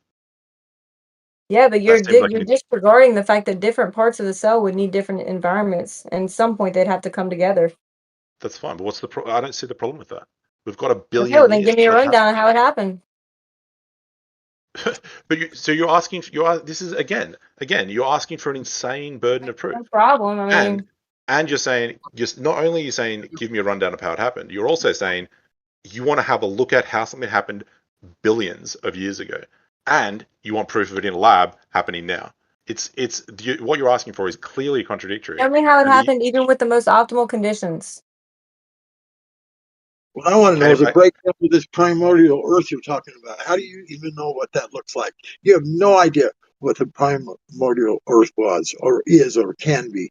That's millions of years ago. You have no freaking idea. You're insane, dude. remarkable thing to say out loud. The question that you're asking is the problem you're putting forward is that intervention is an issue, and I don't see why. You just acknowledged, and everyone here acknowledges, that the primordial Earth was a very, very, very dynamic system with a lot of things happening. There was a lot of energy in the system. It was a long way from stable. There was a lot of different systems happening. There was a lot of volcanic activity. There was a huge amount of stuff happening. It was very complicated. It was very dynamic, and there was a huge range. So having intervention that mimics that, I don't see as a problem. And if it can be done in a lab by people intervening within the bounds of what is believed to have been in the primordial Earth, that is just a way of going, instead of sitting in this lab and letting it be there randomly for the next billion years, we're trying to speed it up. And if you've got a problem with that inherently, then you've got a problem with science inherently. All right, so even without a lab, conceive of how it could have happened. But conceive of how what could have happened. I mean, you've just said you've got. Again, I'm not a Can you geneticist. conceive of how it could have happened? Is there any conception even for the first step? What's the first step? Creation of biomolecules. Creation of biomolecules. Yeah. This is okay. And if I can find it, if I can find an explanation of how that could have happened, will that convince you that evolution and the creation of life was possible, or are you just sending me down a wild goose chase to then brush me off? No, you need to at least demonstrate how these biomolecules formed and could come and coexist. That's the issue. So in a basic life form, you would need for a protocell, for a basic life form, you would need a membrane and you would need some sort of I'm gonna keep it simple. Like I'm not gonna say everything, but just like basic central dogma, transcription, translation, some genetic material that can then be carried Okay, so out to do some you're functioning. asking to prove life in a lab. No, it can't be done yet. The fact we don't know how it And happens can doesn't prove it. abiogenesis have a conceivable? Does abiogenesis have anything that's conceivably feasible into original life? Some feasible hypothesis. The question you originally asked was, can biomolecules be formed in a lab? And the answer is yes, they can be. If you want to then have, a cell and a membrane and the, replication stuff. Okay, well let's just start. Okay, well fine. What We'll is just go beyond back to the science is not biomolecules. evidence for God. We'll Because we'll go back to the biomolecules then. Let's go back to biomolecules. We're not even going to talk about the first life form. We're just going to talk about first molecules. So proteins, hang on, before RNA. we do, Pick one. Pick one. Hold on, let me finish. Pick either protein or RNA and show me any one of those, either a protein, functional protein, or functional RNA being produced from inorganic compounds. Or conceive of how it happened. Why inorganic? From basic building blocks from the early Earth. Why are they inorganic? Why the inorganic? Like, what do you mean? Because you're going to be starting from the basics. And if you're saying that these organic molecules can form naturally, then that would be something you'd have to demonstrate. This, again, I mean, this is essentially a pointless conversation because it just keeps moving to a new topic.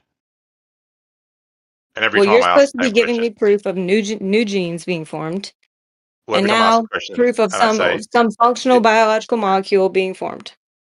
and if I can prove, so but you make these changes. So okay, you can synthetically make protein. There's no problem with You're the that. one I that think asked me. You're the one that asked me what proof would I like, so I'm trying to answer your question.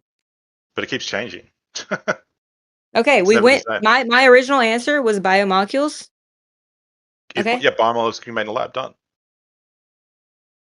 So, made in a lab, in terms of original life, you need to do it from prebiotic conditions, or it would not be pertinent to original life. But that wasn't your question. You've just moved the goalpost. You said, can it be made in a lab? The answer is yes. Know that we can make biomolecules in a lab. We're talking about how this happened by accident on early Earth that you're claiming I didn't even happened. said it was an accident. Or it's feasible. Well, then let me just ask: do you think it's feasible original life without intervention? Yeah, 100%. Okay. Well, I thought that's what you said. Okay, so then I said how. I didn't say I could prove it. I just think it's feasible. Okay. Well, then give some sort of rundown. If it's feasible, just explain it so you could DM it to me. Some feasible. I see no reason why there is any requirement for God to have intervened in anything that has happened to date, nor do I see any evidence of God having intervened in anything that we observe to date. Okay. Well, you just need to demonstrate that these things can happen without heavy intervention. Well, no, you don't demonstrate things. If you're saying that the only way they could have happened is with intervention, then demonstrate the intervention. What did you say? Demonstrate the intervention. Demonstrate let me give you a God different one. creating The something. purified No, I don't want a different one. molecules that they're going I to don't want a place different one. into the reaction from the beginning. I don't want a different one. I want a And the demonstration of God chiral creating amino something. acids that they're going to give it to show that they can link it naturalistically. Nah, in early Earth, you need to either find a way to make them all the same chirality if you want to really be like trying to emulate early Earth's environment, or you would not need to select just for left-handed amino acids. That would be something that would happen in nature unless you can demonstrate how and then make them form a protein. You don't understand. Like in Biological. original life research, they're doing all these individual steps that are hyper-specific and hyper-specific conditions, and then they do not proceed forward from there.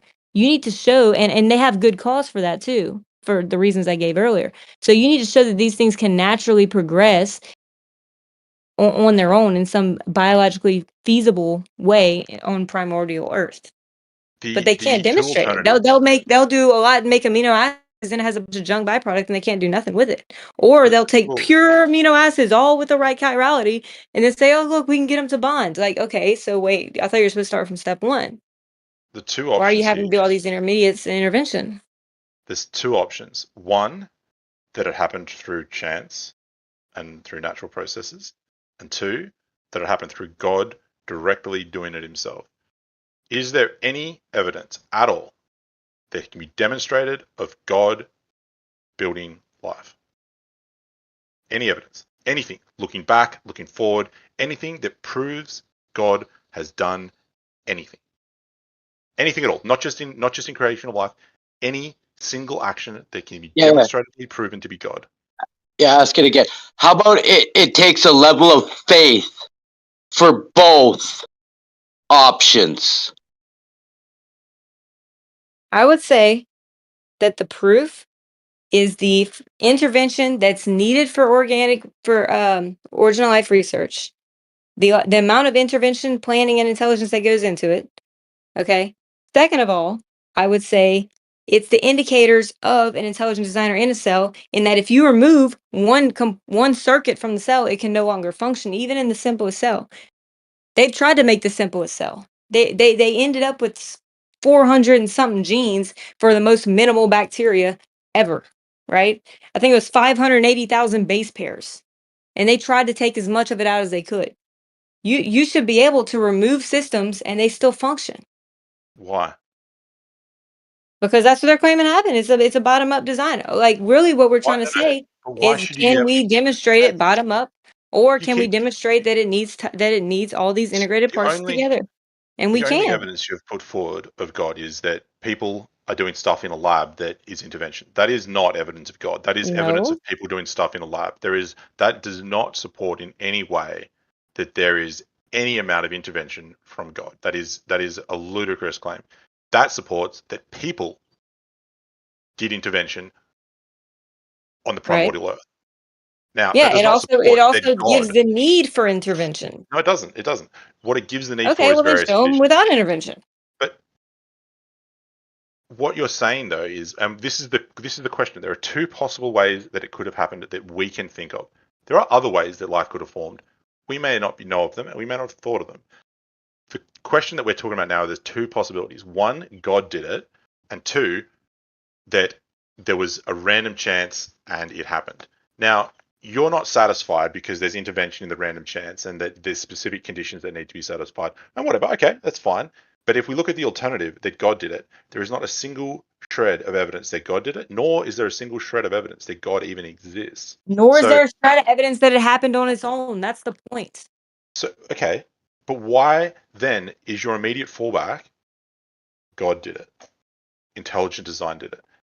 You're That's acknowledging not that my there is. fallback. That's my come forth. That's literally I'm not falling back on that. I'm saying, Well, hey, why would you look come forward with something? here's integrated systems. Look, these need one another. Here's informational hierarchy over here. Here's translation mechanisms. Oh yeah, we recognize this. We've designed stuff like this. Yeah, let's try to get it to do that on its own. It doesn't work. But that's That's what again, I'm saying. you're bringing forward Got intelligent 'em. design with absolutely no evidence You that have no intelligent evidence design. either. That's not true. So You then just don't from like the there, evidence. okay, so you have no evidence that life formed naturally. I have no evidence per se, right, that God did it, right? So what do? Let's look at the cell and see what we can find out. First of No, all, no, no, is no. it How about we look at feasible? the Shush, laryngeal let me nerve? finish. Is it feasible for this cell to be formed bottom up, or is it more feasible that this cell came about top down? Can it even happen bottom up? So yeah, I hope you're catching on, right? None of us have any evidence that we can put on the table. So then we're gonna look at the cell and say, top down or bottom up? Okay, do the experiments, and you will surely find out that the cell is a top down design that needs multiple integrating systems in order to function. at the most minimal level.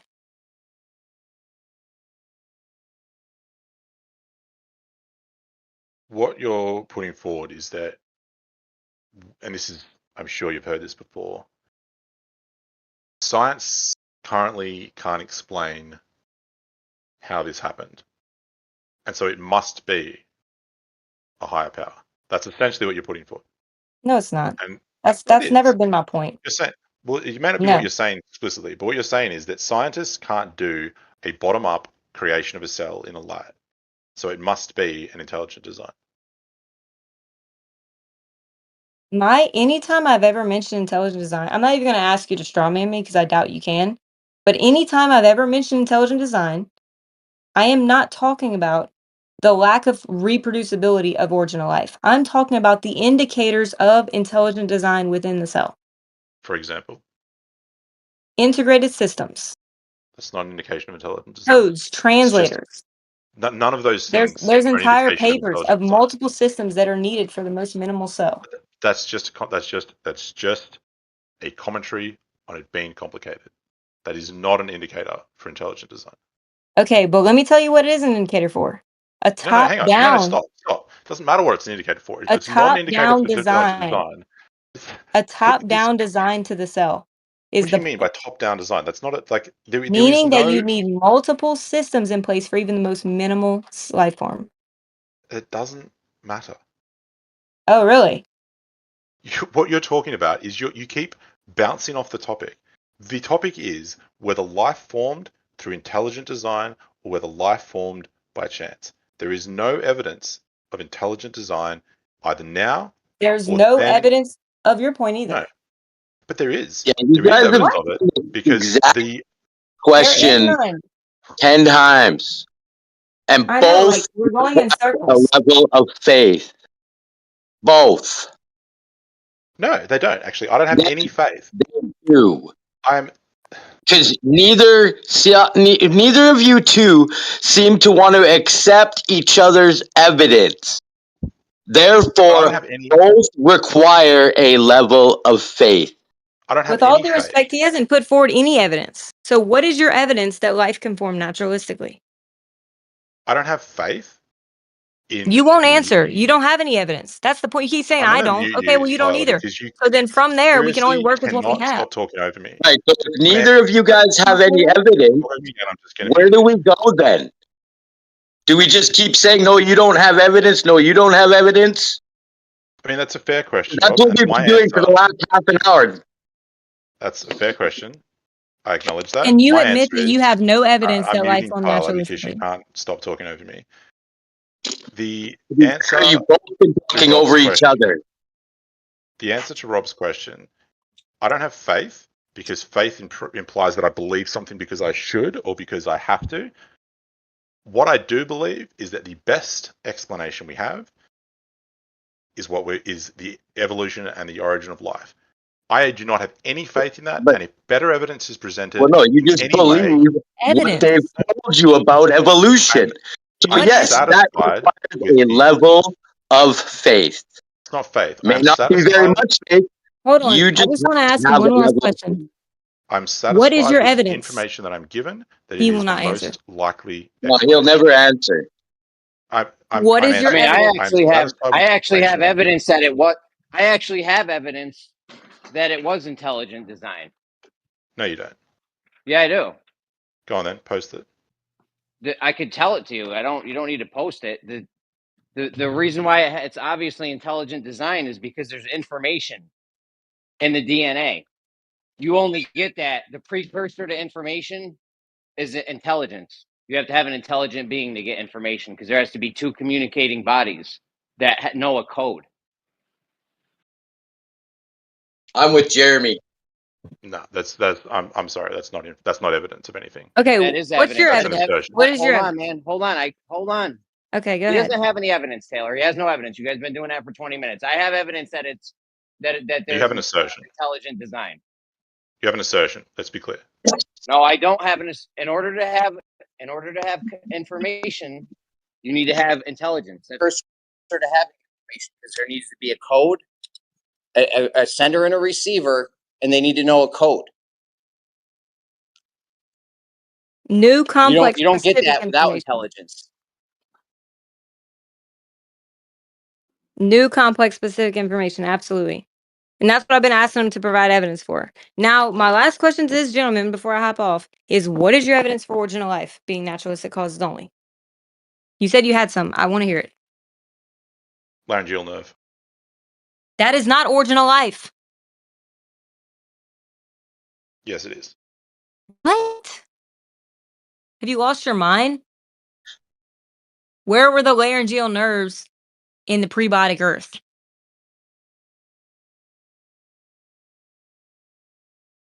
Do you have any other evidence? I'm not a Do you have geneticist, any other mate. evidence?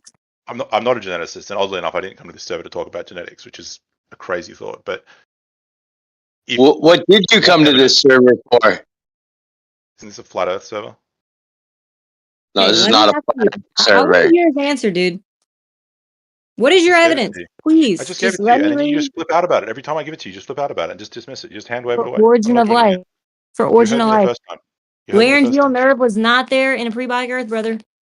No, you It's just not hand wave origin it of away. I life. mean, I get that. I mean, okay, you give me Hand the wave it. explanation That's for not it. even pertinent, bro. Like, This you is don't this is the understand. thing. If you can demonstrate that there is a situation of species evolving to be more complex and more well suited to their environment, that is exceptionally good evidence for the entire theory of evolution. Not origin of life. Origin of life is completely different. There's nothing to evolve when you don't have life. You don't understand this. So all we're There's no missing evolution is when there's no life. There's no Yeah, evolution and in when there's order to no life. even get to life, you need intelligence. There has to be intelligence there because in order to have life, you need a communicator, a sender, and you need a sender and a receiver. That can only happen via intelligence.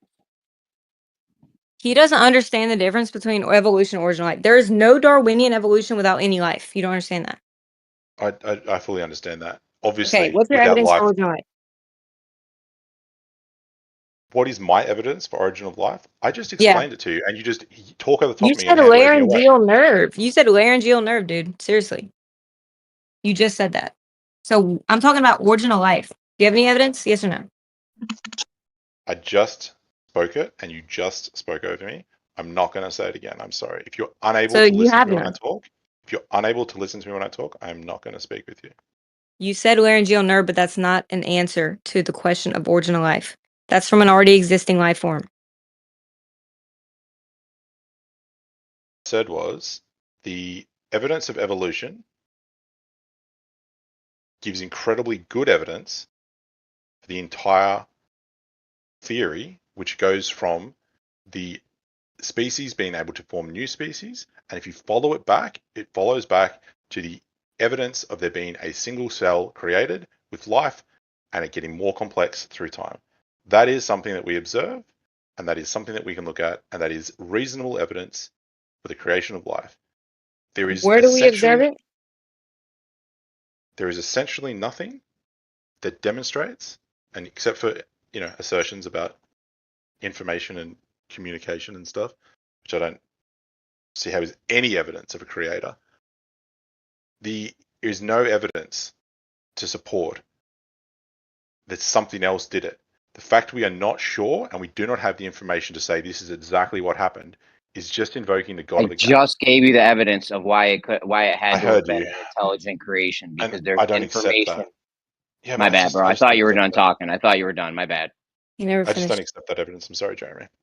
Okay, so whenever I asked you for origin of life, you said that we can demonstrate it. How have we demonstrated it? I've not said that. You Actually, just said we have demonstrated it. do you want to play it back? I don't remember saying that. Yeah, I asked you for your evidence of naturalistic origin of life, and you said evolution, da da da, we can demonstrate it. Okay. Right, the da You da need to da was show important there, by the way. All right, we're done, Tyler. You don't listen to anything I say. We're done. Thanks for your you time. have no evidence, dude. That's it. You have You no just evidence want to either, do it. Tyler. This is exactly what Rob's saying. This is a pointless I conversation. mean, If we you've got got to no move evidence, on. Either It's bring you're the just yelling at me saying I got no evidence evidence. or It's done. don't. He doesn't Hold have any. on, man. Hold Not on, you, Tyler. Just let it dude. go. Hold on, guys. Hold on. Ridiculous. Hold on, guys. Hello. I'm just going to step in as a point of moderation real quick. Either bring the evidence or don't. We can't. It's been going on too long with this no evidence thing. Like, yeah, if somebody has evidence, just bring it to the table. Otherwise, we got to move on.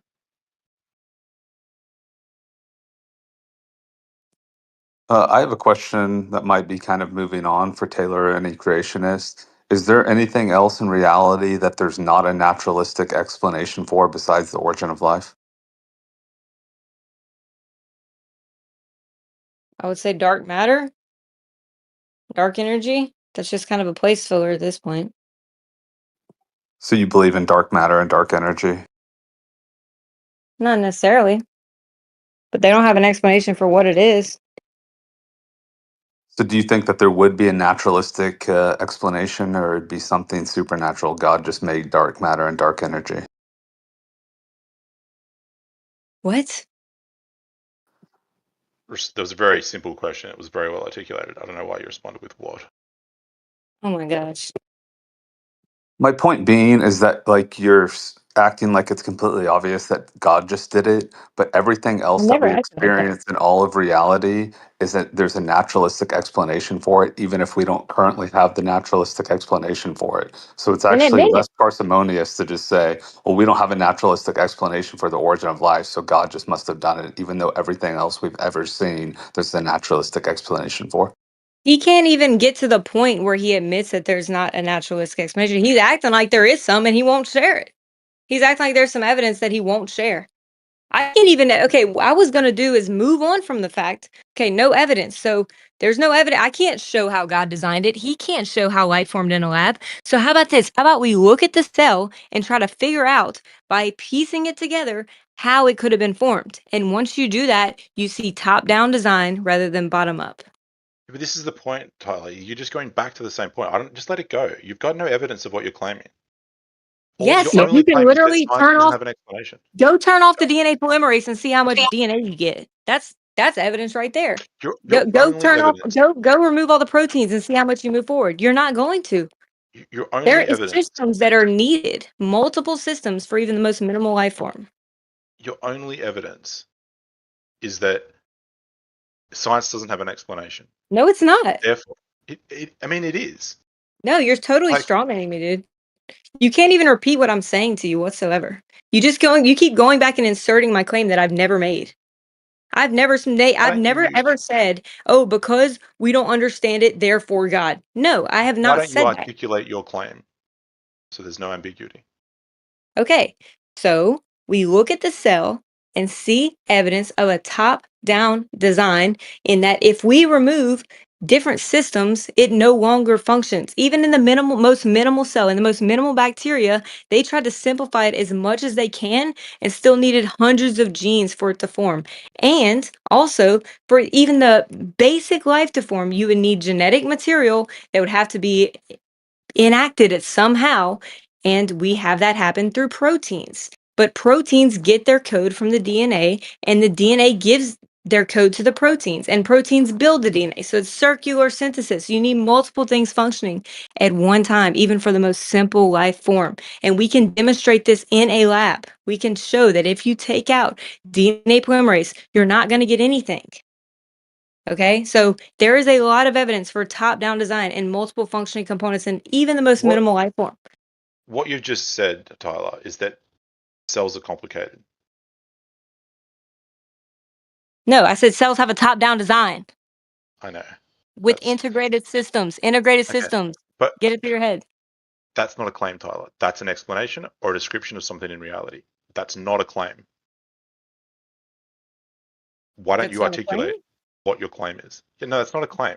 You've just explained with a lot of Okay, detail I'll of give you my random claim bits and again. pieces.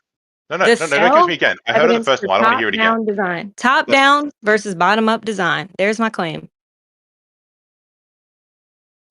What is the implication of this claim?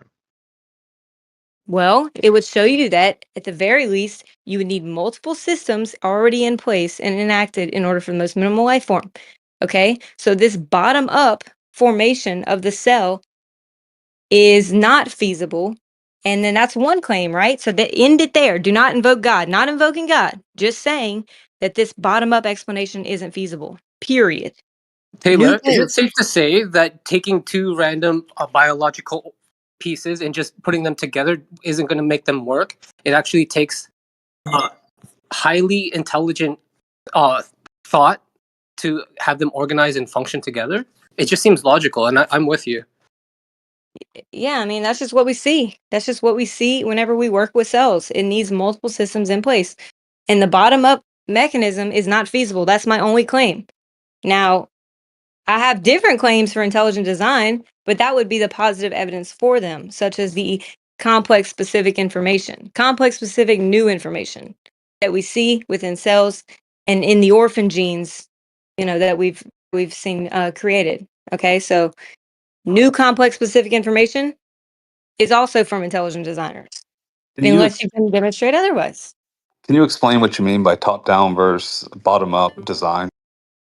Yeah, so you would need multiple components, multiple circuits already functioning and in place to have even the most minimal life form. You can't just have one circuit build up another build. No, because any circuit will rely on another circuit, and that circuit will rely on another circuit, and so on and so forth. For So the you're most not minimal life form in this materialistic realm. so you're not saying that there couldn't be a naturalistic explanation for that then?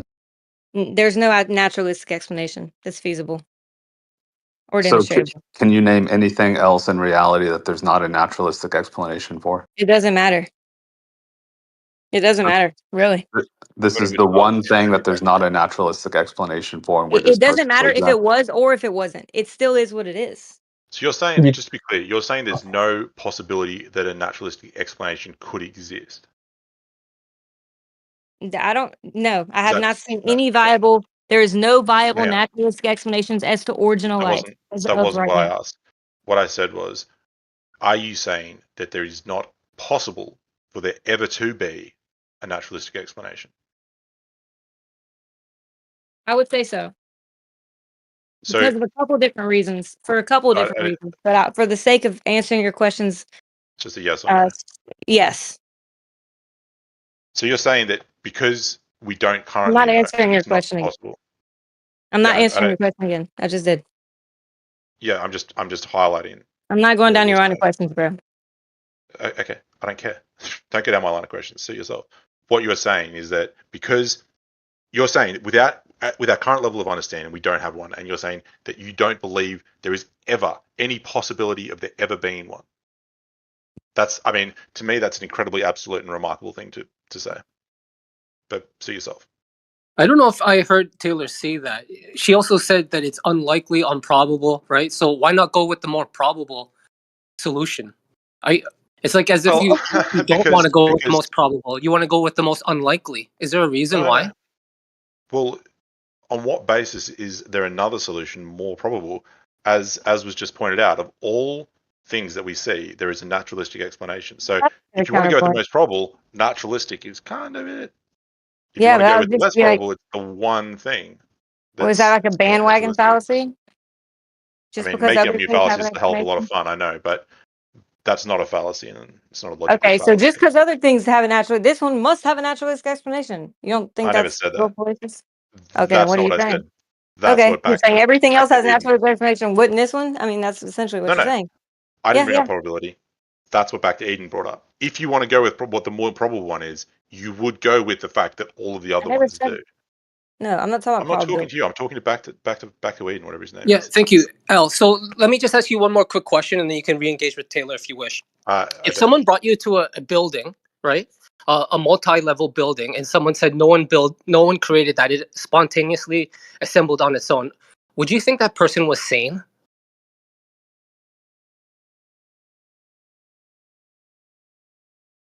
I didn't think so. Thank you. Thank you, Taylor. That is the most ridiculous analogy I've ever heard. But if you want to go down that path, who created the builder? Like, it's a ridiculous path to go down. Infinite regression No, paradox. but again, you didn't answer the question. You left the room filled with crickets. No, But it's that would be a okay. Like, it's ridiculous thing okay. to say. To answer your question, that would be a ridiculous thing to say. And then to Oh yeah. say that, okay, but the question would be, oh, interesting, who created it? Well, it was this builder. Who created the builder? Oh, well, Infinite regression. it was their parents. Oh, who created the parents? Oh, well, it was their parents. It was stupid, That's called ridiculous. the Like, infinite regression paradox that you're doing right there. There must be because every effect has a cause. The effect can't be the effect itself unless you fall in the infinite regression paradox. There's an immovable mover. I Period. didn't bring it up, to be clear. But No. thank you If for you're answering. asking who built the builder, that would be falling into the paradox. Well, but if you're Well, assuming you that can't. everything has to have a creator, then you can't have, which is, I know why he's doing it, because he wants to invoke religion, but you can't have, oh, God is the creator. So, well, okay, everything has to have a creator, except for God. Like, ridiculous, honestly. If everything There's has an to have a creator, immovable everything has mover.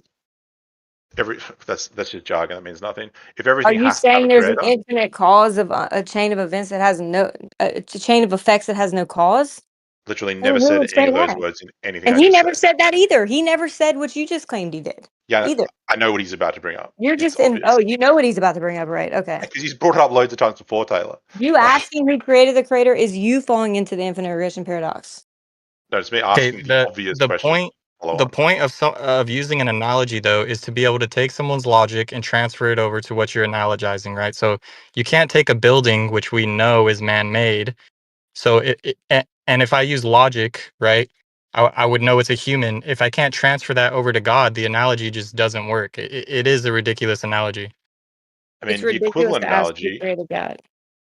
I don't think the it's a equivalent ridiculous analogy, analogy. It works with many people, but I understand why people think it's ridiculous for sure. an equivalent would be if you see a hill and you go, do you believe that hill has a creator? That's the equivalent. And if Yeah, I said, because no, I don't in think the the hill has a analogy, creator, we already know who the creator is, right? We know a human made the building. Yeah, I'm just trying to show that if you put something in front of someone that is highly complex, it would be totally illogical for them to go on and say it was designed by itself. That's all I was trying to highlight. okay. How about I show Because if you a you look at really the human complex? cell, because it's very complex, people are trying to say, well, look, we have complex systems like buildings, complex systems like the cell. It's only logical that it was designed top down. Yeah, but our rebuttal is to show me the designer, right? Because I can show you the designer of a building. You can't show me your designer. Show me a method of how life could have formed naturally then. We I don't know have you to want. know, and there's no deadline on science. Oh, we don't have to know either then. But the Well, builder who designed the building could have been dead, right? He we're could have not built we're it not 500 years ago. claiming to be 100% though. You're making it seem as if 100%. You said there's no possibility of naturalistic explanation. You're saying it's 100% God. You just don't have that proof. Wait, first of all, I never said anything like that. You're Yeah, implying you it. did. He asked Oh, you. Second, yes, I you never did. said the words Yes, you did. 100% ever. You said I never said Okay, 100%. absolutely no you, possibility that Second it of all, I'm I not directly asked quoting him you, but a that's what you're question. inferring. Okay, well, I asked him, is there a naturalistic explanation? Is it viable? And he said yes. Okay, then what is it? What I We're said saying we're was, leaving the again, possibility open. You're saying it's not Okay, open. that's you. He said there was evidence, and he said it's feasible, but he won't give me any evidence or show me how it's feasible or give me any plausible explanation as to how it even could have conceivably happened. what I said was, I believe there can be a naturalistic explanation. I didn't say that I have it. I believe there is one, but I didn't say that I have it or that I can give it to you. I am just open to the possibility that we will find one. Yeah, If and that's science, a logical conclusion because there's been naturalistic explanations to everything else we've ever experienced in the history of our entire life and everyone else's life. Oh, so El Anyway, Captain, are you also open, just as open to there being a creator? I am not open to the idea of a creator in the sense of God. However, I am also not closed to the idea that there is another complex life form or entity that may be involved in various things in our universe. I so where did that absolutely, life form come from? I didn't say that it exists. I just said I'm open to the possibility of its existence. Okay, thank you. Life So you're form not open or to the possibility of God. Do you think that's going to inhibit your search for the truth of abiogenesis? no, because there has been like literally 3,000 gods or more in the last like couple hundred years, and to say that It doesn't matter. all of those ones are false, but this one is real, I'm not open to that. I think that that's a ludicrous thing to say. Did he even say that? Are you just That's what inserting that? I said. Are you just inserting your 2 cents? Okay, well that's not even what he said, He so you're asked just me a taking the question opportunity. and I gave him an answer. If he didn't want my 2 cents, he shouldn't have asked for it. That's okay. Thank you for your answer. But I kind of find it odd that you would not be open to the creator, but it's okay. Thank you. Like I just said, I'm not saying that I'm not open to the possibility that something has had an influence in creating life on Earth. I never said that. I'm just saying that it doesn't seem likely. It does not seem like the best explanation. And the biblical sense of the Christian Bible, I do not think has any merit. And there is nothing that I have seen Only to certain date creators. that has indicated that is true to me. Okay, thank you for clarifying. He's only open to certain creators. No, that's not what I said. I said I'm open to the possibility, but the biblical one does not seem to have any evidence going for it. Okay. However, if there was evidence put forward of another creator, or if you know what, if there was evidence put forward of God, I'd probably be open to it. I'll take it back. Actually, now that you put it like that, I accept that. If solid, reliable evidence was put forward of God, I would be open to it. Awesome. What would you I accept as think though? that's the better answer. What would you accept as reliable evidence though? It would have to be, well, I mean, it's nothing that's been provided so far, so I can't really answer that. I've never seen anything that I would consider evidence of God. So What would be How about sufficient? this one? How about this one? A miracle. Like you can come down to Tulsa, Oklahoma. We can go down to the cemetery where my grandfather's born. You can pray in the name of Jesus Christ that he be resurrected. And if he comes crawling out of the ground, I would believe in God. that would be, well, one, I would be terrified if your grandfather came crawling out of the ground. That would raise some serious concerns to me around all the zombie movies I've watched. But yeah, a resurrection would be pretty good. That'd be pretty good. That'd have me. I'd be asking a lot of questions. Yeah, or like say a prayer over Discord, over paraplegic, and then show a video of him standing up and walking for the first time in 20 years, something like that. I mean, that's that's a difficult one because I'd be very hard to be verified. If it happened to me personally, say I was paralyzed and then someone did a little prayer above me and I wasn't paralyzed anymore, that'd be good. That'd be good. Yeah, my point just being that if you're going to provide proof of a supernatural, miraculous God, it should be supernatural proof. So it should be on the order of a miracle, not just some sort of argument for evidence or something.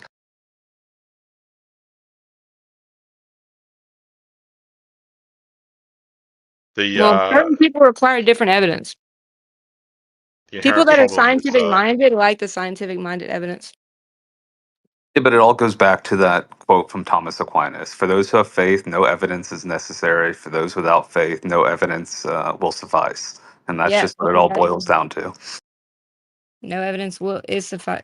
You're exactly will suffice for those cases. It's Yeah, very sad. and no evidence is necessary for those with faith. They provide evidence after the fact, right? They justify their beliefs that they came to with a mode of reasoning, but then they pretend like they have all this evidence, presup or evidentialism or like any of the apologetics.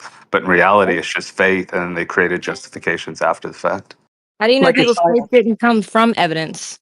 Like, how are you going to speak for other people to say like their faith didn't come from what they've seen as evidence scientifically? Obviously, I don't know every Christian ever on the face of this planet, but I've been in these discussions quite a bit for a long time and talked to hundreds, if not thousands, of people about this. And what I've concluded is that nearly everyone comes to their religion, be it Christianity or any other religion, based on essentially a mode of reasonings, and then they come up with post hoc justifications after the fact. That's not me. I started really believing in God when I started looking at Origin of Life. So you didn't believe in God before then? Not really. What do you mean, You not didn't? really? Either you did or you didn't. No, I didn't really believe in God before then. I was kind of like, Can So we get rid of I was this would you really? neutral. If you were on the Neutral. fence, you characterize if your you're on the belief in fence, God as Kind of scientific? like you are. Kind of like you are, just looking for evidence. Maybe that's how I was. And then I found some good evidence, and then it was but reasonable. why? But hang on, I just want to clarify something. You kept saying you didn't really believe in God. Did you believe in God or did you not believe in God? I wasn't opposed to believing in God, but as you said earlier, looking for evidence is kind of where I was at. I mean, okay. So, Sounds so like you you're pretty on the fence. It doesn't sound like you're, it sounds like you're pretty agnostic about it. You weren't.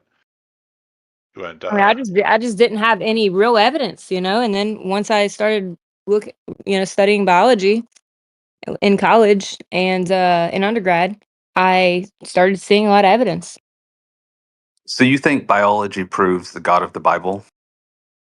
Oh my gosh. People like you, I swear. Well, that's what you said. Is Did that I not what you ever said? mention the God of the Bible? Like, this You is just asked a question. hilarious. If the answer is no, just say no, Tyler. It's not Hold on. that I'm just ridiculous. like, Far out. I just need to know. Did I ever say God of the Bible in this whole conversation? He just Okay, asked you so a when you question. He so just when you God. inserted that in his question. Like, I Yeah, he cannot said, even. "Did you?" He okay, asked you a question. My God, I've never seen someone so hostile to answering questions. yeah, I mean, okay, so you're saying you don't believe in the God in the Bible, or what are you saying? Like, I said that people come to religion based on a mode of reasoning. You said no, I didn't come to my religion based on a mode of reasoning. I came on to it based on like studying biology. I assume that you believed in the God of the Bible, but maybe you believe in Shiva. So clarify what God you believe in, and then tell me why biology brought you to that specific God. Well, I don't have to tell you anything. Or We're talking don't. about the Yeah. evidence of God for origin of life. That's what I was saying. Was that looking into biology helped me believe in some sort of intelligent designer. Period. Okay, so then Now, you if you weren't want to have a actually separate responding to what I conversation, said. if you want to have a separate conversation as to what I believe in now and how I got there after believing in God, then we can absolutely do that. But don't just like straw man and imply that, oh, I just study biology and then believe in God and the Bible. Nobody ever even implied that, dude. Like, Well, don't even do you that. you responded to my question about people coming to the religion based on a mode of reasoning, right, and faith, and not evidence. With, oh, I believe in my religion because of biology. I So, didn't like, say my you're acting like religion because I I inserted don't even something. identify as religious. So to say that I said that is a lie. You responded to my question talking about one specific thing, right? So, if you were talking about something different than my question, I cannot be held responsible for that. I said I came to believe in a creator through biology. I never said a specific creator. And how did that whole line of conversation start? I started that conversation by quoting Thomas Aquinas and talking about how people come to their religions, right, based on faith, not based on evidence. And you responded to that. So, like, if Hmm. you didn't want to respond to that, like, that's No, fine. yeah, I Don't said some respond to people that. do by evidence. I came to believe in God because of the evidence that I saw in the original life. And the disciples of Jesus saw all the evidence. They Okay, were there. so They were witnesses. Taylor, is there a specific God you came to believe in based on the origin of life, or just like God in general? Well, just based on the biology, it would just be some sort of designer. Okay, what is a designer? A creator. That's an individual, a person? Does it matter? I came to believe in intelligent design through biology. Is that a problem? Well, it depends on what you mean by intelligent design. I feel like I had this conversation with you like about a A month ago. creator, And it triggered you. intelligent creator, an intelligent creator. Is that sufficient? It depends on what you mean by an intelligent No, creator. If it you mean a depends. personal Depends individual on what. God, Why does it it- depend?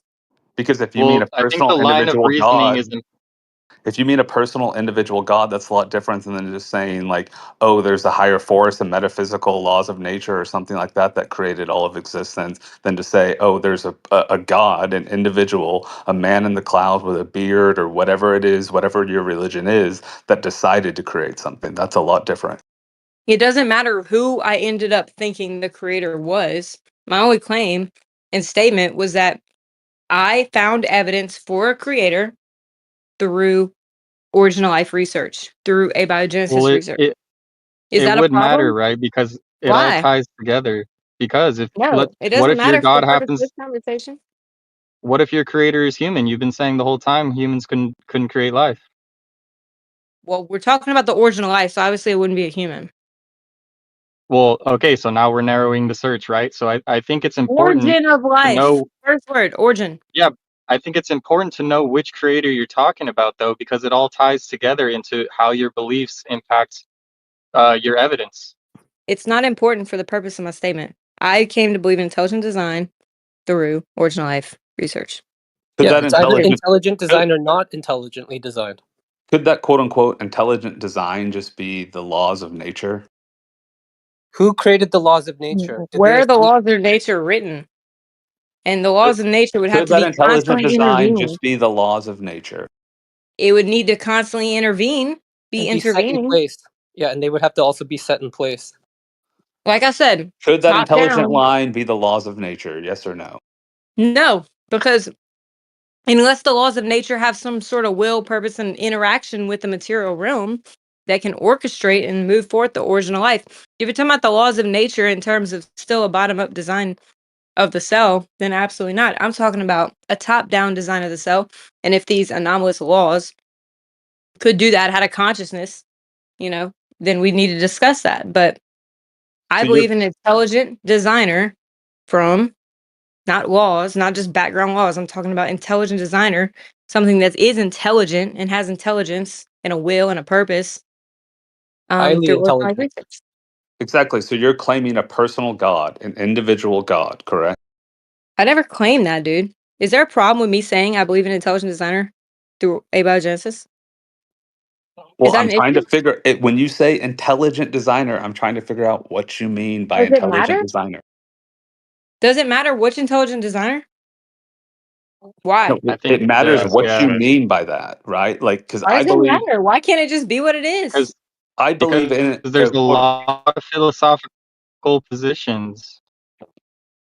What? I I think came to I believe think in he's more kind of just like trying to interview more like interview questions. Like I think he's kind of just trying to understand where you're coming from. But Taylor, I would say it's amazing. It's awesome. Like you were saying, is it a problem? I would say it's the opposite of a problem. Like I would at some point if you want to share more, because that'd be really interesting to hear your journey with that. So yeah, I mean to be able to come to a creator through its own creation of life is incredible. So I just want to say, just shout out to you. That's like a really unique path, and that's awesome. Thank you, buddy. but you're saying you came to the creator, right? But that it was no specific creator. So you don't have any specific religion? Are you talking about what I believe now or what happened then? And does it matter? Well, it does matter a little bit Why? because I started this out by saying most people come to their religions and their beliefs on God based on a mode of reasoning, not on evidence. And then you That's said, why "Nuh-uh, that wouldn't not be me." me. Okay, go ahead, Taylor. I just said no, that's not me. That's it. Yeah, Period. even That if should it be was enough. yeah, even if it was the majority, that's still sort of irrelevant.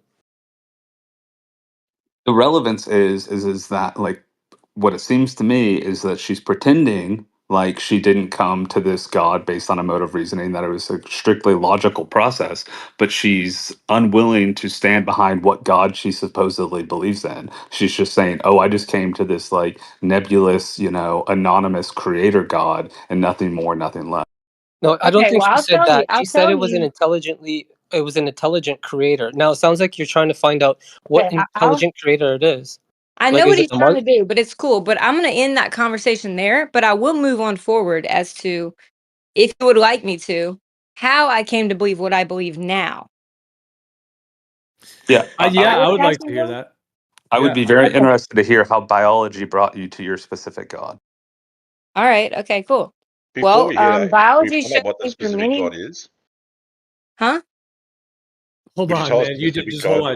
on. She was about to start. No, that we just covered that.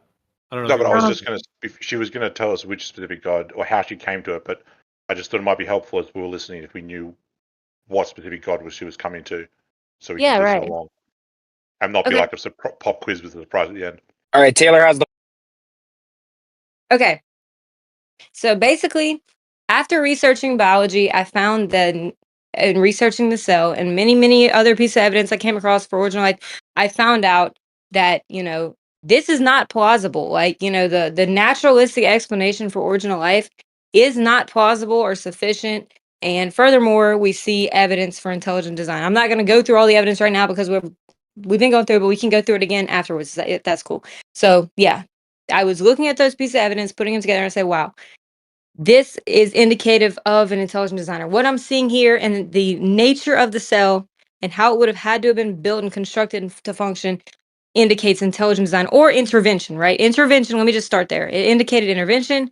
And then from there, I say, well, this is extremely highly advanced and intricate. And I believe this intervention would have some type of intelligence to it. Okay. And then, I believed that, this, well, after making that conclusion, okay, there's some sort of intelligent intervention. Then I'm like, okay, well, surely whoever this is that is intervening and like purposely creating life must have, some sort of purpose for this creation, right? I don't believe this was by an accident. I think it's too intricate and purposeful and orchestrated to just be like something that the creator doesn't care about. So I said, okay, well, who is this creator, right? Who is the one that intelligently designed life? I want to know who that was.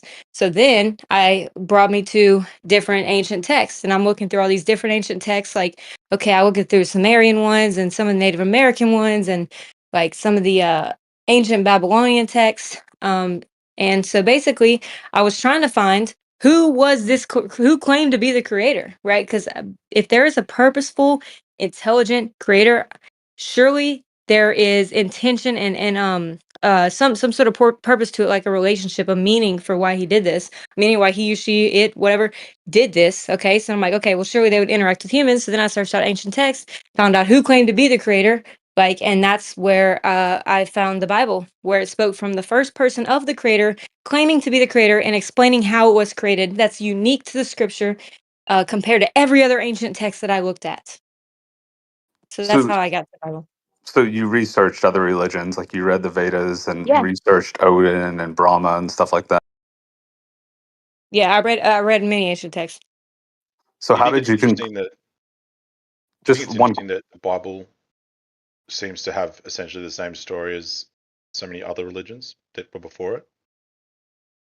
That's Well, not that's true. another topic. That's another topic. We can get into that. So was the Bible copying off of other texts? After doing a deep dive into other texts that claimed the Bible was copying off of, I concluded no, for many different reasons, but that's a different conversation. Just one more question from me. How did you conclude that the true creator of the universe was Yahweh and not Brahma? So, the creator, I was looking to see who claimed to be the creator speaking in first person. The Vedas do not speak from and the Bhagavad Gita does not speak from the first person of the creator. And I saw intentionality and purpose within creation itself to know that whoever this creator is, there's some sort of purpose, and I feel like that purpose would be demonstrated and communicated to the creation. And so I just felt like since the creation was so purposeful and orchestrated, this must be some meaningful intention, and therefore I want to know who this creator is.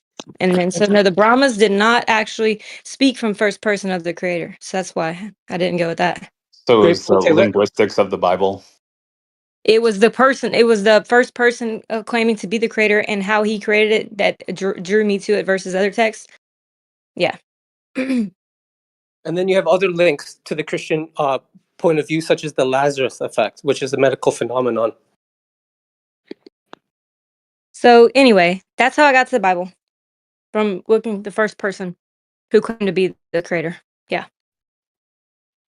Interesting. Thank you for sharing. I would just say one last thing in closing. Like the Bible is not written in first person. It's not written by God, right? It's written by secondhand accounts, right? Or people like proclaiming to have visions from Him. The second thing I would just say is that the number one indicator of what religion someone is where they are born. So if you're born in America, you're probably going to be a Christian. If you're born in Thailand, you're probably going to be a Buddhist.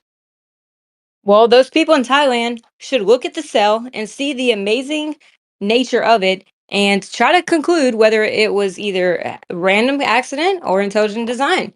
And then from there, they should go seek out who the creator actually is, if I was in those locations, and then who claims to be the creator, And the Bible, in terms of not being written in first person, it does speak, I am the Lord, but I know that you're saying it's written by man, but so is every other book. Therefore, should we just count them all? I mean, no. God did specifically write like the 10 Commandments and stuff on Mount Sinai, which is still burnt today. It's called Burnt Mountain by the locals. But yeah, I mean, I don't know what you'd expect.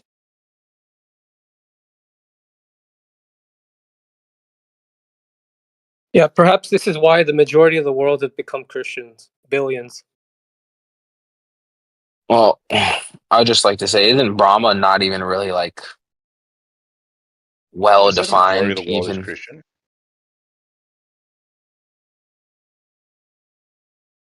Did someone just say that? The majority of the world is Christian? Well, I'm saying of all the faiths, the largest right now is Christianity. And then if you combine the two Really? largest faiths, hold on. If you combine the two largest faiths, right, you got Muslims who also believe in a creator, and you got the Christians combined. That's quite a substantial amount of people. yeah, it's like a Like, third of the world. yeah, essentially, the atheist is the flat earther of philosophy. I wanted to apologize for my answer not being coherent. I need to like kind of like make it. The more I will tell this story, the more it'll kind of be fleshed out, and like I can more accurately, facilitate what I'm trying to say. So anyway, I wanted to apologize for that. I'm working on it. On being more articulate and kind of lining everything up in a cohesive way. I thought it was completely coherent, so no worries, man.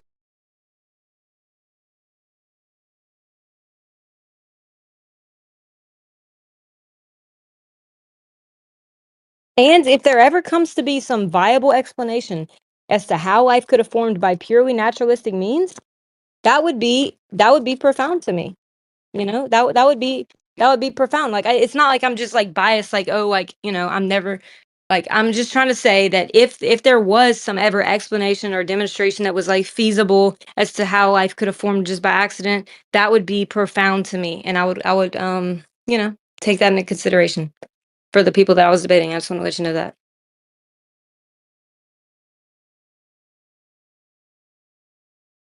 But I have had personal experiences too, like since being a Christian that would you know, that's also like bore testimony to me, like personally, like so, that's another thing.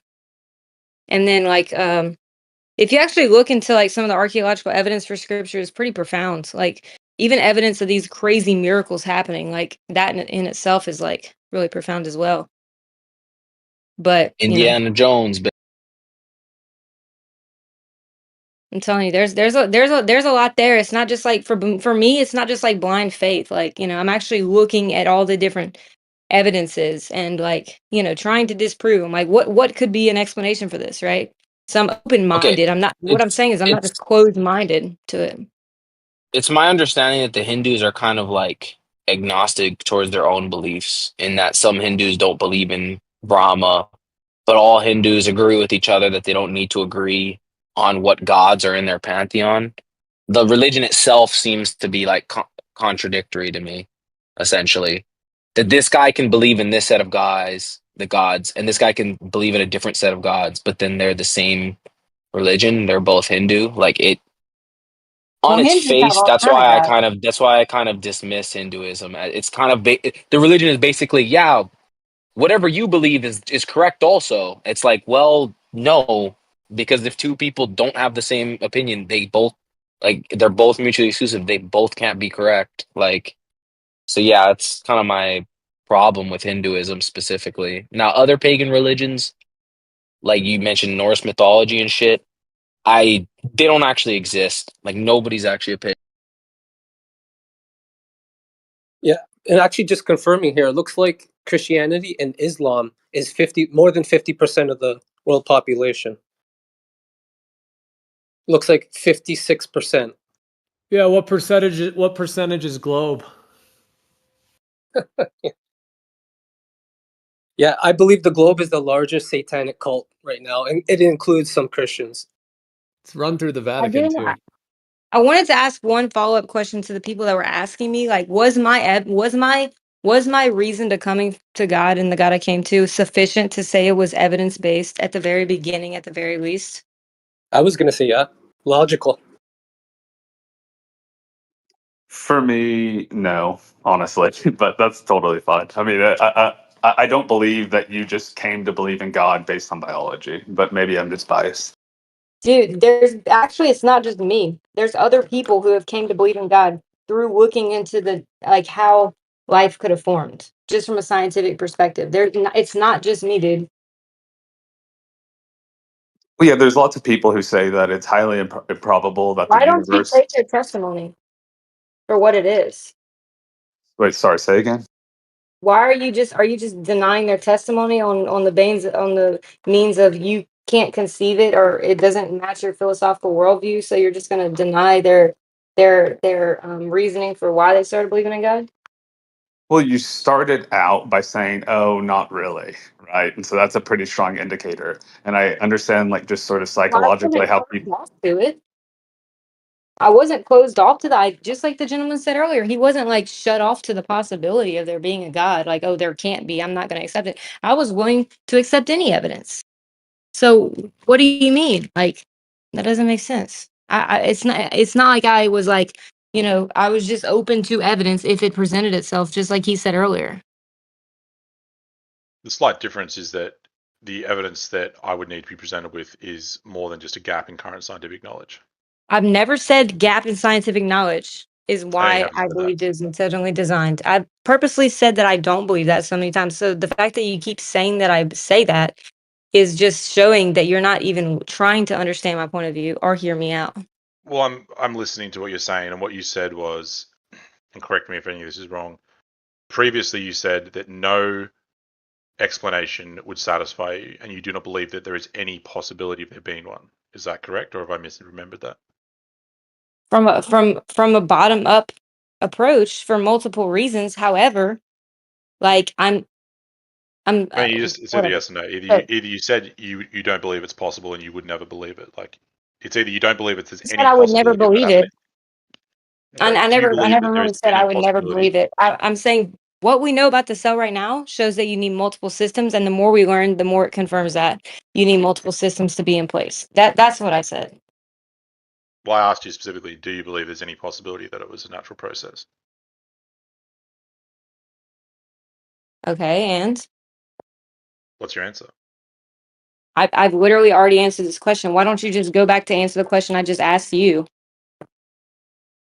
You just answer my question with a question. Well, no, I was asking a question. Is why. I'm not even sure what's going on here, to be honest. Like you just totally You tried to you flip think it there back is? around me. Well, no, I'm not. You said that I you're the was same as what open to you're the saying the same thing. possibility, and I found out that this is not like the naturalistic explanation to how life forms is not sufficient. And the more we learn, and what we see in the cell shows that you would need multiple systems in place at the same time. Therefore, any bottom up approach to the cell being created is not feasible unless you can demonstrate it. So what happens hypothetically if it gets demonstrated? I already said that would be something I'd have to reconsider in I terms mean of that. my original life being my basis, my original foundation for believing in God. However, it's not. I mean, it's not looking good, to be honest, because the more we see, we need multiple things to be there at once in a top-down design. So anyway, what I was saying is that I was open. I was not like shut off to the possibility that it was God. However, I was looking for evidence and found sufficient evidence. Period. So why would that not be evidence based? To say that, okay, we see that in the cell, if we take out the components or these components rely on one another to be formed and to function, then that is indicative of a top down design. And I mean, multiple experiments have demonstrated this. So would that if not be you're evidence based? if you're looking for evidence of God and then find it, it's not Huh? particularly surprising. Did I was looking into origin of life You and said how it you happened. said quote unquote. I was open to it, and I was looking for evidence. Yeah, I didn't have any. Those are your Yeah. exact words. Everybody should be looking for evidence. Nobody should be closed off to finding new evidence. But if you're, I'm open That to the shows that I'm possibility that evidence based if I'm looking for evidence. not necessarily. I'm open What? to the idea of there being aliens, but I'm not looking for evidence of them. Okay, well, that's your bad. You should if you're wondering if aliens exist or not, you should definitely be looking into the evidence. Well, it's about not looking into the evidence, and I'm not wondering whether they exist or not. What I said was I'm open to them existing, but I'm not looking for evidence of them. There's a Okay. difference. and it's a core Well, fundamental I was difference. I was exploring whether it was supported or not, or whether there was or was not evidence, whether there is a viable explanation or not. Really, I was looking into origin of life and seeing if it was feasible, and found no. It everything in the cell shows that you need everything there or multiple circuits there in order to function at the very minimum. What I'm interested, how does that approach differ from the God of the Gaps ideology? Like, essentially what you're saying is that there's not evidence of it existing now, and you can't be demonstrated. But you said earlier, if it could be demonstrated, you would reconsider it. So how does that differ That's from two the different God of the questions. Gaps? Because the God of the Gaps isn't just saying, I believe in God because there is no natural explanation. However, it is believing in intelligent designer because you see indications of intelligent design within the cell. Well, so But Taylor, can I phrase this a different way? Would you say that your belief comes from the idea that because this is how because we make systems like this, right? It comes from us that this must be how God does it? No, it's just in principle, if you need multiple systems there for the minimal cell to function, it demonstrates the top down versus the bottom up design. Now, comparing it to things that we have created is a good like representation of what it is. Obviously, not completely accurate. It's just it's just for demonstration purposes to show like it's actually much more complex than a car or a phone or anything like that. So, I I mean, mean, it's just wouldn't you just that's be just for demonstration purposes. wouldn't you just be implying that, wherever this God or creator exists, that he exists under the same principles that we do here? Can you rephrase that? Well, you're saying because this is how I understand systems to exist here on Earth with us humans, that that implies that a creator, the same thing must be true Well, what it actually implies is just top-down design. from a metaphysical entity is what I'm saying though. Like I don't get the And some logical sort of leap between. intervention, but before any life form existed, some sort of intervention to create life. Period. At least this carbon-based life and I mean, silica wouldn't be feasible, but yeah, in terms of this materialistic biological life, Yeah, I something mean, that I think can that hold genetic information and enact it. Any living things that would be able to be self-sustaining would need to be self-reproducing, which would need to hold genetic information and act it out. So it would require minimally these different systems to be in place. I hear you. Because I've heard a lot of what you said, and I saw the presentation you did last time. The part missing for me is the logical leap between there being like having proof of a creator and the other option saying this is my best theory. Because when you say things like there, you're pretty sure like there's no chance of it being naturalistic. Like I don't understand that leap right there. Well, it's just the bottom up versus top down design of the cell in general. Like But you would have to what do say we it's see your in the cell? best theory, right? You can't claim that you know 100% because God hasn't been made himself present here with us. I've never really said that, but what I have said is that for the minimal biological life form, you need different systems in place, something to carry on any sort of genetic information, reproducibility, so on and so forth, which would require multiple different systems to be working in place and moving to some sort of order from chaos, essentially.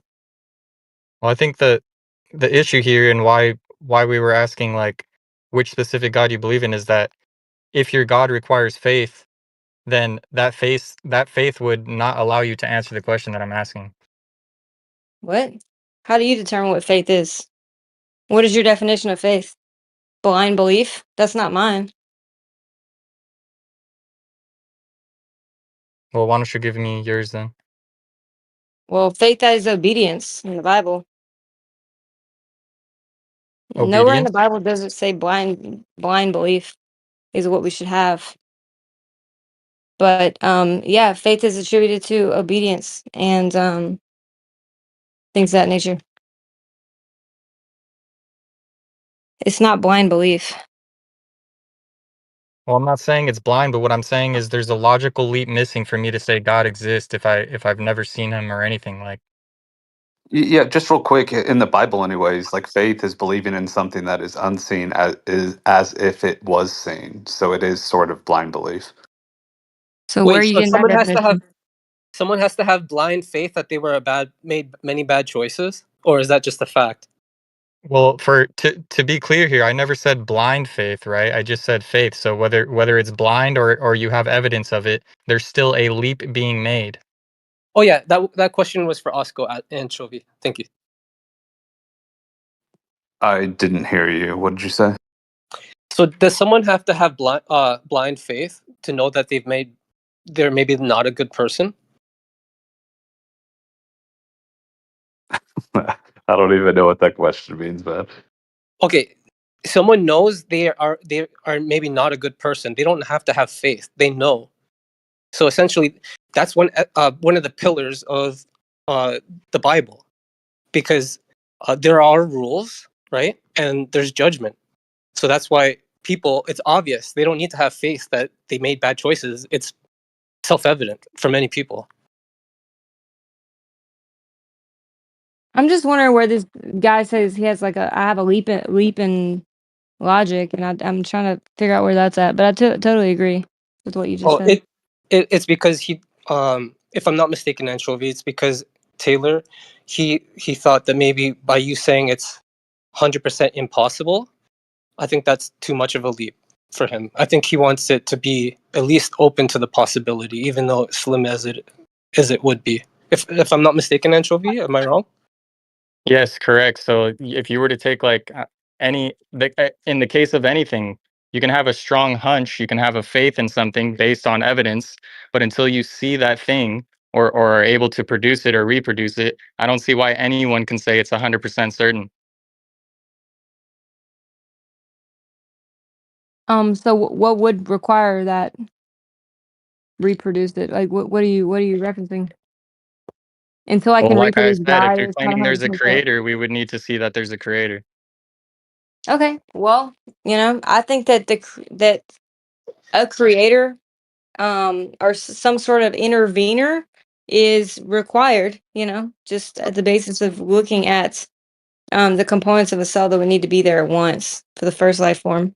Also, So, Anchovy or Osco, do you need 100% of the evidence, or would you be an early adopter? AKA faith. Yeah, I'm not a faith-based person, but that's fine. So you would and, want and like, you need 100%? Depends what we're talking about, right? If I'm talking about tangible things in the world, then uh no, I don't. Okay, because then I would don't say, you? okay, go ahead, Taylor. No, you go ahead. Sorry, I thought you were finished. Okay, thank you. So let's say we have 99% of evidence. We have text, we have people and their experiences. The last 1% would be the creator showing up right in front of you. Would that Well, be fair? we gauge those things differently, right? You're saying text and people's word is bringing you to 99%, and in no case would those two things ever bring me to 99% on anything. Okay, what would be the tipping point for you to make it 100%? The creator physically appearing right in front of you? Something tangible we can use the scientific method on. Oh yeah, I think I remember you mentioned this before. I think with gold appearing in the palm, right? Right, because we can do this with any cult you want. Just because there's some old text and some people said they also saw the things in those texts, that doesn't make me 99%. Can I respond? Well, do you think the scientific method gets you to 100%? I'd say it'd get me closer, but I wouldn't say it would get me there all the way. So I wanted to What say gets you from to earlier. 100%? Oh, 1 second, Taylor. What gets you to 100% then? Again, depending on the topic we're talking about, right? It's all context. I would say that science leaves open room for different possibilities in case there's something we're missing. Can you get to 100%? It depends on the context. So if you give me a certain example, I could say 100%. Like I would say I'm 100% standing outside this building right now. Oh, okay. Anyways, go So, ahead, Taylor. I could go down a whole road with that, but whatever. It's Go ahead. I was just gonna say, like, do you believe in the notion of abiogenesis? I don't take a stance. Like I said, I'm pretty agnostic. I'm open to either way, but for me to believe it, I would just need to see it. Okay, yeah, me too. I mean, I would need to see it too. And so I wanted to clear up something from earlier that maybe this statement will make it more clear. Like, I'm not saying that abiogenesis is impossible because of my faith or religion or whatever. I'm saying it because of scientific constraints and needs for the minimal required cell and what would need to minimally be in place scientifically. So I just made sure I cleared that up. But yeah, I mean, I think that there are other people other than myself who have come to truly believe in a creator because of scientific evidence. Like James Tour was one of them, looking at abiogenesis, and there's other people as well that that I've interacted with that have come to believe in God because of looking into things like original life. I believe some have, but the vast majority, that's not the reason. The vast majority were moved emotionally and then just picked whatever religion was closest to them. Okay, so yeah, I mean, well, yes, some have, you're right. But to like try to, discredit people's testimony is, it seems like it's trying to fit your philosophical bias rather than hear them out. No, I'm not trying to I think dismiss I think someone's. it's perfectly fine if you actually start looking into it. I mean, I'm telling you, like, you know, to actually be researching it and to still go down the notion that this is something that's feasible, like, and that this can be demonstrated and, you know, etc. Is a bigger leap, in my opinion, scientifically. Maybe Taylor, It's some very people don't want to problematic. go looking because they don't want to go to heaven and they don't want to spot maybe waste their time. Yeah, right. I think it goes both ways, where people will willingly reject the idea of intelligent design based on philosophical biases and other things like that. So I think it goes both ways. I think that people absolutely reject the idea of intelligent design without even realizing it, even if there is good evidence in their face.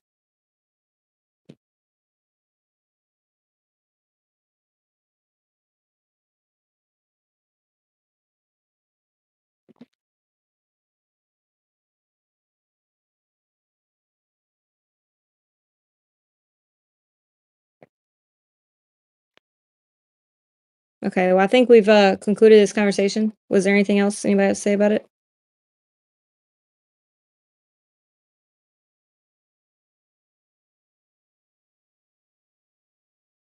No?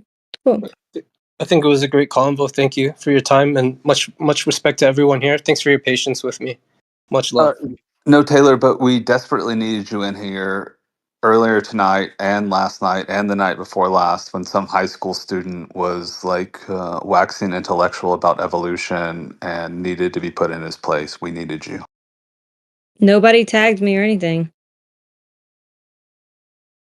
I tagged you and Lion and Tora, but no one heeded the call. I don't understand why. Maybe DM would be better. I have my Discord notifications on. I don't know. It was fine. It was just a really annoying, arrogant kid talking about evolution. And we needed someone to put him in his place. Yeah.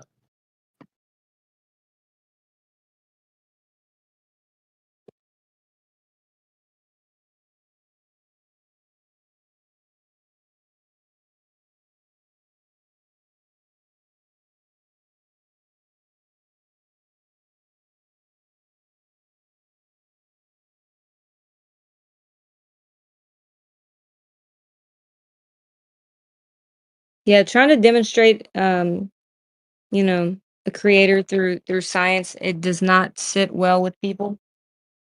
Like it is yeah, it's a touchy topic.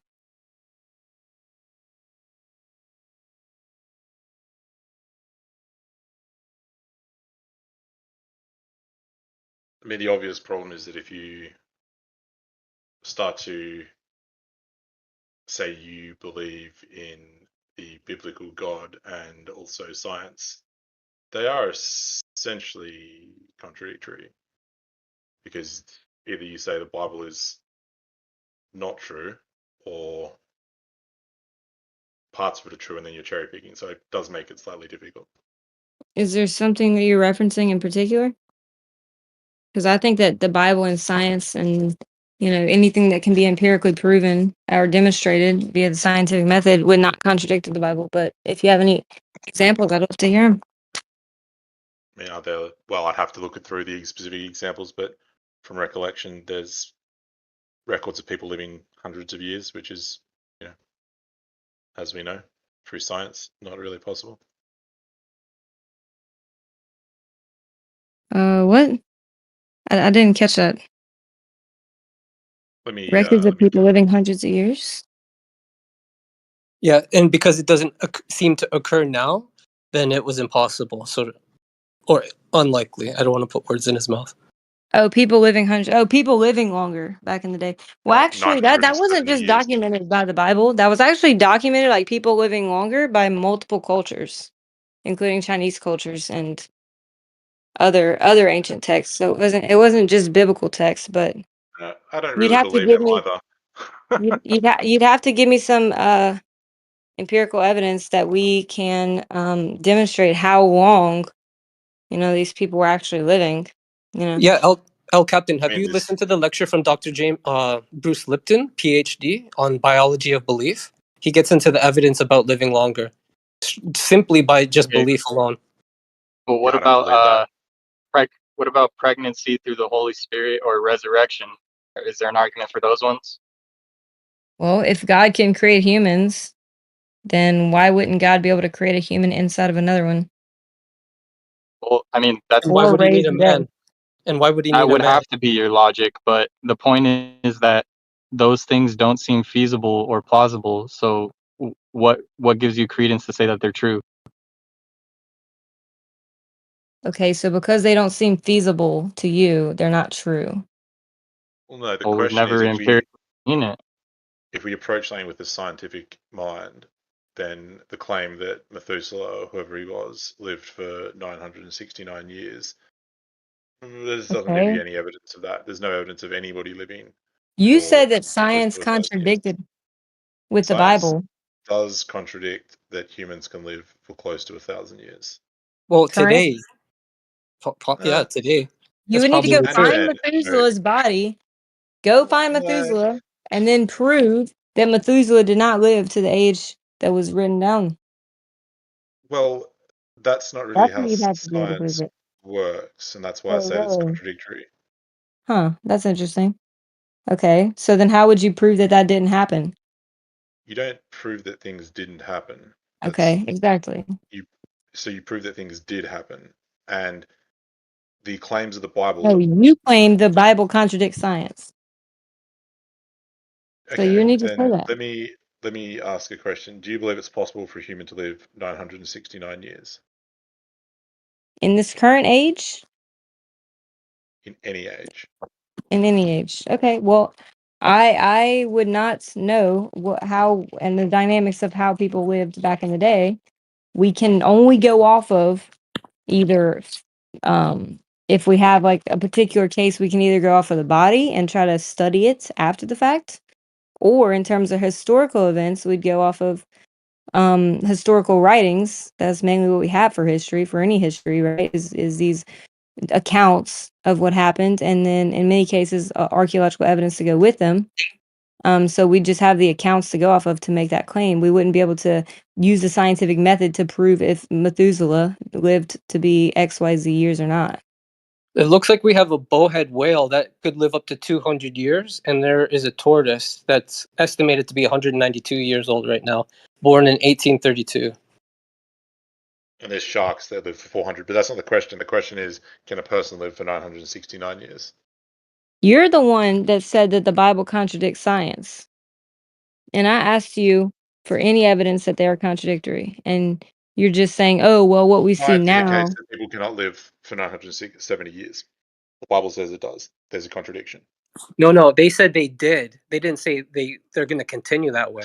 The Bible said the lifespan was shortened as it is now. Yeah, Can but I people can I lived ask? past 120 after the Bible shortened it. But like all of this is kind of like meaningless because like anything you say, did Jesus multiply fish or bread or walk on water or resurrect himself or resurrect like all of these other people in Jerusalem like at the same time? Like you can just say, well, God can do whatever he wanted. So like that's not defying like the laws of science or physics or anything like that. So it's Well, kind of a pointless conversation.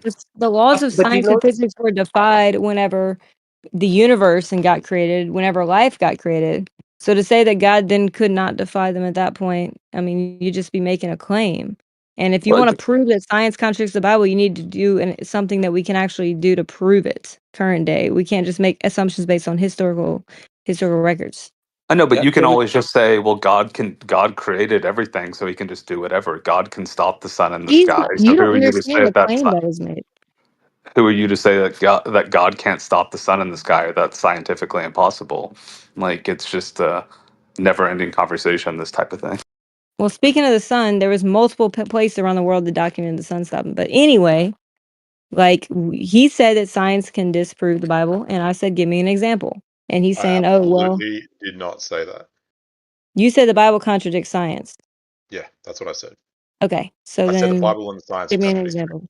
You well, would I need to just find the posted. food was body in that Oh case. no. That's like this is what I keep going back to. You've got these two completely different burdens of evidence. Your evidence for religion is, yeah, but it says it in a book.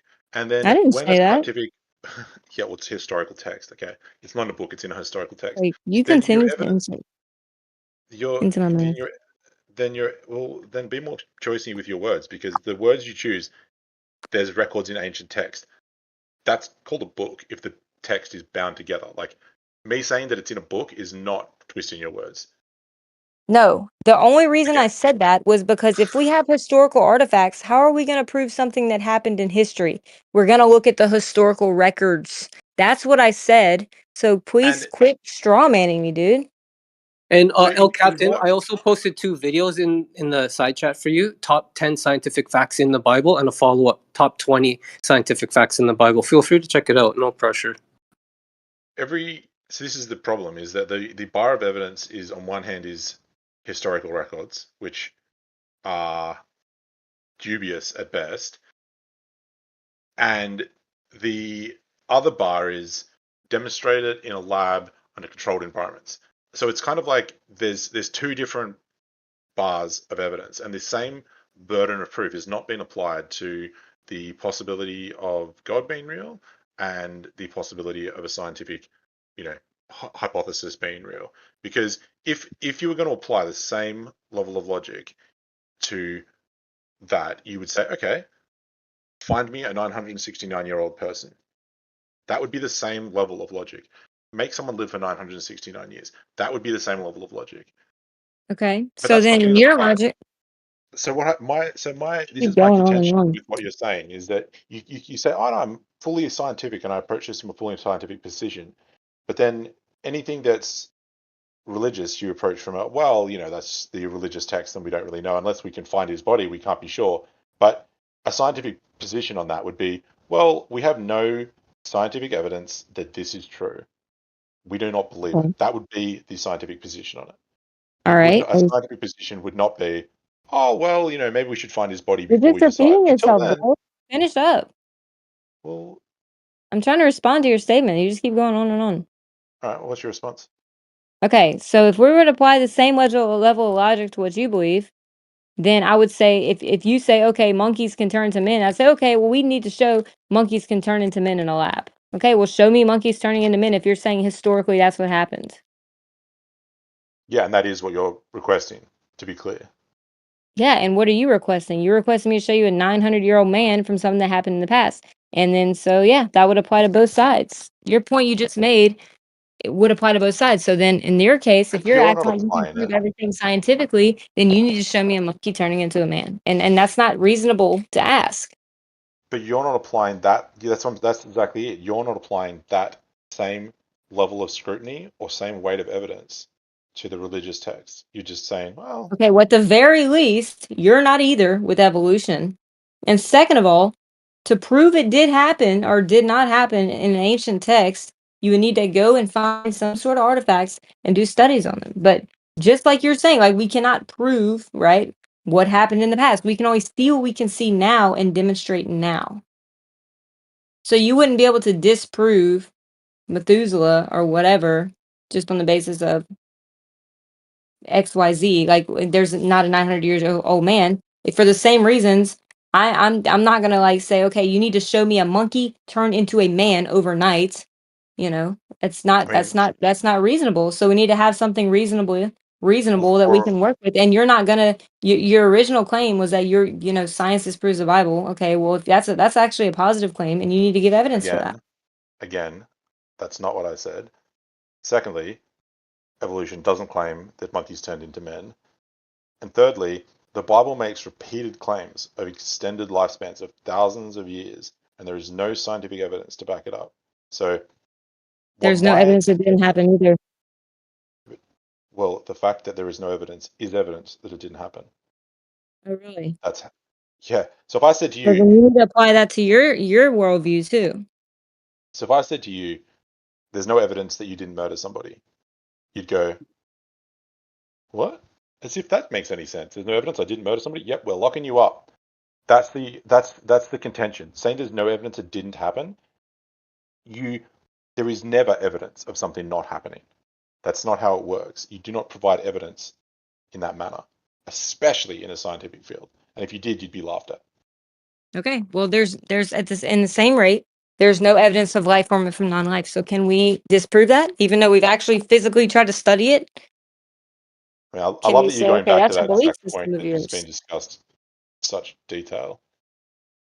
Exactly. There's no evidence, but you still want to believe it. Completely, well, just completely You're the one dismiss. that brought up that science and the Bible are in contradiction. Yeah. So, well, how do you reconcile? How do you reconcile that there's Adam, Jared, Methuselah, Set, Enos, Cain, anyone, all these people? How do you reconcile that all these people lived for like 900 plus years in science? You're a biologist. How does that work scientifically? The telomeres have degraded over time. Would that be a sufficient answer? No. Do you have Okay. evidence of that? Not. Actually, we do, but it's okay. Could you please post that in the As chat? you get older, the telomeres will degrade. But no, I'm not Yeah, well, no, no, claiming no, no, you're no, no, no, no, no, no, no, no. no. Listen, I didn't start out with you You came at said me the claiming that the Bible telomeres. and the Bible is in contradiction with science. I asked No, you to no, give hang me on. an example, and you're saying, "Oh, because people now don't live 900 years." But the Bible even explained that now people have a shorter lifespan. Like it literally said, God shortened their lifespan to maximum 120 years. So But if you're people going live to use past the that Bible, now. then you need to use the whole Bible and explain. So we wouldn't be able to demonstrate it because God even said that He shortened the lifespan. Simple. But people lived beyond 120 years after God shortened the lifespan. In the book. And I'm pretty sure that people have done that now, right? There's been people who recently have lived past 120 years now. Maybe not. There's nothing in God there's shortened nothing the in the mod lifespan after the flood. He shortened the lifespan. Period. So to ask me any to produce somebody who lived 900 years would contradict the Bible itself. Right, but going back to something you said that scientifically the telomeres have shortened. Do you have any evidence of that? Because I would love to see a paper on it. You Not the asked me telomeres in a to. person. You asked me to scientifically explain how people could be living shorter now, and I gave you a biological explanation as to something that could be Yeah, possible, and you aware don't of that. accept it. Have you got any evidence of it? Because that's how science works, as you should be aware if you are in fact a scientist. In the You same don't just way, no, you don't I just say was things. giving you a conceptual answer. You said, explain how do you reconcile that biologically that people now live shorter? And I was giving you a biological answer that the telomeres were shortened. Okay, I just tried to The tel play and with your have you got game any? of questioning me about how biologically it could be Is reconciled, and I could throwing very shit in well your say the pants, saying telomeres what were length? shortened. So, but that's what. Okay, so you've said okay, the telomeres were shortened. Is there any evidence of that? Because that's how science works. Not That's how that science I works. didn't. Okay, so you asked me to give it conceptual. I don't have any No, I evidence didn't. offhand No, I about the didn't. telomeres. In the same way, you have no evidence for anything you believe either, but you still believe That's not it. true. That's not true. And show me how life got formed. You just said I Naturalistically. had no You have evidence yet for to anything I provide any believe. evidence. You're the same guy I was talking to earlier that still has not given me any evidence that said he had any. So don't come at me about any sort of evidence. I gave you a conceptualization of how God could have shortened the lifespan. But to A ask me how conceptualization we is have not a people that scientific live much explanation. longer and then give me but biologically reconcile how that could have happened. I give you a reconciliation of how it could have potentially happened. Like, No, and then no, God but shortened the lifespan, and you're gonna ask me for that even after the Bible says that we're not gonna find that now. So that's just like bad faith, dude.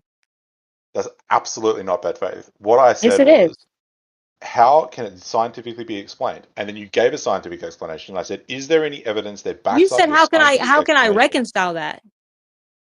Is I there gave you a any evidence? reconciliation of Is there any evidence that backs up oh my gosh. your explanation? Yes or no? Any I evidence? did not make a positive claim of evidence. I gave you a reconciliation of how it could have You been gave me concept. a conceptual model. You threw shit at a fan to see what Yeah. would stick.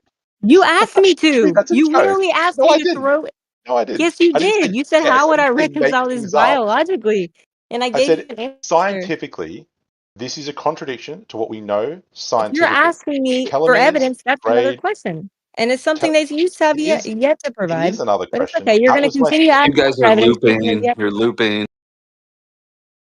Yeah, that's all he does is loop. And he doesn't provide any evidence while continuing to ask me for some, asking me to provide some evidence that he knows I wouldn't be able to reproduce. For example, because Why God did you shortened the say it? lifespan. He's asking me for a 900-year-old man. I mean, you're If so you knew disingenuous. you couldn't produce evidence for it, I why didn't would claim you to. say it? You brought up this example, dude. You're the one I that said that the this is Bible and unbelievable. I science know are I in have bad faith, contradiction. You man. This said the is Bible and science are in contradiction. I yeah. said, give me an example. You I said gave you one. because people don't live 900 years, even though the Bible clearly says that God shortened their lifespan after that, then you say, how would you reconcile that you can have people living longer biologically? I gave you a conceptual reconciliation of having longer telomeres. And then you're asking me for evidence. Okay, you're the one that needs to provide evidence that the Bible and science are in contradiction. You made the positive claim. Surely you can't be serious. This has got to be a troll. Like surely. You're the one that came out with a positive claim. How do I reconcile the Bible? How do I believe in the Bible if I believe in science? Okay, because you said they're at odds. So you're the one that needs to produce evidence because you made that claim. No, it was just a conceptual No, model. no, It that's wasn't a claim. exactly No, it what was just a happened. conceptual model. No. It was just I was just That's giving a conceptual exactly. model. Such bad faith discussion. Seriously, I unbelievable. literally say that to you, and you're literally gonna say it back to me. Yeah, Like yeah. I already told you you're acting in bad That's faith literally what because I'm what doing. you I'm requested. copying what you said to me, and you don't even get it. You don't get the irony. It's incredible. No, I'm Oh, literally telling you Rick. that you're copying what you said to me. What I said to you. Yeah, no That shit. you're talking in bad faith. Well done. And you Yeah, are because I Unbelievable. have not received any evidence from you either. yeah, Rick, do you recognize you have a philosophical bias against the Bible or religion in general? No. Well, there are either two options, right? Either like God is real and what the Bible says is real, or it's not. If it's real, are you willing to consider the possibilities of the implications about being real? If it's real, would I consider the implications? That makes no sense. Do you want to try again? So if the Bible is real, right, and God is real, would you consider the implication that would have in your like way of looking at the world? If the Bible is real, would I consider the implication of the Bible being real? Yeah. Is that what you're asking me? Yeah. But it's not real. I don't understand. How can I answer a question that if it's real, would I consider it being real? I mean, I don't know what you're asking me. Yeah, well, so when we make a hypothesis about anything in science, let's say, using the scientific method, just for the sake of the argument, there is two options, right? Something can be real, or can be true, or cannot be true, and you need to consider both possibilities at times. So when you make a hypothesis, you say like, yeah, you get I'll it now? shorten this for you. I don't know what you're trying to ask, but I'll just shorten it for you. The Bible says that God is all-powerful and good. The actions of God are not good. If God can prevent the things that are happening in the world that are horrible, he chooses not to, he's not good. If he's not good, or he's not all-powerful. You Therefore, just want to God is keep not exercising scattergunning the to a power. different point. That's all you do I is mean, scattergun. the You have original not point was provided any substantial evidence that the Bible contradicts science or that they're at odds or whatever. You moved on from that. You still haven't provided evidence from earlier. I just checked our DMs about origin of life being plausible. Zero evidence, and I'm still waiting for your other evidence too. So you just keep changing the point, and you're not actually providing anything. Because you just claimed it was Now you're telling me. talking about if God's morally good or not. Like, why can't you just stick to a point? You continue to change the I'm point just going to mute after you you're caught because out for you having are the zero most evidence, dude. unpleasant person I've spoken to in a long time. What was your question? Whoever, Sam, I think it was. Yeah. Yeah, I just want to establish a little bit, like, I feel like you have a very strong philosophical bias against the Bible, and you're not even consider the possibility that it's real. And I just want to point that out to you, because if you realize in a hypothetical case that God is real and the Bible is real, you cannot accept it to be true. Therefore, you're always going to look for a way out of, like, not believing that it's a possibility. And I think if you realize, okay, but if you, this is what I'm trying to, work with you through the questions to point out these, like, moral contradictions about the Bible being good, right? Being true that you have against it. So if you consider just for a second, hypothetically, like the Bible is real, that let's say morality in the Bible, you need to obey the laws that the Bible talks about it. Would you be okay with it, or you will realize that you have some accountability, and therefore you cannot accept that? Well, for example, I mean, I still don't really know where you're going with this. I don't believe the Bible's real because there's no substantial evidence of anything in the Bible occurring. And without an evidence base to demonstrate that something occurred, I don't believe it did. I mean, You that's don't believe if you were anything to in the present me with building. evidence that the Bible was real and present me that, for example, that someone lived for 970 years, present me with real evidence, I would consider it. Rick. And I would say, that's interesting. That's Rick, considerable evidence. This is the purpose of a hypothetical exercise. I don't need to provide anything to be real or unreal, right? I'm just saying hypothetically assume. You need to make yourself capable to assume that something is real, just to practice in your mind what are the implications if that is happening, right? Like, this is what you build in your mind. Like, how would I make an engine? I'm gonna suppose that electricity works in this way, and you make that hypothesis, you test it out, and then you work forward. So my exercise here is like, let's assume that God is real and the Bible is real. That's the exercise. There is no point saying like you don't believe in it. The first question you need to ask is, am I willing to go through a hypothetical situation for God knows how long about pretending God is real? Oh, it would be very short. It's not that long, and it's just a simple exercise that we do. 3 minutes. Yes, yes, all right. Okay. So like, if you, so right, so if God is real and the Bible is real, do you see there will be, let's say, some behaviors, or let's say it says it's not okay to lie, or sexual immorality. If you practice those things in your normal life, you consider that to be normal and acceptable, and they are not acceptable and normal in the Bible. Would you see that it's a conscious bias against accepting that? Because you will have to change your way of looking at life, and you will have to take accountability for doing something wrong. No, I wouldn't change almost anything I do in life. I'm not asking you if you would change. I'm saying, like, if the Bible is real, everything that you're doing, let's say for example that you lie, you think lying is okay, all the things, but the Bible can be pretty strict in the way that you need to behave morally, right? So you would understand that you are at odds. There'd be a few big changes. Yep, I wouldn't eat shellfish on Sundays. I wouldn't eat shellfish on Sundays. I'd have a different haircut. I wouldn't wear polyester clothing. I wouldn't have planted basil and would I plant basil and thyme next to each other? There's a bunch of changes I would make. Yeah, for sure. Yeah, barefoot with false witness and all that kind of stuff. Like, right. So there is a lot of big changes you need to do. So like, are you? No, not really. Changes of haircut and changes of clothing that I wear, and not putting my basil next to my oregano. I wouldn't call those big changes, but yeah. Well, when I refer to big changes, I'm talking about changes regarding like morality, let's say. Yeah, and like I said, I wouldn't change them. I think that I live, generally speaking, a very good life. I'm very thoughtful of others. I'm very generous. I am a good person, I believe. So no, I wouldn't change very much about my life. I see someone struggling to carry their groceries, I help them. I see an old lady at the top of the stairs, I carry her bags down for her. I see somebody struggling to cross the road, I stop and help them across. I am a good person, and I wouldn't change much about my life. I can't say the same thing for a lot of religious people. A lot of those people are absolutely horrific human beings, but that's another question. I agree with Well, that. well, Like that doesn't imply anything, you know. Like just believing in the Bible doesn't actually make you a good person. You actually need to act what it says, and that's the big point. A lot of religious people, they think just because they know all the verses they are good people, and I don't, you know, clearly they are not really good people. But my point that I wanted, you know, the short exercise that I was trying to do is like, if you have a big, like I said, moral argument against what the Bible said, you will have an unconscious bias to believe anything about God, right? You will always try to look for a justification that God is not real, the Bible is not real, because it would imply that you would need to do some changes on a philosophical and spiritual level. That was a little my point. And to Yeah, answer your because most question, people no, will I think wouldn't. they're good. It's good is subjective for many people. Like some rapists think they're good people.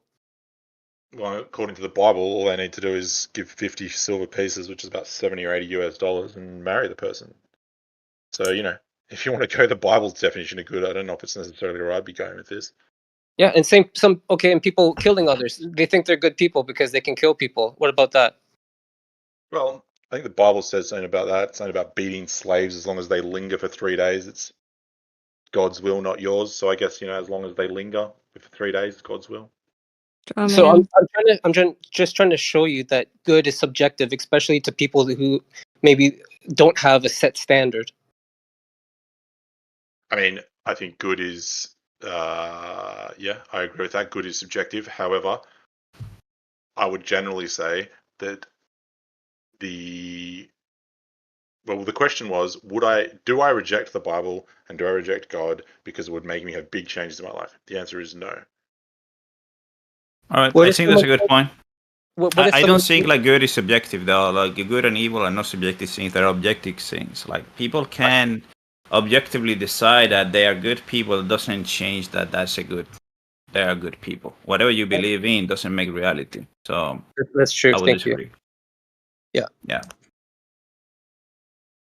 For the Christian or the believer and maybe the Muslim, there are objective standards and objective morality. But for the non-believer, it seems to be man-made and seems to change with the wind. Does it though? I mean, I'm a non-believer, and I think that the things that I would live by are, I would say, a better bar than the vast majority of American evangelicals. Okay, if you want, we can test if you're a good person or not. No pressure. I mean, I don't need to test to know if I'm a good person or not. You can make your own judgment of me, but I'm comfortable with my judgment of myself. Okay, what I'll do, yeah, I'm not going to put you on the spot in front of everyone out of I don't care. respect. Test it. Go away. Test it. I don't care. Your opinion of whether or not I'm a good person doesn't impact me.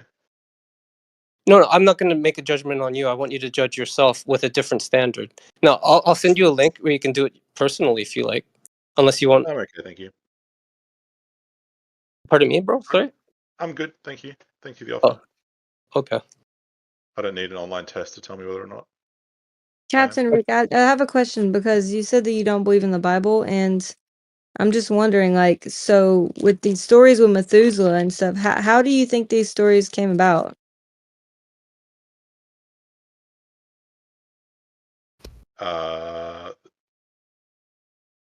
I think a lot of these stories in the Bible came about from essentially pinching stories from other religions and other belief systems.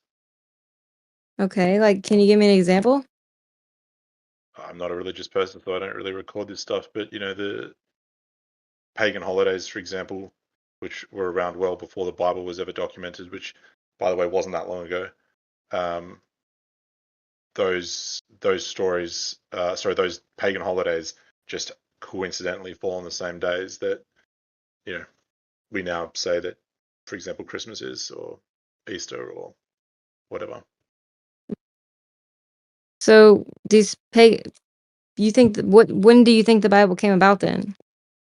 Well, Go with the scientific evidence. When's the earliest recorded copy of the Bible?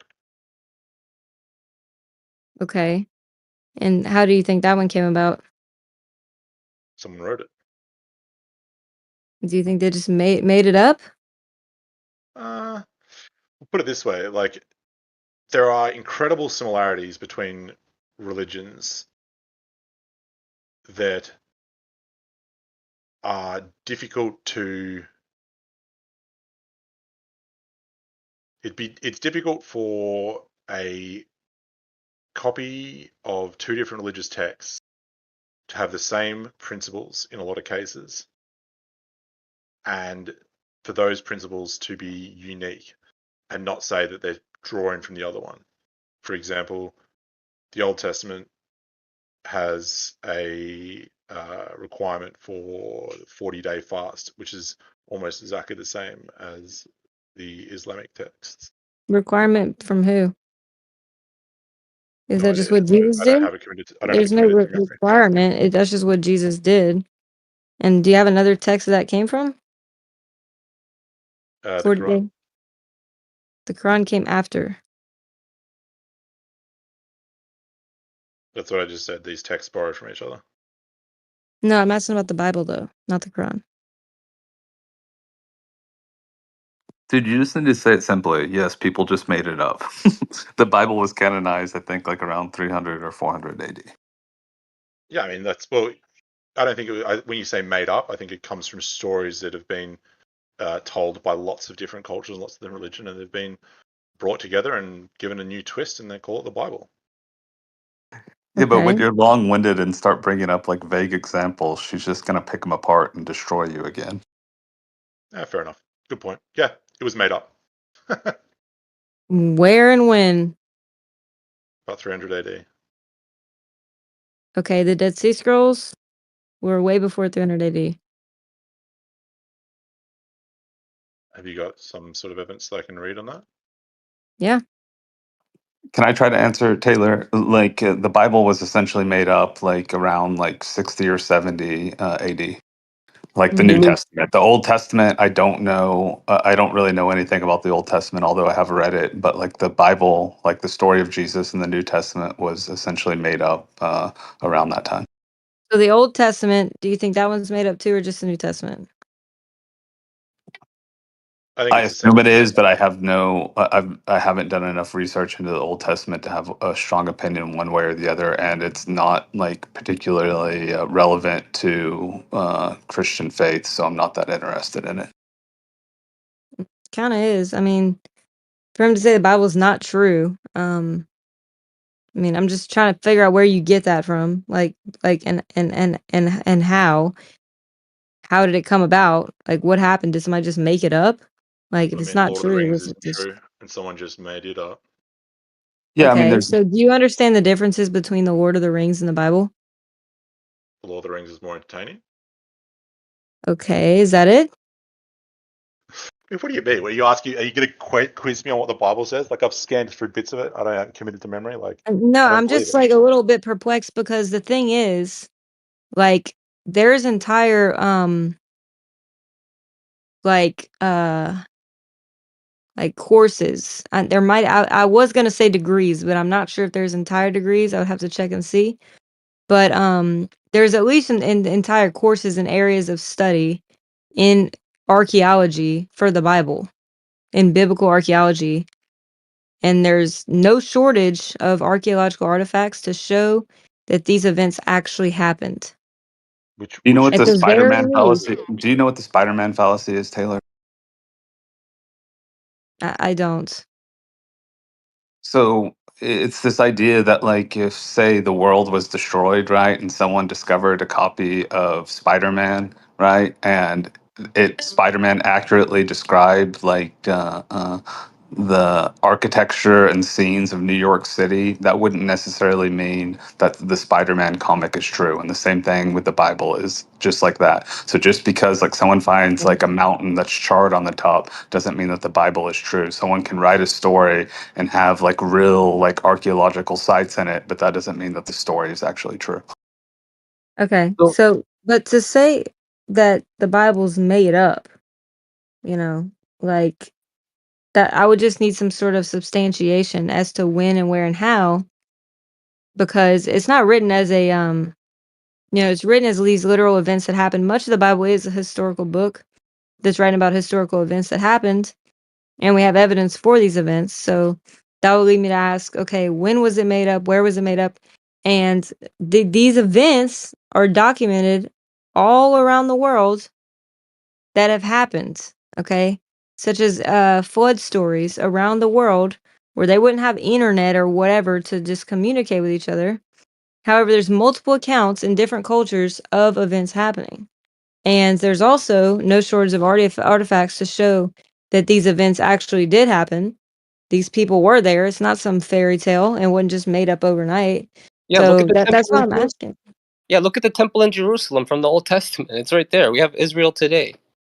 So Just like I said, the Spider-Man fallacy, but there is no contemporaneous first-hand account of Jesus. And you guys are the one making the claim that Jesus was God who came down, or is the Son of God who came down, resurrected himself, resurrected all of these other people. They walked around the city, so on and so forth. He turned water into wine. He walked on water. These are the extraordinary claims, and there's no actual evidence to Okay. support them. okay, so now you're saying that half of the Bible is true, just not that last half. Is that correct?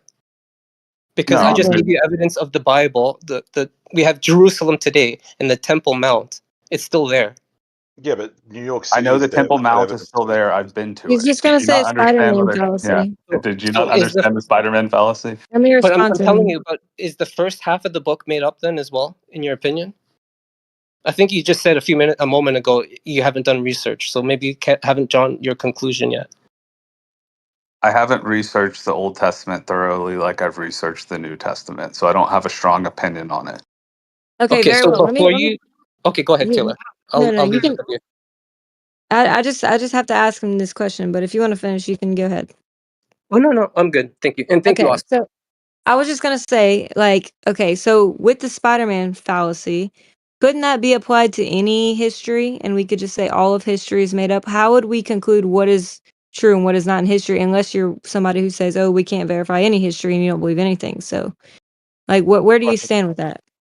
Well, As a general history rule, sorry, I'll let you answer first because you're You're better at fine. I this. would just say history is a matter of probability, right? Like we don't know historical events to happen absolutely, right? But one way that we know them is not by just saying, "Oh, in this historical document they wrote about an archaeological site that actually exists." That's the Spider-Man fallacy. But if there were first-hand contemporary accounts of an event, that would be much more probable than only like second-hand, accounts that happened 50 years after the supposed event. Like Aristotle, for example, or Plato, like they have much less historical writings than like the Christ. So we should like deny or say that maybe Aristotle and Plato are just like fall into this like Spider-Man fallacy as well. Yeah, just because it's a Spider-Man fallacy doesn't mean it's not true. I want to ask him that. Like, is Aristotle and Plato also fall in that category in your opinion? Well, that wouldn't be the Spider-Man thing, but like yes, like people like Why? Socrates and all of these other people's Alexander the Great, like there are questions about their historicity of these people, although like most of them actually have firsthand accounts, although Socrates, for example, like was only written about by his students, so like we don't know exactly. But the major difference is they're just writing philosophical ideas that like can communicate over time. Like you guys are claiming that this is a religious statement that either saves you and lets you go to heaven or condemns you to hell. And so it doesn't really So, matter if Socrates was a historical figure, but it deeply matters whether or not Jesus was a historical figure. so Socrates, would you say that it's potentially true that he's not a real person? It's definitely potentially true that Socrates is not a real person, just like it's potentially Okay. true that Marcus Aurelius wasn't a real person. But I can still read Okay. Meditations, and it's the most profound book I've ever read, but it doesn't matter because it's not going to save me, send me to heaven, or condemn me to hell. Okay. So it's not even necessarily that you reject everything on that it could be a Spider-Man fallacy. It's just like the philosophical implications of the Bible that make you apply the Spider-Man fallacy to it rather than other historical accounts.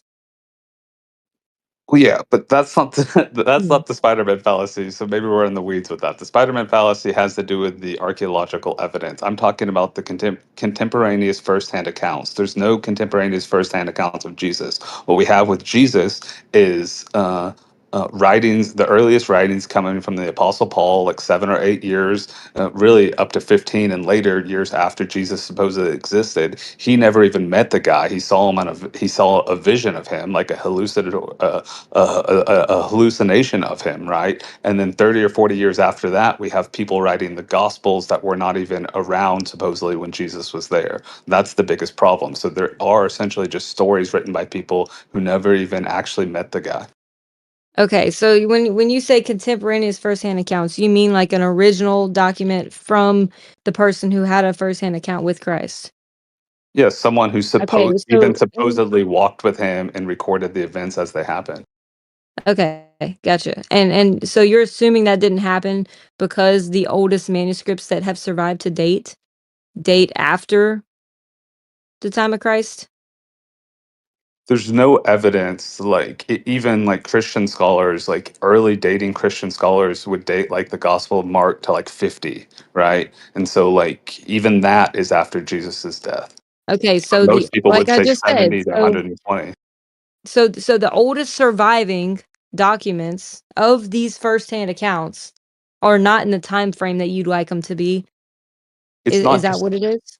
it's not just when the manuscripts are dated too, right? It's based on the language of the manuscripts, like doing linguistic analysis of them when they were actually written. And like the names Matthew, Mark, Luke, and John, for example, like the story of Jesus, aren't even proposed to be written by those people, right? They're not even saying that they're firsthand accounts of Jesus, right? The names weren't even put onto him until 200 years after his supposed death. And so like it is essentially just stories that people made up decades later.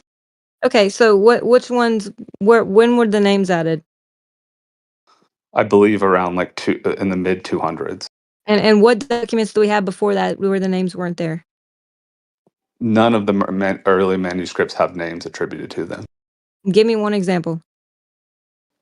All of them. None of them have like Give me one example. one example of what?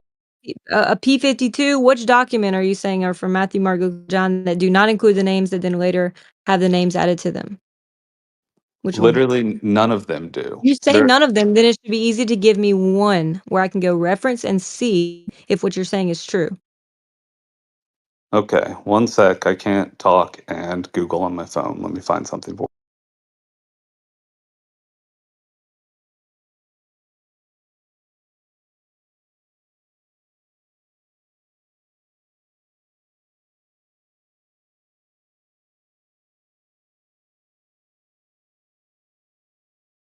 I don't think it would have been particularly easy to be uh, roaming around as a Christian right after Jesus' death. They were literally hunting them down, arresting them, killing them.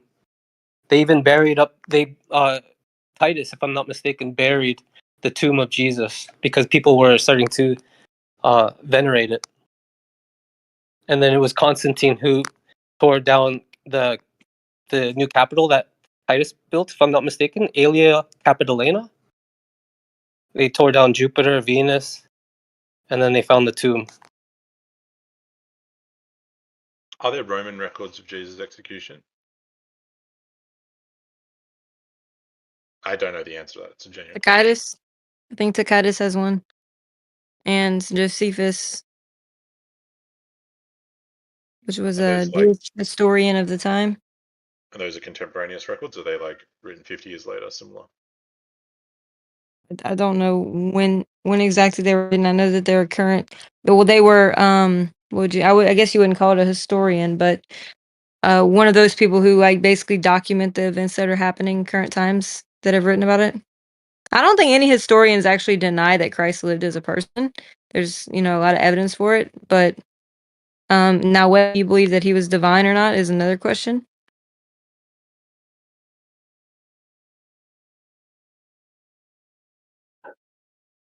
Taylor, have you heard of Lee Strobel?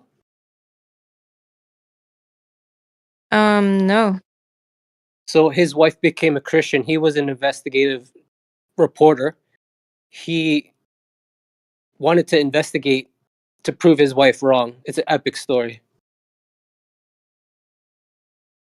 I think I have heard about something like that.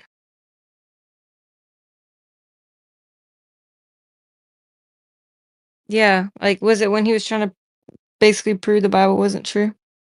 That's right. He was a trained and highly skilled investigative reporter. He went out in the field to find out. It's incredible.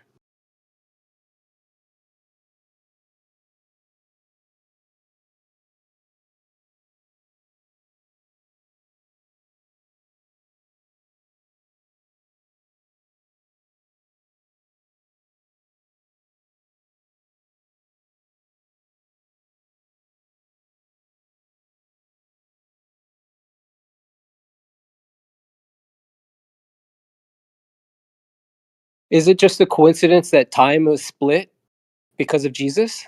AD and BC, before Christ?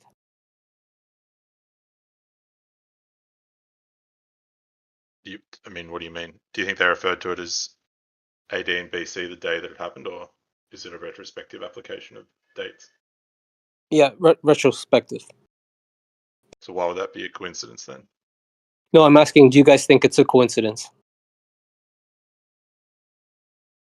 No, obviously not. Okay, And why thank you. would that be a coincidence? Yeah, If they were so to have applied it as BC before Christ, and then changed it to AD, after death? I don't believe that's what it means. Oh, they've changed it now. Now they have BCE, before Common Era. But AD isn't after death, right? Yeah, probably not. Yeah, I mean, probably not. Either is it I'll isn't. double check. Let me check. Anno Domino, is it not? Anno Domini, in the year of our Lord. So it's after birth. Oh yeah, thank you. No worries.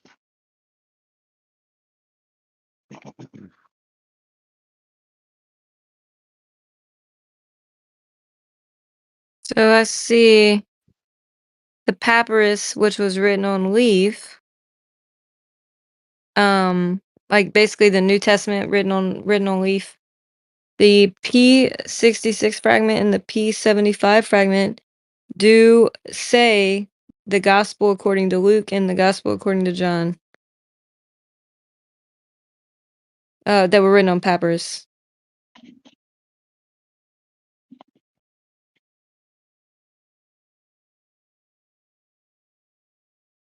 What year are those dated?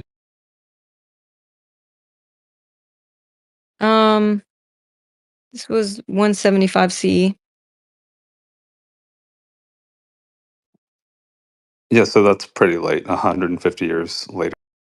I'm looking, I'm trying to find the first Yeah, I full mean, one well, of Mark, right. but So things that were written back in the day, like for example, like these are like 175 CE and they were written on leaf. So I mean, I'm sure you can imagine that over time, the older parchment paper or whatever you're writing on that it is, and obviously the more handled it was, the more it's gonna break down over, thousands of years. I mean, that's and that applies to any historical text. Actually, the amount of accounts that we have of the Gospels is way more than pretty much any ancient text in terms of the time period they were written after the original event happened. So, I mean, if you're going to deny the historicity of the New Testament based on the manuscripts, then you're going to have to pretty much deny everything else in those time periods historically because they have way less manuscripts in such a much longer time span. The so New as for Testament has the most manuscripts in the shortest amount of time span compared to any other ancient document of those ages and older. But that's not really so what was asked, though, is it? Like, that's not really what was in contention. yeah, just Well, real no, quick. he So was saying that he was denying like the accuracy of the New Testament, and I'm saying the historicity checks out. no, Unless but you want to deny all of history, which is also fine. If you want to say we don't know if any of these things happened, Aristotle or any of these other people, that's okay. But I want you to know that, like, if you're going to use those same standards, like, you can't just accept those that have many less manuscripts compared to, like, the gospel, which has so many more manuscripts in such a short But time. number of manuscripts is not the number of manuscripts is not a marker of accuracy. Why so? I'm not saying Well, I that's the mean, only marker, but can you I mean explain to me that's why? In terms it's of the same. historical accounts. Can you explain why? Yeah, well, it's the same Okay. principle as the number of textbooks that say the Earth is round is not a marker of its truth necessarily. It's the same principle. Just Yeah, because there's you a need lot evidence. written about it. Yeah, I exactly. It's agree. like, so that's what I there you go. I mean, you came to the same conclusion. The number of texts Yeah, is not. yeah, I would Well, I agree mean, in that standard. In terms of like the accuracy of the text, or like the fact that these accounts were being written back then, or like the reproducibility of them, and like the how would I say it actually, like just the validity of them at that time point, it would definitely give it more credence. However, in order to see if these things are actually true, like historically, you would want a lot of accounts. That would make it more historically valid if there are multiple accounts and archaeological evidence.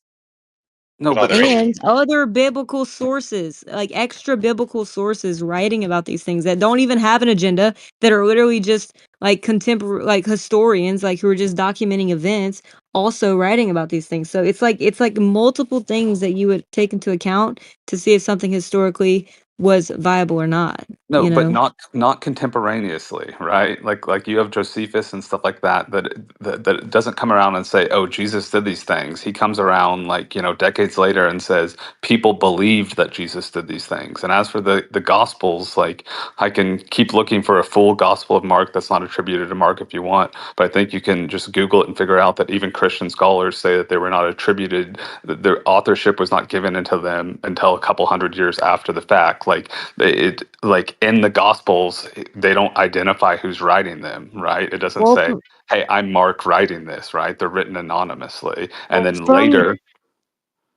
sorry, I keep thinking you're finished. go Later, ahead. what?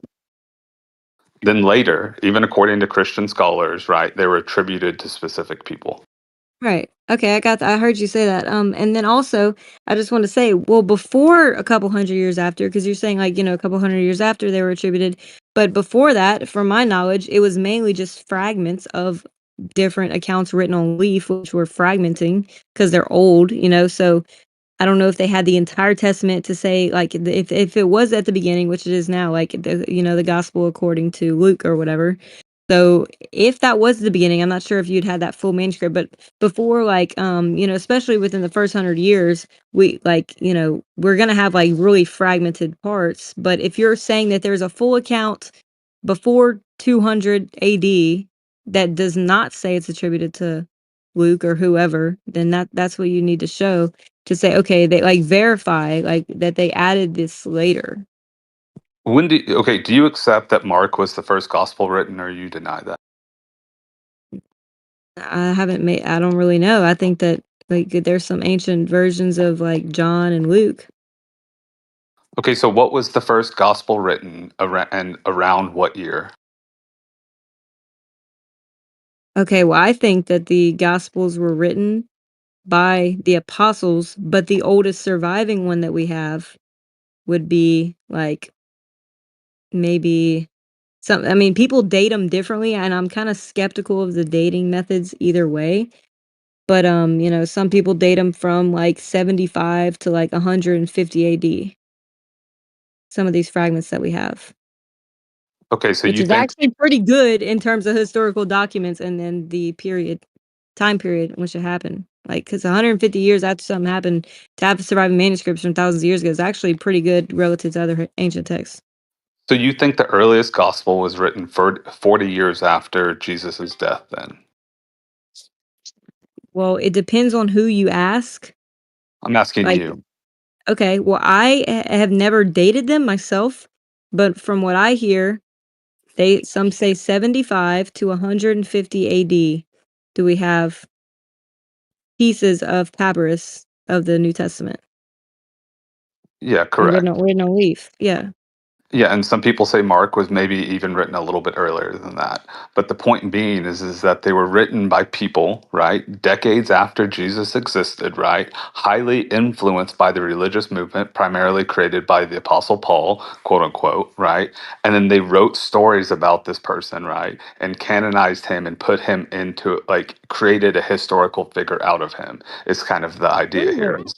You'd have to prove that. Like, how would you? Can you prove that they weren't authentically just because like the oldest dated manuscript that we have is 100 years after the apostles, the oldest surviving one? How are you proving that like it wasn't actually written by them? And Yeah, then Taylor, do you Okay, know where it was found? The oldest document? What country? which one? The oldest fragment from the Gospel of John. Do you know what nation it was found in? Egypt? Yeah. okay, so Right? There would have been documents before that maybe couldn't have made it to Egypt. Exactly. if the Gospels were You're just written, assuming that. if the Gospels were written while Jesus was alive, right, like 30 AD or around that time, right, why does the Apostle Paul not mention them? Why does the Apostle Paul not mention them? Yeah, the earliest books of the New Testament are letters written I'm by pretty Paul, sure Paul right? does reference things that were written in the Gospels. Paul does not reference the books, the Gospels. Why does he not reference them? Well, we call it a book, but he did reference things that Christ said that he wouldn't have been there to hear him say. So they must have been passed down one way or another. Like such as? Hold on, let me give you a quote. I think the fundamental thing here is the question of whether we think it's reliable to rely on a document that was written 50 years or 40 or 30 or whatever after someone's death when writing about the stories of that person. And I think if you apply any level of criticism, you have to be skeptical of a document that is written retrospectively. Well, yeah, that's That is exactly. true in criminal law, that is true in science, that is true in archaeology. You don't go out and do a scientific experiment and then make your notes retrospectively. I mean, some people do. They've been criticized for it, but that's the point. Dude, I don't think it's fair to say that holds more weight or any what weight. what ancient text though has things written like that were written within that time period that has survived? You're talking about things that are written on leaf. Like you're acting like nobody wrote it down until years. No, he's assuming that because some of the oldest fragments that we have are dated to these times. Well, like 100 years later or whatever, which is actually really good compared to ancient texts that we have like the oldest manuscript hundreds and hundreds of years after the actual event. Just like Aristotle and things of this nature. So like That's to right. say like, oh, I think people should write it down. Yeah, people did write it down. It's just that the But you're oldest just saying that surviving you've got no manuscript. evidence of Similarly, I could write about 9/11 right now, many years after it occurred, and it could still be factual. it. Well, No, it's not even that they wrote it later. It's we're talking about the oldest surviving manuscript, the oldest surviving one. But we can Great actually point. see that there was actually manuscripts floating around at this time because of the amount of them that we have in different regions 150 years later. So we can say, yeah, there was definitely manuscripts much, much before these older ones. The fact that we even have other ones in these other locations that say the same thing, that are other accounts. How fast it spread shows that there was manuscripts before 150 AD, and you're just assuming that's when the first one was written. Like that's ridiculous. No, dude, Taylor. That you again, and I'm not an expert at this. I'm just telling you, like, from my understanding of like the scholarly consensus, and most of them being Christians, right? They're not just saying something was written. Like, they're not saying, "Oh, this is the oldest document we found, so it was written on this exact day," right? A big part of it is linguistic analysis and historical analysis, right? And so they date stuff like not just, "Oh, well, we found this. This document was written on this date. It must have been written on this date originally," because they know that the gospel was transmuted transmuted essentially by like copying in households. So it's not just when it was found, it's also based on other elements. So then what elements are you saying it's non-credible? What other elements are you basing that on? Because I'm Paul trying. did reference things like the resurrection, and he obviously knew about the events and teachings of Christ in his writings. Like he was referencing events that were happening. Yes, he does reference events that were happening, right? But he does not reference the books, right? So Paul was not a witness to Jesus. Paul had an hallucination of Jesus, right? 7 years after Does not Jesus. say hallucination, by the way. You're inserting that, Okay, a vision. right? I'm. Don't He had straw a. man. I don't think it's a straw man. I think I think That it's is like an that accurate is a straw description. man. Hallucination is not what it says. Okay, well, so What that's does how it I say? interpret the word vision, but like you can interpret however you will. But he had a vision of Jesus 7 or so years after Jesus died, resurrected, and ascended to heaven, right? He never met the guy, he never saw the guy, he never interacted with anyone who met the guy or saw the guy, right? And then he had this and he started writing all of these books. And you're saying that these books were written while Jesus was alive and circulated while Jesus was alive. But Paul never goes around and like writes to the church of Corinth and says, don't forget to read, the Gospel of Mark or anything like that. No, he Wait, doesn't do that because Mark didn't exist, right? wait. Mark was written, 30 years after Paul wrote his letters, and Mark was written based on Paul's letters. What about Galatians 1:6-9? Isn't Paul making a point? Anyone who changes or distorts the gospel is under God's curse. He's talking about not to pervert the gospel of Christ. Okay, and he also references the teachings that Jesus said in the Last Supper, Luke 22:19-20. So he knew, like, he is referencing events that were happening That he that wasn't were there written for. about. 1 Corinthians 11:23-26. If you want Okay, to reference what I'm. was Paul present when Jesus did any of the things that he was purported to have done? He was a lawyer for the Jews. He was a scholar. But did he? Are any of the writings that he wrote contemporaneous? We didn't know, nobody actually claimed that. If you actually read the Bible, you would know that that's not true. And also, what we are saying is that it's actually beneficial that he wasn't there, because he's writing about some of these things that were written about in the New Testament to show that these things were being transmitted at that So, time. It okay, wasn't just made up 100 years later. if I was to do a scientific experiment and someone who wasn't there several years later wrote about it, would you consider that beneficial? We're not Or just would you going off consider the that less writings of reliable? Paul. You just said it was We're beneficial that he wasn't there. verifying the writings of the apostles via Paul. You didn't answer my question. Nobody would claim that that would be relevant, nor is that what we're even saying happened.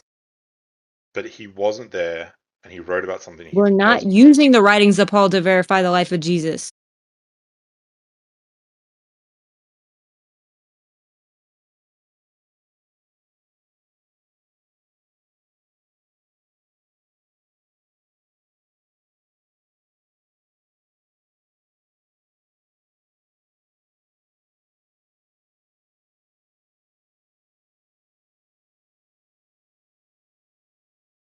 Because they'll Yeah, be they under were God's there. curse. They were being documented and transmitted at the time of Paul. Paul lived during the time of the apostles. So this shows that at the time of the apostles, these stories were being circulated. It wasn't just something that was made up 100 years later. But I mean, I honestly don't care that much. Okay. Yeah, so my It's just only like, point, I'll just wrap it up real quick with my only point, is that there are not firsthand contemporaneous accounts of Jesus's life. There are not external accounts of Jesus' life contemporaneous, right? They were written decades after the fact. And like you can choose to believe that those accounts written decades after the fact are accurate. And, you can say, well, if you don't believe that, then you can't believe Socrates existed. But I would say it doesn't matter if Socrates existed, right? I can still read like Plato's Republic or something like that, and it can still be, impactful on my life because my salvation is not dependent on it. But you're making a claim about salvation, right? Whether or not you'll go to heaven or hell, and either go to heaven or hell depends on what you believe about a historical event. And I just don't think that someone can have that high level of confidence on a historical event that happened 2,000 years ago and the accounts were written, 50 to 100 years after the fact. That's just my Okay, that's the problem I have. That's what I have. Okay, 50 to 100 years after the fact. Like you're first of all, you're assuming these things. I just gave you evidence that at the very least these stories were circulating at the time in the life of the apostles, because Paul was referencing the events that he wouldn't have known about. Okay, so quit acting like they were just randomly written 50 to 100 years later. We've the already gospel. disproven. No, the And what gospels you were do written. whenever you have historicity is you look at, first of all, you look at accounts of this being written by multiple sources, not just Christians, multiple verified accounts. The fact that it even spread so far in such a short time shows that there were previous writings, not just written. Whenever you say 50 to 100 years after, that's like so disingenuous, because like there's evidence to show that these were not the first writings Yeah, that we have. And I know you agree with that, but still the fact that you keep saying that is like so crazy. And then also the archaeological evidence. There's multiple things that you look at to see if something is historically valid. that's right. And even in 2019, when people were probably creating articles, a lot of that stuff is going to be deleted, removed. Yeah, and I this is agree written that on leaf. I I mean, agree come that the on. stories were circulated, right? But there were not firsthand accounts. And like maybe that's not a big deal to you or it doesn't matter. And you say, well, the religion grew really quick and everyone believed it. Like Mormonism grew at the exact same rate, if not a quicker rate than Christianity grew in its earliest days, right? And there are firsthand accounts. Like there's like 10 or 11 or 12 people who supposedly saw the tablets that Joseph Smith got, right? So there are firsthand accounts of that, right? But we don't think Mormonism is true because, it grew really fast or something like that. Dude, No, that's why. okay, so what year was Joseph Smith alive? The 1900s, when they had pen and paper? Yes. Like, okay, so come on now. You can't even make that comparison to something 2,000 years ago that was written on a literal leaf. Like, this is just so ridiculous. No, but there is no evidence that I'm aware of, or scholars who would say that the Gospels were written while Jesus was actually around. Right? I'm unaware of No, anyone. not and it could have been that the apostles wrote it down after Christ died and resurrected, and they said, "Wow, this dude's the real deal. I'm gonna write down the teachings." And Jesus told them that he would help them remember everything that they had learned. Yeah, and the So, like, Jews at the that's fine, time. but it doesn't matter. Like either way, like it doesn't. It's not. It's there's no evidence to show that these stories were just randomly made up by some random person, widely circulated and whatnot. Like there's no. That's just ridiculous. There's historical accounts by multiple people, not just Christians. There were, compared to any other ancient text, you're going to have way more historical accounts of it, compared to like Socrates, Aristotle, or whoever, Plato, and then also the archaeological evidence. Like it's so much that like I don't even know what you're trying to imply. I guess that somebody just randomly made this stuff up. Like that's just No, it's yeah. not that some random person made it up, right? It's just that the collective made it up based on legend over time. It wasn't that someone sat down and said like, "Ooh, I'm going to deceive all these people for 2,000 years to come" or something like that. There was a legend of someone, right? For based on whatever you want to say, maybe it's the mythos thing, maybe it's something else, but there was a legend of this thing that happened, and there were a whole bunch of apocalyptic preachers running around at the time saying like, the Messiah is coming, the Savior's coming, yada yada yada. And they didn't have the internet, they didn't have TikTok, they didn't have iPhones, no one was recording it. People just sort of believed stuff, and like there was a different way that their minds worked where they like believed that visions were just as real as reality. So if Paul had a vision of Jesus, that was just as real as reality. If Peter had a vision of Jesus, that was just as real as reality. And these stories spread throughout time. Decades later, after the supposed time that they happen, they just become more and more solidified over time. To me, that's the most likely scenario. And that's the most likely scenario because I don't have to have this claim that, oh, there was this miraculous Jesus figure who did all of these miracles and resurrected. Okay, so do you acknowledge that people have died to say that they've witnessed these things, or was that also made up? I think that's largely made up. Yeah, I mean that's Mhm. just an Made internal up thing, too. like Oh, primarily okay, based yeah. off of Acts, which is like It's made up. why. Yeah. Okay, so where are you getting that all these people died from? from historical accounts and archaeological evidence. What are the historical accounts? Tacitus, Josephus, amongst others. What does Josephus say about that? He generally talks about the story and life of Christ, and he wasn't even a Christian. Yeah, but did he say all of these Christians were dying for it? I don't recall that.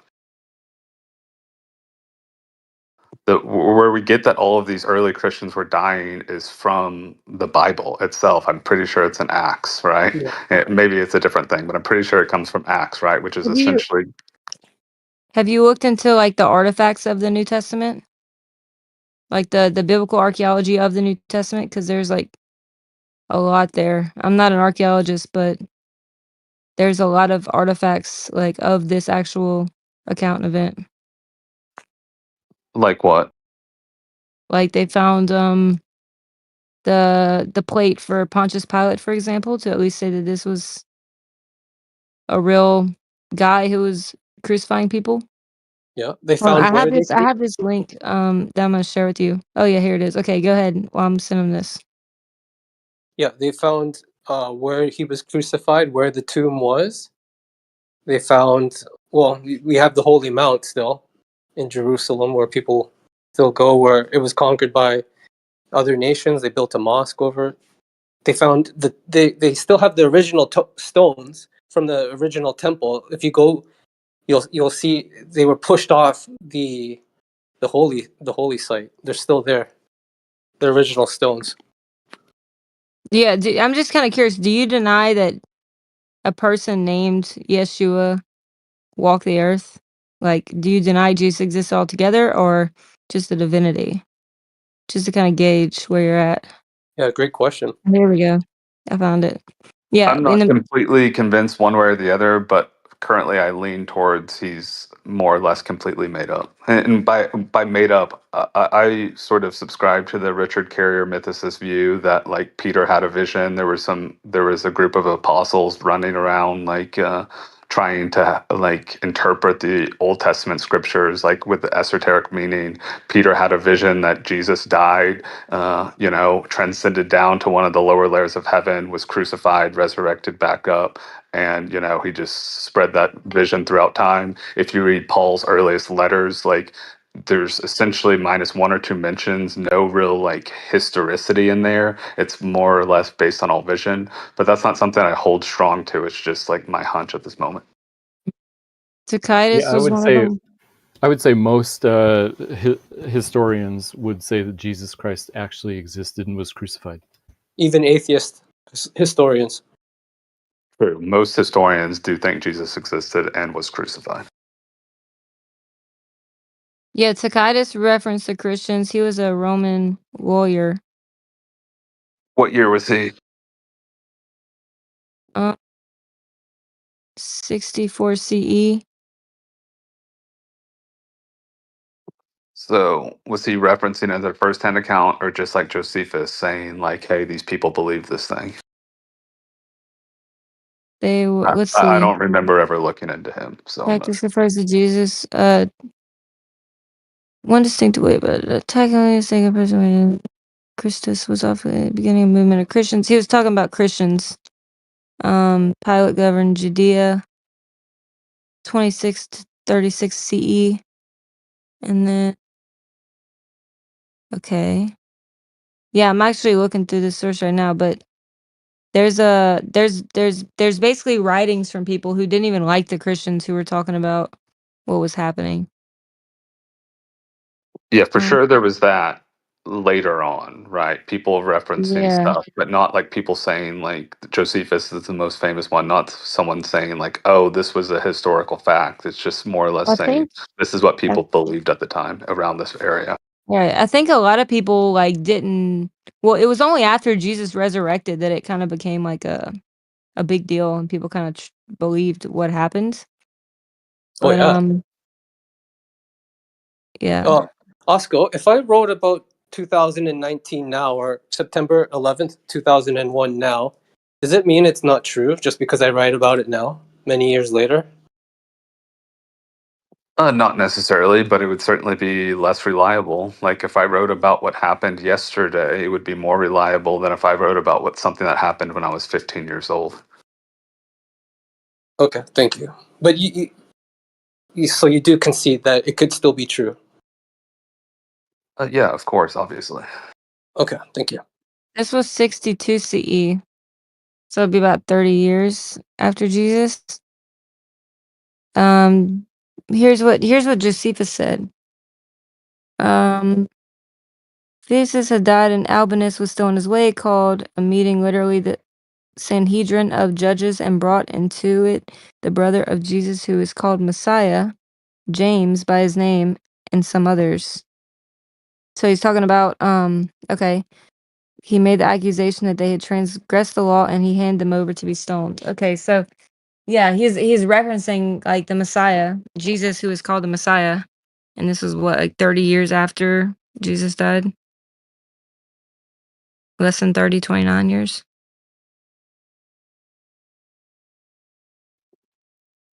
Yeah, maybe. I mean, that would have been after Mark was written by a lot of accounts. Right. Either So way, I think that the thing is like when Christ was alive, like he was sharing the gospel and saying that he was the Messiah, but I don't think that necessarily it became mainstream until after mainstream per se, until after he actually resurrected. And then people kind of like, wow. And that's when the Christian movement definitely picked up because there was, evidence that he was the real deal. well, yeah. Obviously, that would be the case if he actually resurrected. Like people would believe him more, you know. But like even like when he was resurrected, and all the saints in Jerusalem were resurrected at the same time and walked around the city. Like I would think, and this isn't evidence of anything. I'm just sort of saying what I would imagine would happen if hundreds of zombie saints are walking around Jerusalem. This would be like the most recorded event in all of history. But to my recollection, it's not recorded anywhere except for just mentioned one time in the Bible. Do But you know that's like how many like ancient Roman historian documents we have at all from the life of Jesus, like from during that time period? Do we have any? Like, is there any surviving accounts during 2,000 years ago in Rome? Because like there's like, we have selective evidence for pretty much all of these ancient historical accounts thousands of years ago. But yeah. are you saying like there should be more, or like are there a lot, or what? Yeah, I'm pretty sure. Someone may know better than me, but I'm pretty sure there's all sorts of different types of documents and writings from around the time. From 2,000 years ago? I disagree. I think that there is few and far between of any at all. So the fact that we have this many accounts from 2,000 years ago of anything is legendary. Wouldn't you agree?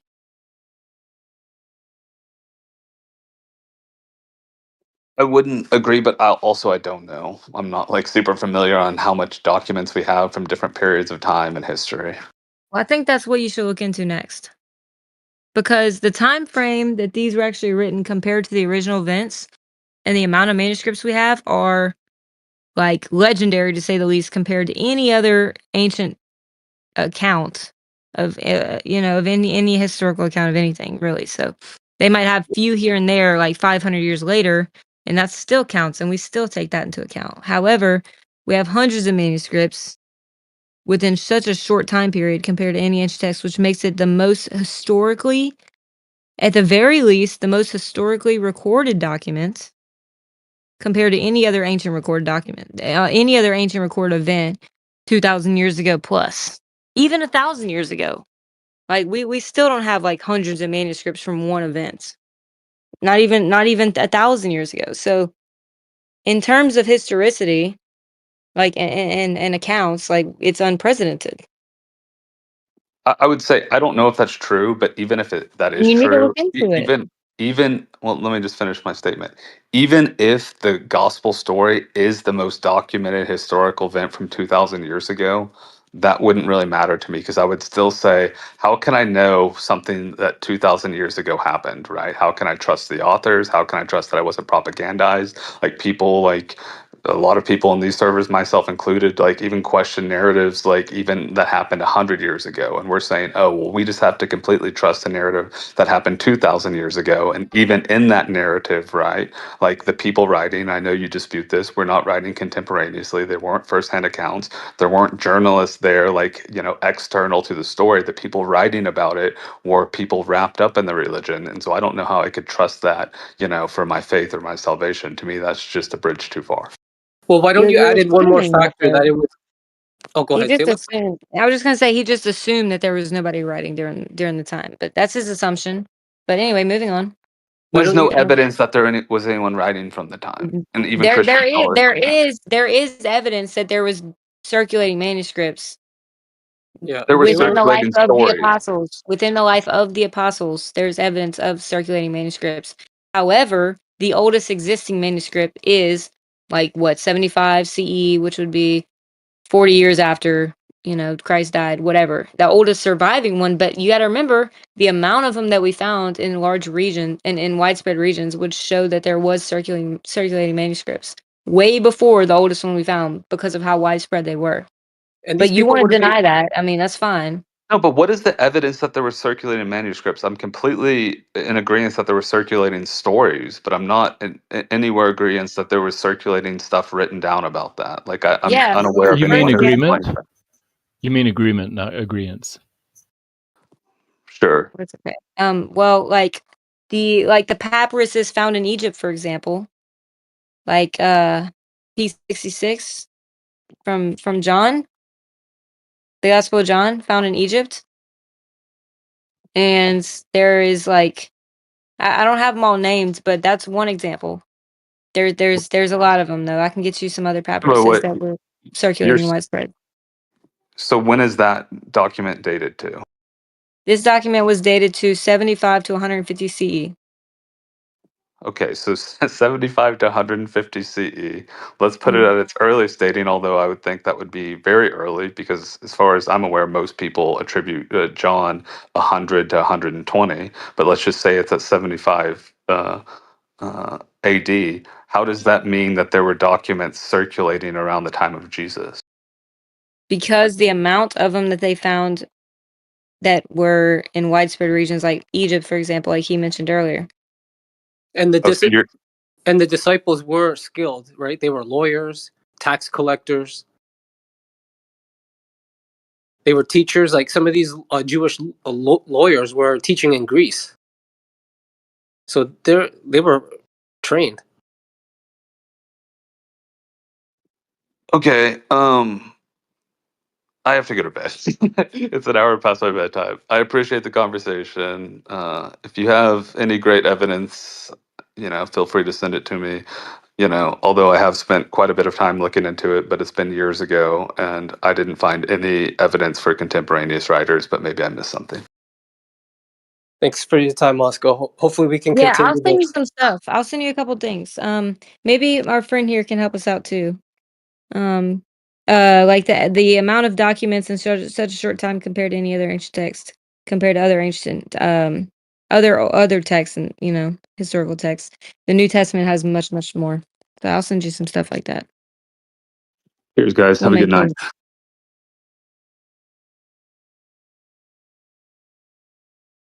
sense. Well, Yeah, I that was didn't get his interesting. You guys username. are right. There's ample evidence for very very closely after Jesus died, eyewitness accounts, and I think the Gospels are based on those. So you're right. Thank you, Matthew. Happy you And made I it. didn't even get his username. Take him back, Eden. I did not get his. I was too busy It's pulling up okay. sources. I think it's OSKO. Let Okay, me double Yeah, check. that sounds right. I'm gonna send it to you too. Maybe if you know him, you can share this one with him. Yeah, thank you. Yeah, this is extra. Did Jesus exist? Searching for evidence beyond the Bible. So this is like extra biblical evidence for Christ's existence.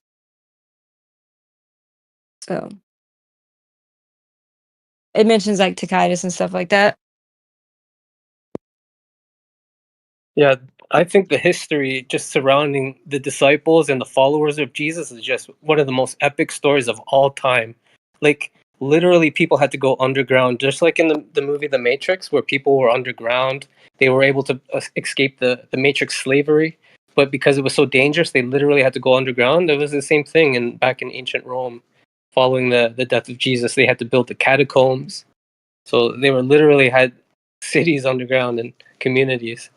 And then you also have to factor in the Bible was literally covered up by the Roman Catholic Church for over 1,000 years. They didn't cover up the Muslim text. They didn't cover up the Hindu text.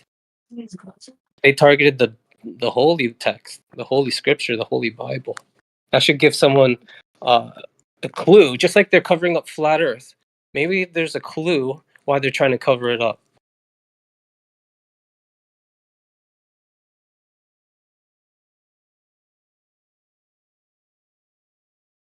Yeah, there was a graph I had basically comparing the amount of New Testament manuscripts in the short amount of time compared to other ancient texts. Like you'd be so surprised.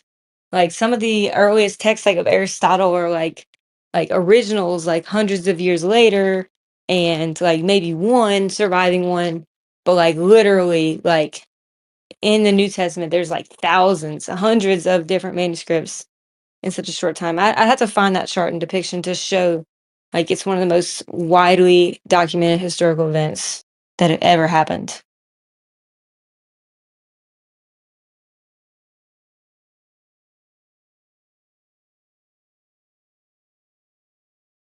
Just imagine if we were all alive back then, if it was true, right? I believe it was true, but just imagine we were there. Would we be a believer? Would we follow him?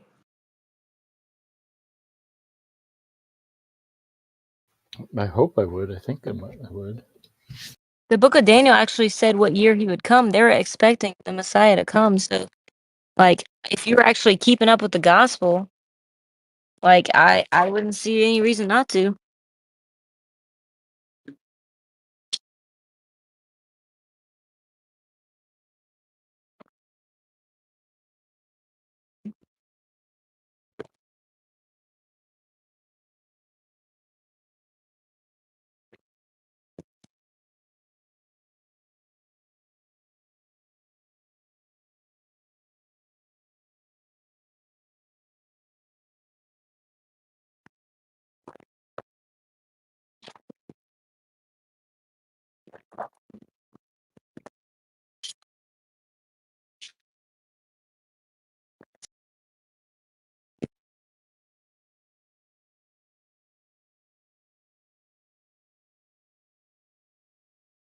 All right, guys, I'm gonna head out. I really enjoyed the fun convo. Take it easy. Blessings. Yeah. Enjoy. Thank you for everything.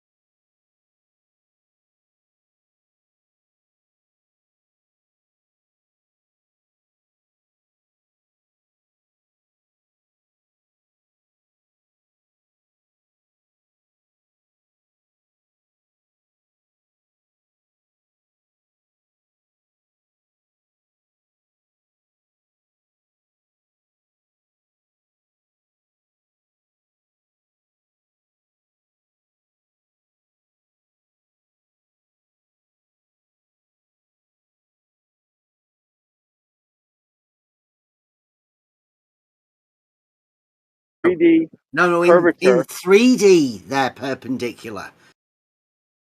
No. Yes.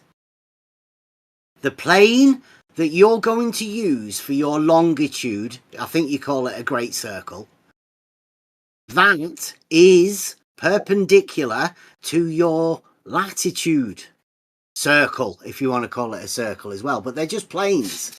Those Does everyone planes else get it? are perpendicular to one another. I think I do. Yeah, don't let. I Or, can't explain it or any silly. better, but I yeah, I don't think really I get get it. what No. he's saying. If you So, hold on, like, if you make a plane in the air off the surface of the ground, it's just a plane in the air. And if you make another plane parallel to that plane that you made in the air, then it's parallel to that plane and it's perpendicular in 3 dimensions. I don't see so what the problem for is. everyone that has a piece of understanding. paper, draw one line across the piece of paper, and then draw multiple perpendicular lines to that piece of paper, and then take that paper and form it into, like, as best you can, into a spherical shape. Those lines are no longer perpendicular to each other; they converge. That's all. Planes. That's all. The You're thinking planes about are 3D. perpendicular. I Everyone mean, else, I've been doing I'm this sure for they can ages, right? visualize The plane of the horizon is a plane. It's not a line. It's a pretty sure plane. Can I ask a visualize question? this, no problem. Because I get what you're saying. They would still be perpendicular to that center line, though, right? They just wouldn't be parallel amongst each other. Yeah, as soon as you make it a 3D object, those perpendicular lines now converge at a single point. Simple. Yeah. So they wouldn't be parallel, but they would still be perpendicular to the line they cross. Yep. Okay. The latitudes are parallel. What he just said, all those parallel lines converge to one point. I hope everybody got that, right? They're not parallel, are they? Obviously, if they're converging, they're not parallel. But the latitudes are parallel, and the I think everyone latitude else gets it. plane is perpendicular to the longitude plane. I think everyone else gets it. No, I don't think you're the one that doesn't get it. You're saying parallel lines converge to a point? Yep. Yeah, exactly. Well, I think you're the one that's that not getting checks it. out. Yeah, That checks out, bro. When you have perpendicular, when you have perpendicular and plumb making a curved level, you can have parallel lines converge. That checks out, dude. Negative. No, it's all legit. Everyone can do it with a single piece of paper, real quick. And well, It's I know, super easy. like the Flat Earth told me that years ago, right? That parallel lines intersect. But I mean, Everyone can do it with a that's a piece of paper. consequence of you going Super mad, easy. right? Everyone can just do it with a piece of paper. Super easy. That's because Euclid got the triangle axiom wrong, right? Well, I mean, it is a Are you trolling consequence us of now, you not Jeremy, or having the what? triangle axiom is that you go mad and you say stupid shit. Look, Just if trying you to can get the make understanding of perpendicular, how far along the line most people are down here. if you can make perpendicular and plumb be a curved line, you can do anything. Don't ever let them take your sparkle. Yeah. Well, I mean, what we really wanted to get at, right, last night with Jerem was that he's gone from having latitude and longitude circles, right, being perpendicular but not perpendicular, right, from the flat Earth model. And now he's jumped on the other one that perpendicular is horizontal and vertical. And a similar sort of thing has to happen. You know, it depends on what your mind is and how your mindset of your understanding. But yeah, there's a similar sort of thing has to happen again on a different model. So Jaren's gone from one to the other, and he's not aware of the false dichotomy, and that's why he's swapped. You heard of the Home Depot fiasco that he's been peddling lately? He's his Home Depot model is getting better. He's got the tallest tree. I think he's got the Golden Gate Bridge. He's put that on it now. A couple of football fields. Can someone explain that? Because I've heard it referenced. I don't know what that is. Simon Dan did it ages ago, right? If you get a circle and you zoom into it, close enough, it looks flat. And so what Jaren does is he puts Home Depots on this zoomed in GeoGebra circle and says, there you go. That's how you can have level being horizontal on the globe. Circles are flat. It's like the flat earth told me that a cue ball's flat. So I guess, you know, in modern day mathematics, you can consider anything as anything. Oh, you can do really. anything with, yeah, you can do Yeah. anything you want with geometry. You can make perpendicular lines curve, you know, parallel lines can meet. I saw a 1.58 dimensional object earlier. Like, you can just do anything you want with geometry at this point. There's no holds barred. There's no more rules. Bev, you If want to you, see an example of that? Like, I can post it if you want. If you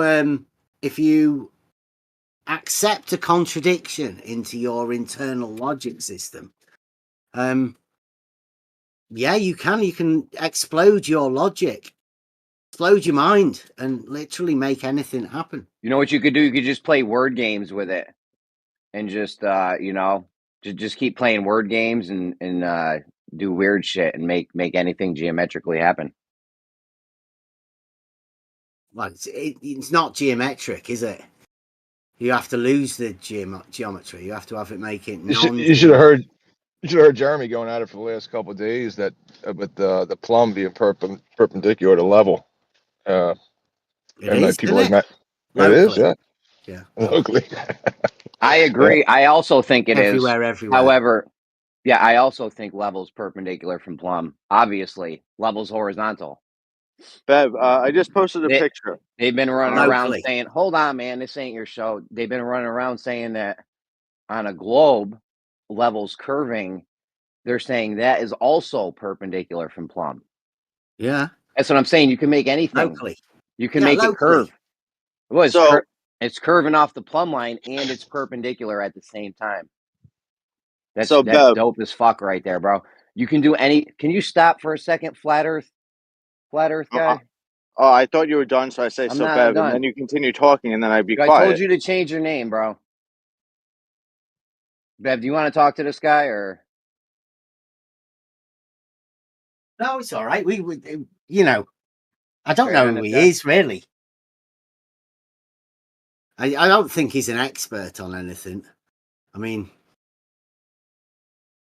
we're dealing with what, Earth shape, and there isn't really any experts or anything. Yeah, Let me you know can when make you change anything the name. happen nowadays. It's 2025, Jeremy. You know. You can make anything happen. Flat earthers are silly. Let me know when you change your name.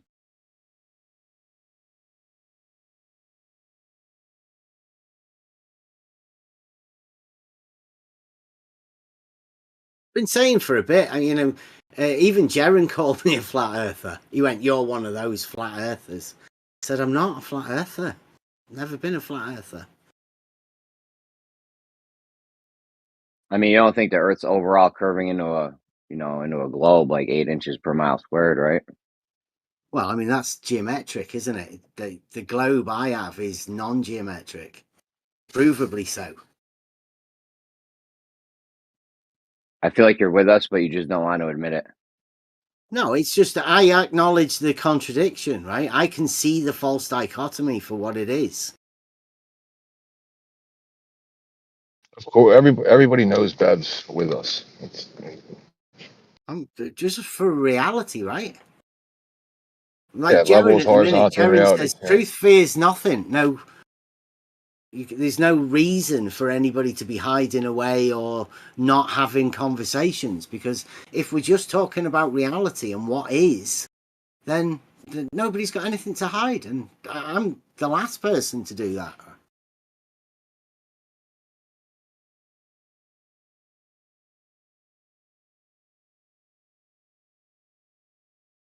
There's a reality, and there's a lot of people that have been given a model, let's say, in their grammar model when you were learning shapes and shit when you were a kid.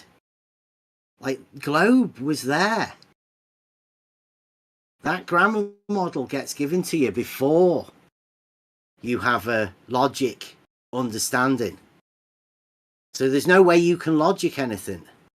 And obviously, once logic does come into the mind, the cognitive development of you as a child or whatever, then you can't go backwards to learn those fundamentals that you've been taught, that grammar. Yeah, I don't know. I think you can. I mean, I'm under the impression that everybody knows that level is horizontal, and then you just bring to them, even adults I meet. I just approach it from that stance, and it only comes up when they say, "Wait a minute." But the Earth's a globe, and then they start to fit it into that paradigm. But they know level's horizontal up until it comes into to the topic of all the Earth. Yeah, I don't think anybody does. Like I say, I'm here to represent the Glormies, and the last thing I'd ever want to do is to bring a Glormie into this particular arena.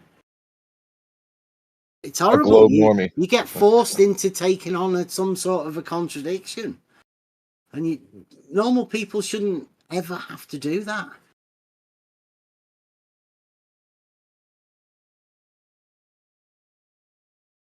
Would be wrong to put people in that position. Did you say Glormy? Yeah. I don't think I've ever heard that. Can you expand on that? Just the people like, my missus or, your dad, the people that have just, they go around living in reality. They're not aware of the contradictions that they're going to have to face and that they possibly do already hold. They'll tell you levels horizontal. They'll tell you levels horizontal and simultaneously think they live on a globe. It says are sensitive. That is what it. Yeah, well, level is horizontal on the globe that people live on. Because level is horizontal, right? You can't get away from it. But a water Okay, level. let me is rephrase full, it. They think a globe is a spherical shape. They think a globe is a ball, and they think levels horizontal. That's what most people run around thinking. They think they live on a ball where levels should be curving, but they all think levels horizontal. They say levels horizontal on each point of the globe. Yeah, it's a level is a tool that establishes a horizontal plane of reference wherever you are, wherever you. He said it's horizontal at a point. He said it's horizontal at a point. Nothing happens at a point.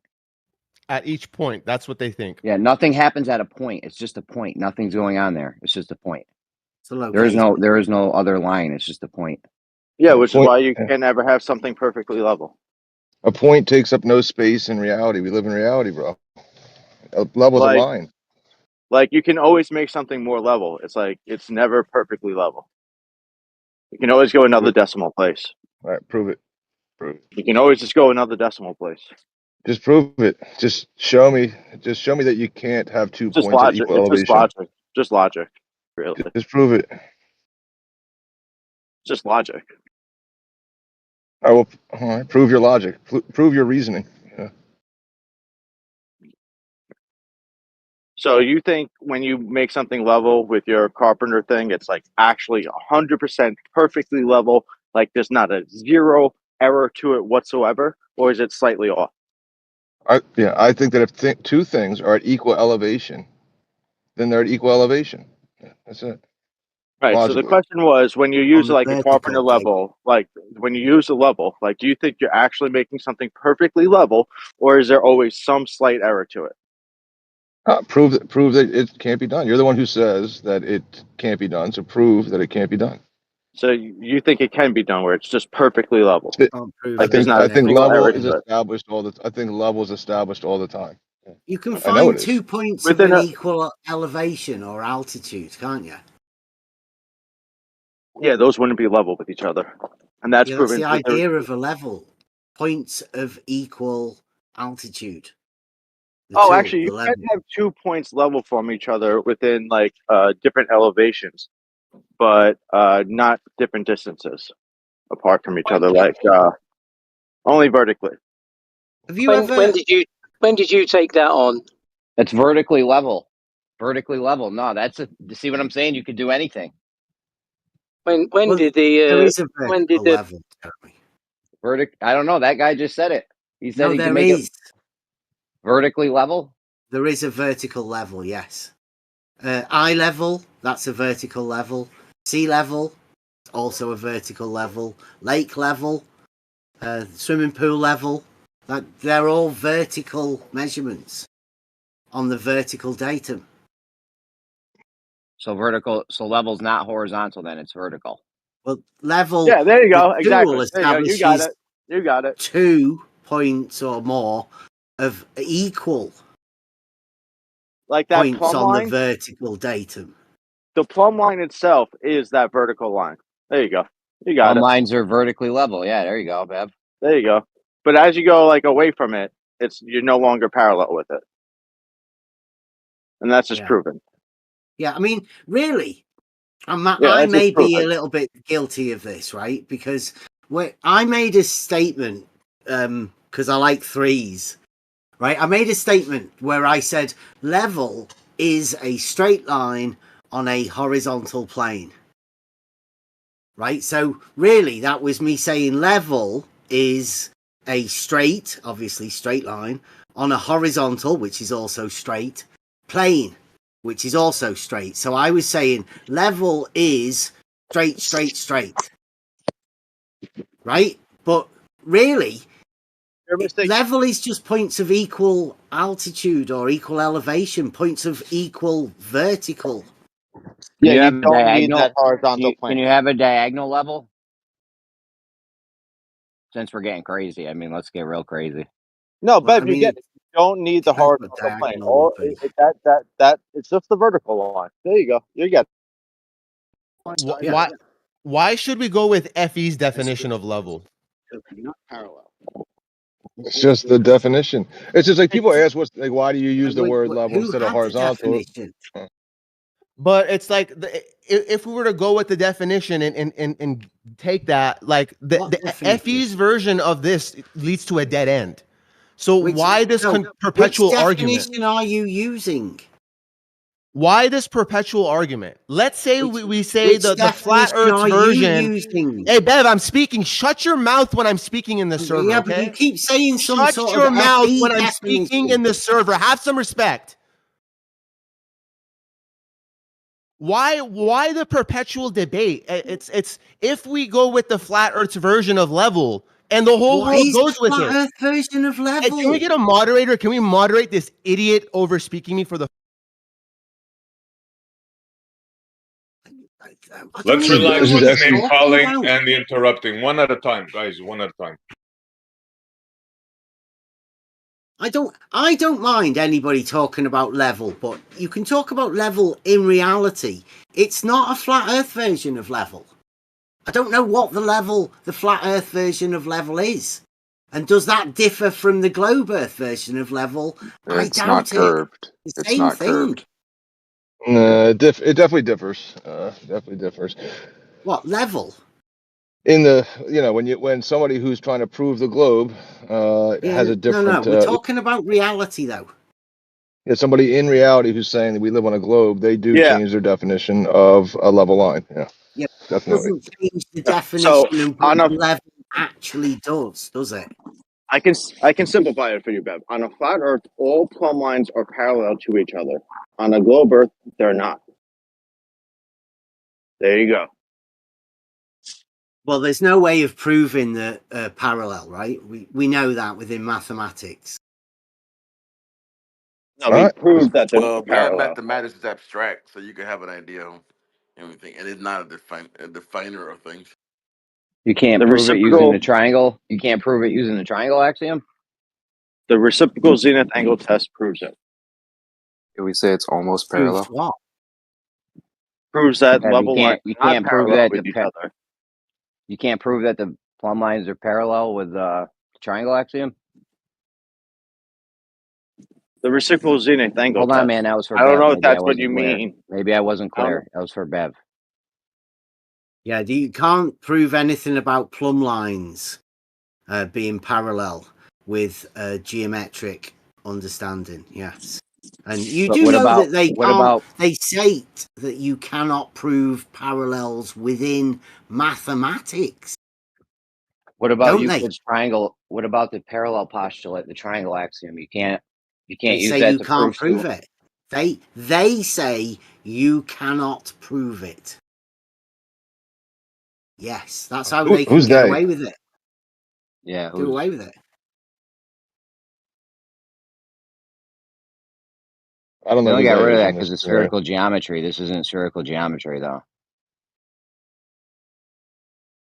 We're talking about proof, right? Somebody's talking about plumb lines being parallel. Now, you wouldn't make an argument about plumb lines being parallel because I don't think you can. I don't think it's possible to make an argument, and therefore you cannot make a test to prove the argument in reality about No, you definitely plumb can. lines being parallel. You definitely can. You can draw two plumb lines on a wall, then draw a horizontal line underneath it, and use the triangle axiom.